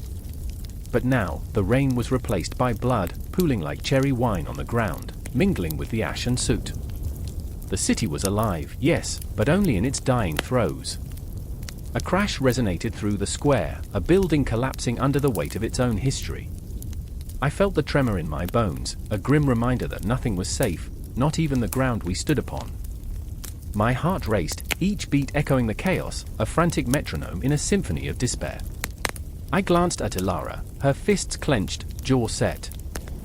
She was the fire and I was the smoke, swirling aimlessly, choking on the remnants of our world. "Help me!" A voice broke through the chaos, a woman with a child in her arms, anguish carved into her features. I knew that look, the look of a mother willing to do anything to save her child, the desperation clawing at her throat. I wanted to run to her, to lift her up, but fear held me back, a vice squeezing my heart. What could I do? I was just a spectre in this nightmare, a shadow among shadows. "Stay here!" Ilara yelled, breaking through my paralysis. She dashed toward the woman, her courage a beacon amidst the darkness. I watched as she reached for the child, cradling the small body as if it were made of glass. I remember the way the child's eyes widened, innocence untainted by the destruction swirling around us. "We'll get you both out," Ilara promised, her voice a fierce whisper, a raw thread of hope clinging to the air. But hope was a fragile thing, easily crushed. A shout erupted from the other side of the square, a band of marauders storming through the rubble, intent on stealing whatever remained of our frail existence. Their faces were wild, eyes alight with a madness that sent shivers down my spine. They surged forward like a storm, and I felt the world tilt, plunging into the abyss. "Eric!" I shouted, urgency clawing at my throat. He turned to me, eyes wide, realizing the gravity of the moment, the desperate need to protect what little was left. I saw him wrestle with his instincts, the warrior within battling against the man burdened by guilt. He charged forward, sword drawn, a figure of defiance against the tide of chaos. I thought of running after him, of joining that fight, but a hand gripped my arm. "Ilara!" "Stay," she commanded, her voice fierce, snapping me back to the reality around us. I wanted to scream, to tell her that we needed to fight, but the words caught in my throat. I could only watch. The clash of metal rang out, a chilling harmony of violence, and my heart twisted with every strike. Eric moved with a grace that belied the chaos, each swing a testament to the warrior he was, yet with every slash, I sensed his spirit waning. I remember the moment his eyes flickered toward mine, a plea, a reminder of all that hung in the balance. In that instant, I understood, this was not merely about survival. It was about sacrifice, about fighting for the very essence of who we had been, who we still yearned to be. I looked at Ilara, the fire in her eyes igniting my resolve. "We can't give up!" I yelled, the words bursting forth like a dam breaking. I took a step forward, then another, and before I knew it, I was moving toward the chaos, heart pounding like a war drum. Then it hit me, the ground shook, a wave of destruction crashing down around us. I fell, the air knocked from my lungs, and as I gasped for breath, I felt the heat of the flames licking at my skin. A city crumbling, a life unraveling, all around me. I could almost hear the whisper of the cosmos, a reminder that everything was fleeting, that nothing was sacred. As I struggled to rise, shadows danced in the corners of my vision. Time felt elastic, stretching and warping, punctuated by the shouts and cries that echoed through the night. I remember, distinctly, the sight of Eric, standing against the tide, a silhouette against the flames, a flicker of hope amid despair. But hope, like a candle in the wind, flickered dangerously. The air thickened with smoke, the horizon blurred into darkness, and the city I had loved, vanished into chaos. I was a ghost in a graveyard of memories, haunted by the echoes of who we were and what we had lost, propelled forward into the depths of despair, where only the shadows remained. And still, we pressed on, driven by the ghosts of our dreams, against the tide of destruction, into the heart of chaos. I could feel it, the world was a fragile glass, and we were shards, scattered, sharp, and forever changed. The sky was an angry bruise, dark and swirling with tempestuous clouds, as the battle cries of men echoed across the desolate plain. I stood frozen, heart hammering against my ribs like a caged bird desperate for freedom. The scent of iron and fire filled my lungs, thick and suffocating. Fear choked me, and yet, a sharp thrill coursed through my veins, electrifying my senses. This was it, the moment when legends fractured and heroes crumbled. Achilles' wrath was palpable, a storm of rage and sorrow coiling around him. He stood at the forefront, a living embodiment of tragedy, his eyes blazing like twin suns, filled with the ghost of Patroclus. I remember how he had laughed once, carefree, the sound rich and warm as honey. But now, that laughter was lost, swallowed by the weight of loss, his heart a void where joy had once flourished. "I will avenge you, my friend," he had whispered to the wind, a promise steeped in blood. But the fates, those cruel weavers of destiny, had spun their threads with such malevolence that even the mightiest of heroes was bound to their caprice.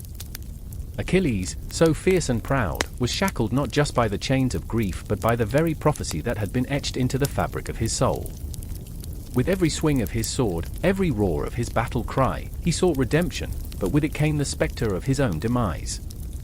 "Am I a god, or am I a man?" he had shouted, voice cracking, the question echoing like thunder over the battlefield. The blood-soaked earth bore witness to his torment, and I felt it in my bones, the chilling truth that no one escapes unscathed from the dance of fate. As he clashed with Hector, the one who held the weight of Troy's hopes upon his shoulders, I felt the sharp sting of inevitability. Hector's eyes, filled with a fierce determination, were mirrors of my own fears. He too was a puppet dancing on the strings of destiny. I remember the night before, the air heavy with portent. Hector had gathered with his family, their silhouettes framed against the flickering candlelight, a picture of fleeting peace. I could see it in his eyes, that flicker of doubt. What if this was the end?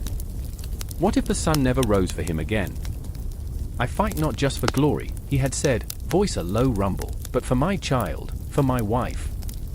And in that moment, watching him cradle the fragile essence of love and duty, I felt the weight of his burdens pressing down on my chest, love, anger, despair, all tangled like threads of fate. The fight began with the clash of metal, an orchestra of destruction. Each strike was a heartbeat, each cry a plea to the divine. Time stretched and warped, moments stretching into eternity, seconds feeling like lifetimes. I could feel Hector's resolve shatter like glass under the weight of Achilles' wrath. It was pitiful, really. I could almost laugh if it weren't so tragic. "Why do we fight?" I whispered to myself, but the silence of the gods answered back, a bone-chilling reminder of our insignificance. With every thrust of the spear, I saw Achilles' anger bleed into his actions. He was not just a warrior, he was a storm unleashed. And yet, with every enemy slain, a piece of him vanished. I remember the laughter, he shouted, the words a prayer against the tempest of grief. I remember the night spent in the warm embrace of friendship.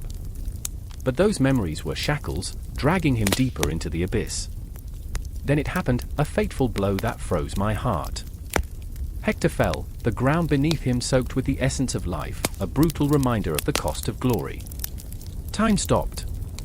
The world held its breath. What was victory without life? What was triumph when it demanded such a price? Achilles stood over him, eyes wild, a mix of triumph and despair. The weight of his action settled on him, pressing down like the very heavens themselves. "Is this what you wanted?" he screamed into the void, the question ricocheting through the ranks of the fallen. But Hector, with his last breath, spoke of honor, of love unbroken, of the dreams that would now wither in the shadows. I felt those words pierce my soul, a haunting echo of what was lost, of what could have been. In that moment, everything shifted, the boundary between triumph and tragedy blurred like the colors of a sunset bleeding into night, a reminder that the greatest victories are often laced with the deepest sorrows. And then, the shadows shifted, and I saw them, the fates, those relentless spinners of destiny, watching, waiting. Clotho, the young one, her fingers dancing over the spinning wheel, Lachesis with her ever-watchful eyes, and Atropos, the harbinger of endings, blade poised to cut the thread of life. They were amused, those goddesses, witnessing the play of mortals, their laughter a whisper in the winds of despair. "What will you choose, brave Achilles?" I could almost hear them taunting. "Will you embrace glory, or will you seek vengeance?" With every heartbeat, the battle raged on, each life extinguished a flicker in the grand tapestry. The heroes fell like autumn leaves, bright and beautiful, but destined to decay. I was a witness to this tragedy, a mere observer in a world where every choice rippled through existence like a stone cast upon a still lake. As Achilles lifted Hector's lifeless form, a shroud of darkness enveloped him, the weight of his actions crashing down like a tsunami. I felt the air grow heavy, charged with unspoken regrets and dreams left unfulfilled. What now? I thought. What remains of a hero when the battle is won but the soul is hollow? The moon hung low, casting an eerie glow over the battlefield, a ghostly witness to the unfolding tragedy. I could almost see the stars dimming, their light snuffed out by the heavy blanket of sorrow that draped over the land. The fates had spun their threads, and the tapestry was woven with blood and tears, interlaced with the echoes of laughter long forgotten. But even in this abyss, even in this dark night of the soul, I knew something lingered, a flicker of hope, a whisper of love that refused to be extinguished. It was within these shadows that the heroes would rise again, not as pillars of strength, but as fragile beings, eternally caught in the web of their own making. The cycle would continue, the dance of fate unfurling further, a relentless tide pulling us all into its depths, where triumph and tragedy flowed together, inseparable, in a haunting embrace. The wind howled like a wounded animal, swirling debris around them in a frenzied dance, as if the world itself was conspiring to keep them from returning home. Rachel clutched the frayed strap of her backpack, her heart pounding a frantic rhythm against her ribcage. Each beat echoed the fear that had become her constant companion since the night everything changed. Beside her stood Mark, gaunt and hollow-eyed, the remnants of hope flickering in his gaze like the last embers of a dying fire. His fingers trembled as he reached for something, anything, solid in this chaotic storm. "I remember the smell of the bakery," Rachel whispered, her voice barely audible over the howling wind, "fresh bread every morning, the way the sun would spill golden light across the streets." "Stop," Mark snapped, the edge in his tone cutting deeper than the cold. "Don't go there. Not now." She turned to him, her eyes pleading. "If we don't remember, what's left?" Her breath hitched in her throat, the weight of their shared past pressing down like an anchor dragging them into the abyss of despair. The shadows of the city loomed ahead, crumbling buildings etched against the darkening sky like broken teeth in a desolate grin. Each step they took toward the heart of their once vibrant home felt like a betrayal. They were survivors, yes, but survivors of what? The ruins whispered their own language of loss and devastation, mocking them with every cracked window and shattered streetlight. Then there was Lily, her younger sister, trailing behind, eyes darting nervously like a sparrow caught in a snare. She clung to a rusted knife, her knuckles white, though the blade had long lost its sharpness. "What if they're still out there?" she murmured, the words slipping past her quivering lips. The past weeks had turned her innocence into a fragile shell, cracking under the weight of reality. "They can't hurt us anymore," Mark said, though the quaver in his voice betrayed his certainty. He forced a smile, and it broke against the harsh wind, shattering like glass. "We're on our way home." But home felt like a ghost now, a place that barely resembled the warm haven of their memories. They pressed on, the air thick with the scent of ash and despair. The sun hung low, a dying ember in the sky, casting long, grotesque shadows that twisted like memories they couldn't escape. I remember hiding in the attic, Rachel recalled, her heart aching, watching the world burn through the cracks in the wood. The words fell from her lips like stones tossed into an endless chasm. I thought it would never end. Mark stopped abruptly, forcing Rachel to face him. Rachel, stop living in the past. We have to focus on now. But now feels like a nightmare that never wakes up. She felt her voice rising, the raw emotion clawing at her insides. Anger and sorrow coiled together, a snake ready to strike. You think I want to remember? I don't. But it's all we have left. Lily's small hand reached out, brushing against Rachel's arm, grounding her momentarily. I want to go home, she said, her voice barely above a whisper. The real home. And there it was, a flicker of yearning, a reminder of the innocence they had lost, the family dinners, the laughter echoing in the hallways. Rachel's heart clenched, the pressure unbearable. We will, Lily, she promised, though deep inside, doubt gnawed at her resolve. We're almost there. The streets morphed into a twisted labyrinth, familiar yet foreign. Every corner they turned revealed another reminder of their shattered lives, a child's doll, its face cracked and forlorn, a bicycle, rusted and abandoned, wheels spinning aimlessly in the wind. We should have left earlier, Mark said, the words laced with regret, as if he could rewrite their past with a mere thought. Or never left at all, Rachel snapped, the pain slicing through her like a knife. She could feel the distance growing between them, a chasm of unspoken fears and regrets. Mark's eyes darkened, a storm brewing within him. But then she saw it, their street. Memory crashed over her like a tidal wave, pulling her under. The sight of their house, its roof caved in, windows boarded up, was a punch to the gut. This is it, she breathed, disbelief mingling with sorrow. This is home. Lily rushed ahead, her small body a blur as she dashed toward the door, but Rachel and Mark remained rooted in place, facing the remnants of their childhood. The silence that enveloped them felt suffocating, thick with ghosts and memories that lingered like shadows. I can't do this, Mark admitted, his voice trembling, his gaze unfocused. What if it's not what we remember? What if it's worse? Worse? Rachel repeated, the word tasting bitter in her mouth. It can't be worse than this. She gestured at the desolation around them, the emptiness that echoed their hearts. Maybe it can, Mark whispered, a flicker of fear in his eyes. But Lily's laughter broke through the tension, bright and innocent, even as it echoed against the broken buildings. Look! The garden, she shouted, pointing at the wild overgrowth that had claimed what was once a cherished patch of earth. In that moment, Rachel felt the weight of the world lift slightly, an ember of hope igniting against the frost of despair. As they stepped closer, she recalled the sunflowers they had planted together, the way they had thrived, even in drought. I remember, she murmured, the way they danced in the wind. Then let's see if they've come back, Mark said, the warmth of determination settling over his features, softening the hard lines of fear. As they moved toward the house, the air thickened with possibilities, each step a fragile thread connecting them to the past, to each other.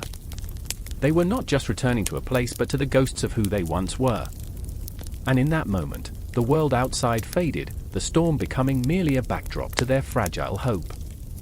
Home was not just a structure of bricks and mortar, it was a feeling, a heartbeat, a promise whispered beneath the weight of every loss they had endured. In the shadows, something stirred, a whisper of uncertainty brushing past them. The night was still young, full of secrets and fears yet to be confronted, but they could not turn back now. As Rachel reached for the door, a tremor of anticipation coursed through her. What awaited them on the other side? Would they find the remnants of their memories, or would the ghosts of their past consume them whole? She had no answers, only the echo of her heart, a pulse, a rhythm, a promise that they would face whatever was to come, together. The air was thick with dust, heavy with the stench of gunpowder and despair, as the echoes of gunfire faded into the horizon. I crouched behind what was once a vibrant city square, now just a tangle of broken stones and shattered dreams. The sun bled red across the sky, a cruel reminder of the lives lost, the laughter that had once filled this place, now silence weighed like a coffin. I shivered, not from the cold, but from the memories that clawed at my mind like hungry wolves. I remember the day I lost her, the way the world around me dulled into grayscale. Maria, with her laughter that sparkled like sunlight on the river, gone in an instant, snatched away by the horrors of war. I still see her face, framed by a wild mane of black curls, her eyes shimmering with a fierce spirit that could light up the darkest night. "You promise me, Lev," she had said, clutching my hands with a grip that felt like a lifeline. "You promise me you'll remember." And I do. I remember every syllable, every breath, every heartbeat that echoed in the moments we shared. But what good are memories when they become shackles, binding you to a past that refuses to fade?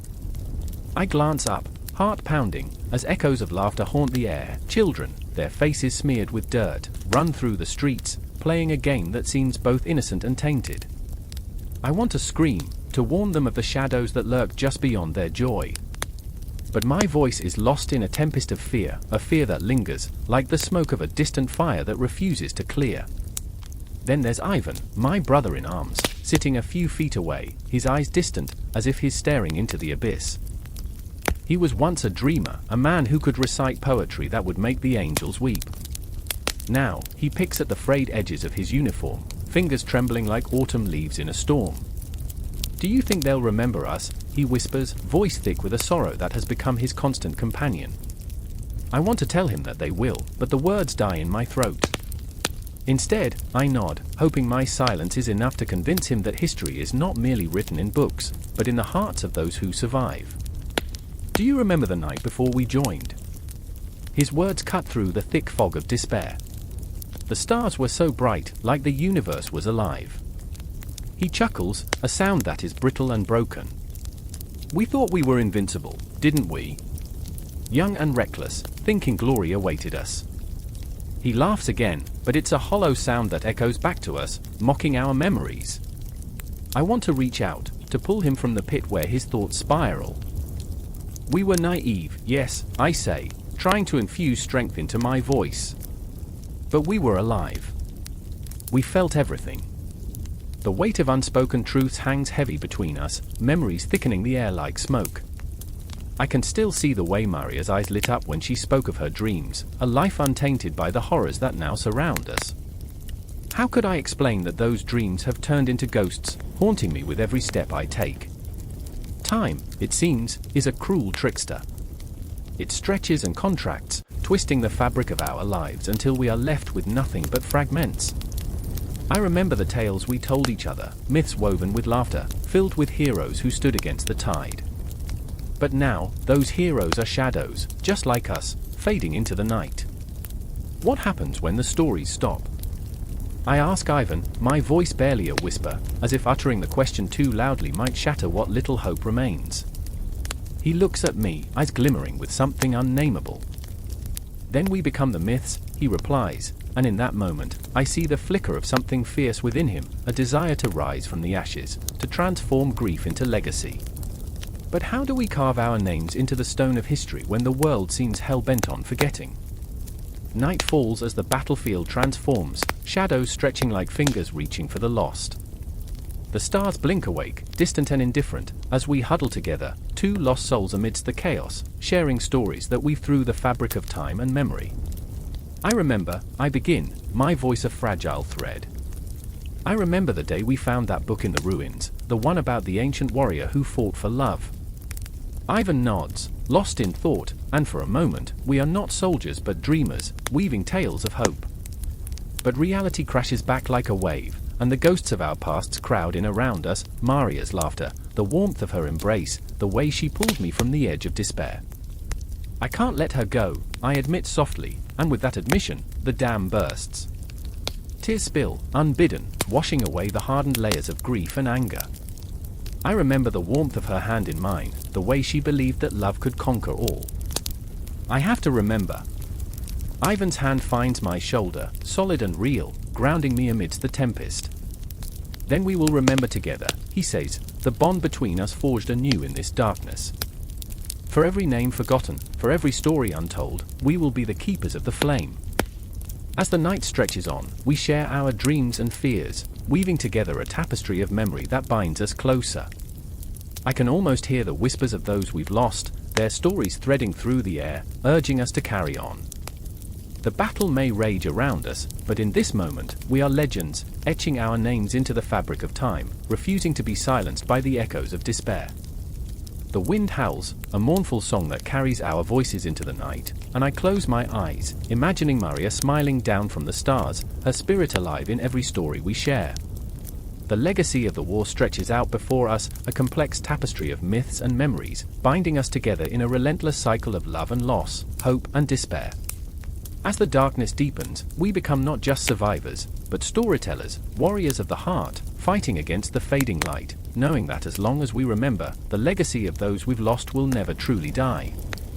The silence of the night was suffocating, like a heavy cloak draped over the shoulders of a world too weary to breathe.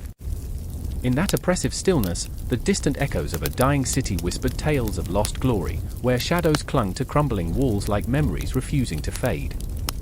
I remember the moment as if it was carved into my very soul. The moon hung low, sickly yellow, bathing the streets in a ghostly light. Outside a faltering tavern, Orion's belt twinkled, a cosmic joke against the backdrop of human despair. Caius stood there, fists clenched, every muscle in his body a taut string ready to snap.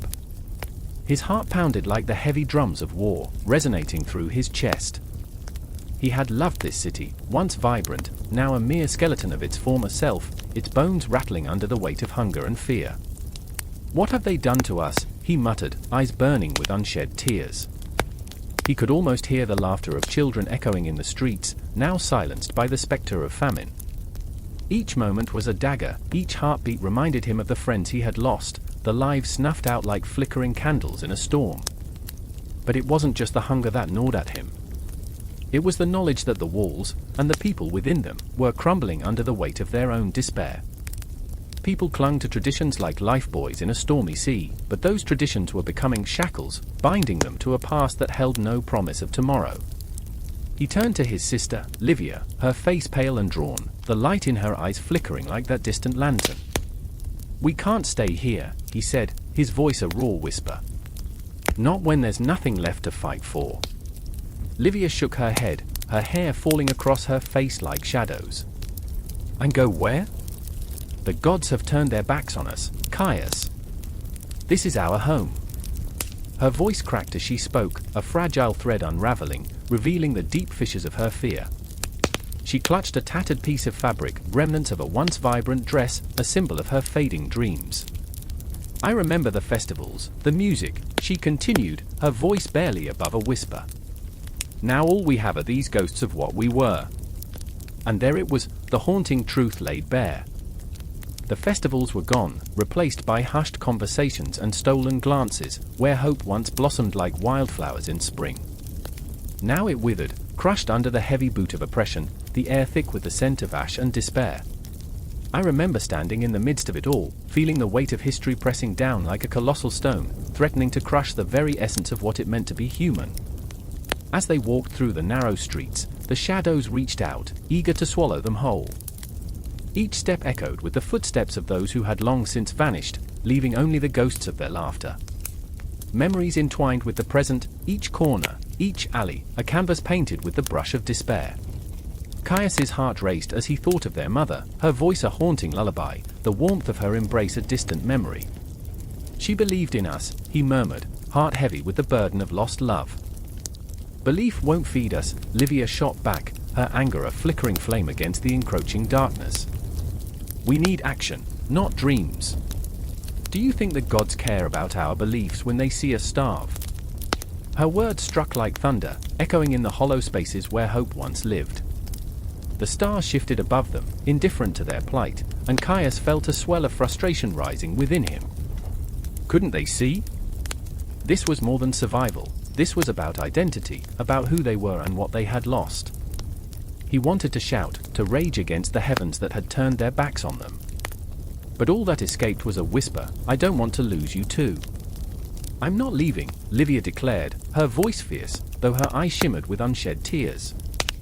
"We must fight, even if it's against the very gods we've worshipped our whole lives. We must reclaim what is ours. The words hung in the air, pregnant with possibility, charged with a raw, electric energy. They stood at the cusp of a precipice, teetering on the edge of despair and defiance. Behind them, the tavern doors creaked open, revealing weary faces dimly lit by flickering lamps, faces that mirrored their own struggle. "You have to decide," a voice called out, heavy with resignation. "Fight or die. There is no other way." Caius turned to Livia, their eyes locking, the weight of their shared existence pressing down like a storm gathering above. "Then fight we shall," he said, a quiet fury igniting within him. "But it won't be just for us. For every shadow that lingers, for every soul lost to the darkness, we'll rise, and we'll reclaim our stories." And in that moment, I felt the pulse of history, a living, breathing entity twisting around them, entwining their fates with the echoes of countless others who had risen against oppression. The streets of their city were a labyrinth, filled with the stories of warriors and poets, of lovers and dreamers, all of whom had faced their own battles against the tides of despair. But in their hearts, a flicker of hope ignited, a promise whispered between them, a promise not just to survive, but to carve out a future. And as they stepped forward, the shadows shrank, retreating against the blazing light of their resolve. They reminded me of the ancient tales, the ones woven into the fabric of time, where every heartbeat resonated with the struggles of those who dared to defy the darkness. It was a cycle, a never-ending loop of pain and resistance, and as they walked on, I could sense the weight of their choices echoing through the ages, a reminder that the fight for identity, for culture, for existence itself was as unyielding as the stars above. And so they ventured forth, souls intertwined with the essence of a world that had witnessed the rise and fall of civilizations. There was no going back, only forward, into the heart of history, where every moment was a ghost, and every breath promised to shape the future. The impact of their choices rippled through time, a haunting melody that would echo eternally, a testament to the indomitable spirit of humanity. Time shifted, and with it, the air thrummed with anticipation, heavy with the knowledge that this was only the beginning. The world around them was alive, teeming with possibilities and threats alike, as they stood on the precipice of change, ready to etch their names into the annals of history, a history still waiting to be written. The thunder rumbled above, an ominous growl that rattled the very bones of the earth. It was a sound that echoed through the hollow streets, where shadows danced like phantoms, whispering secrets of past glories and impending doom.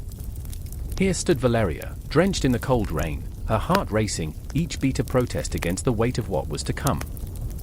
She could taste the bitterness of iron on her tongue, each drop a reminder of the sacrifices made, the lives that had been lost, and the moment that loomed just ahead.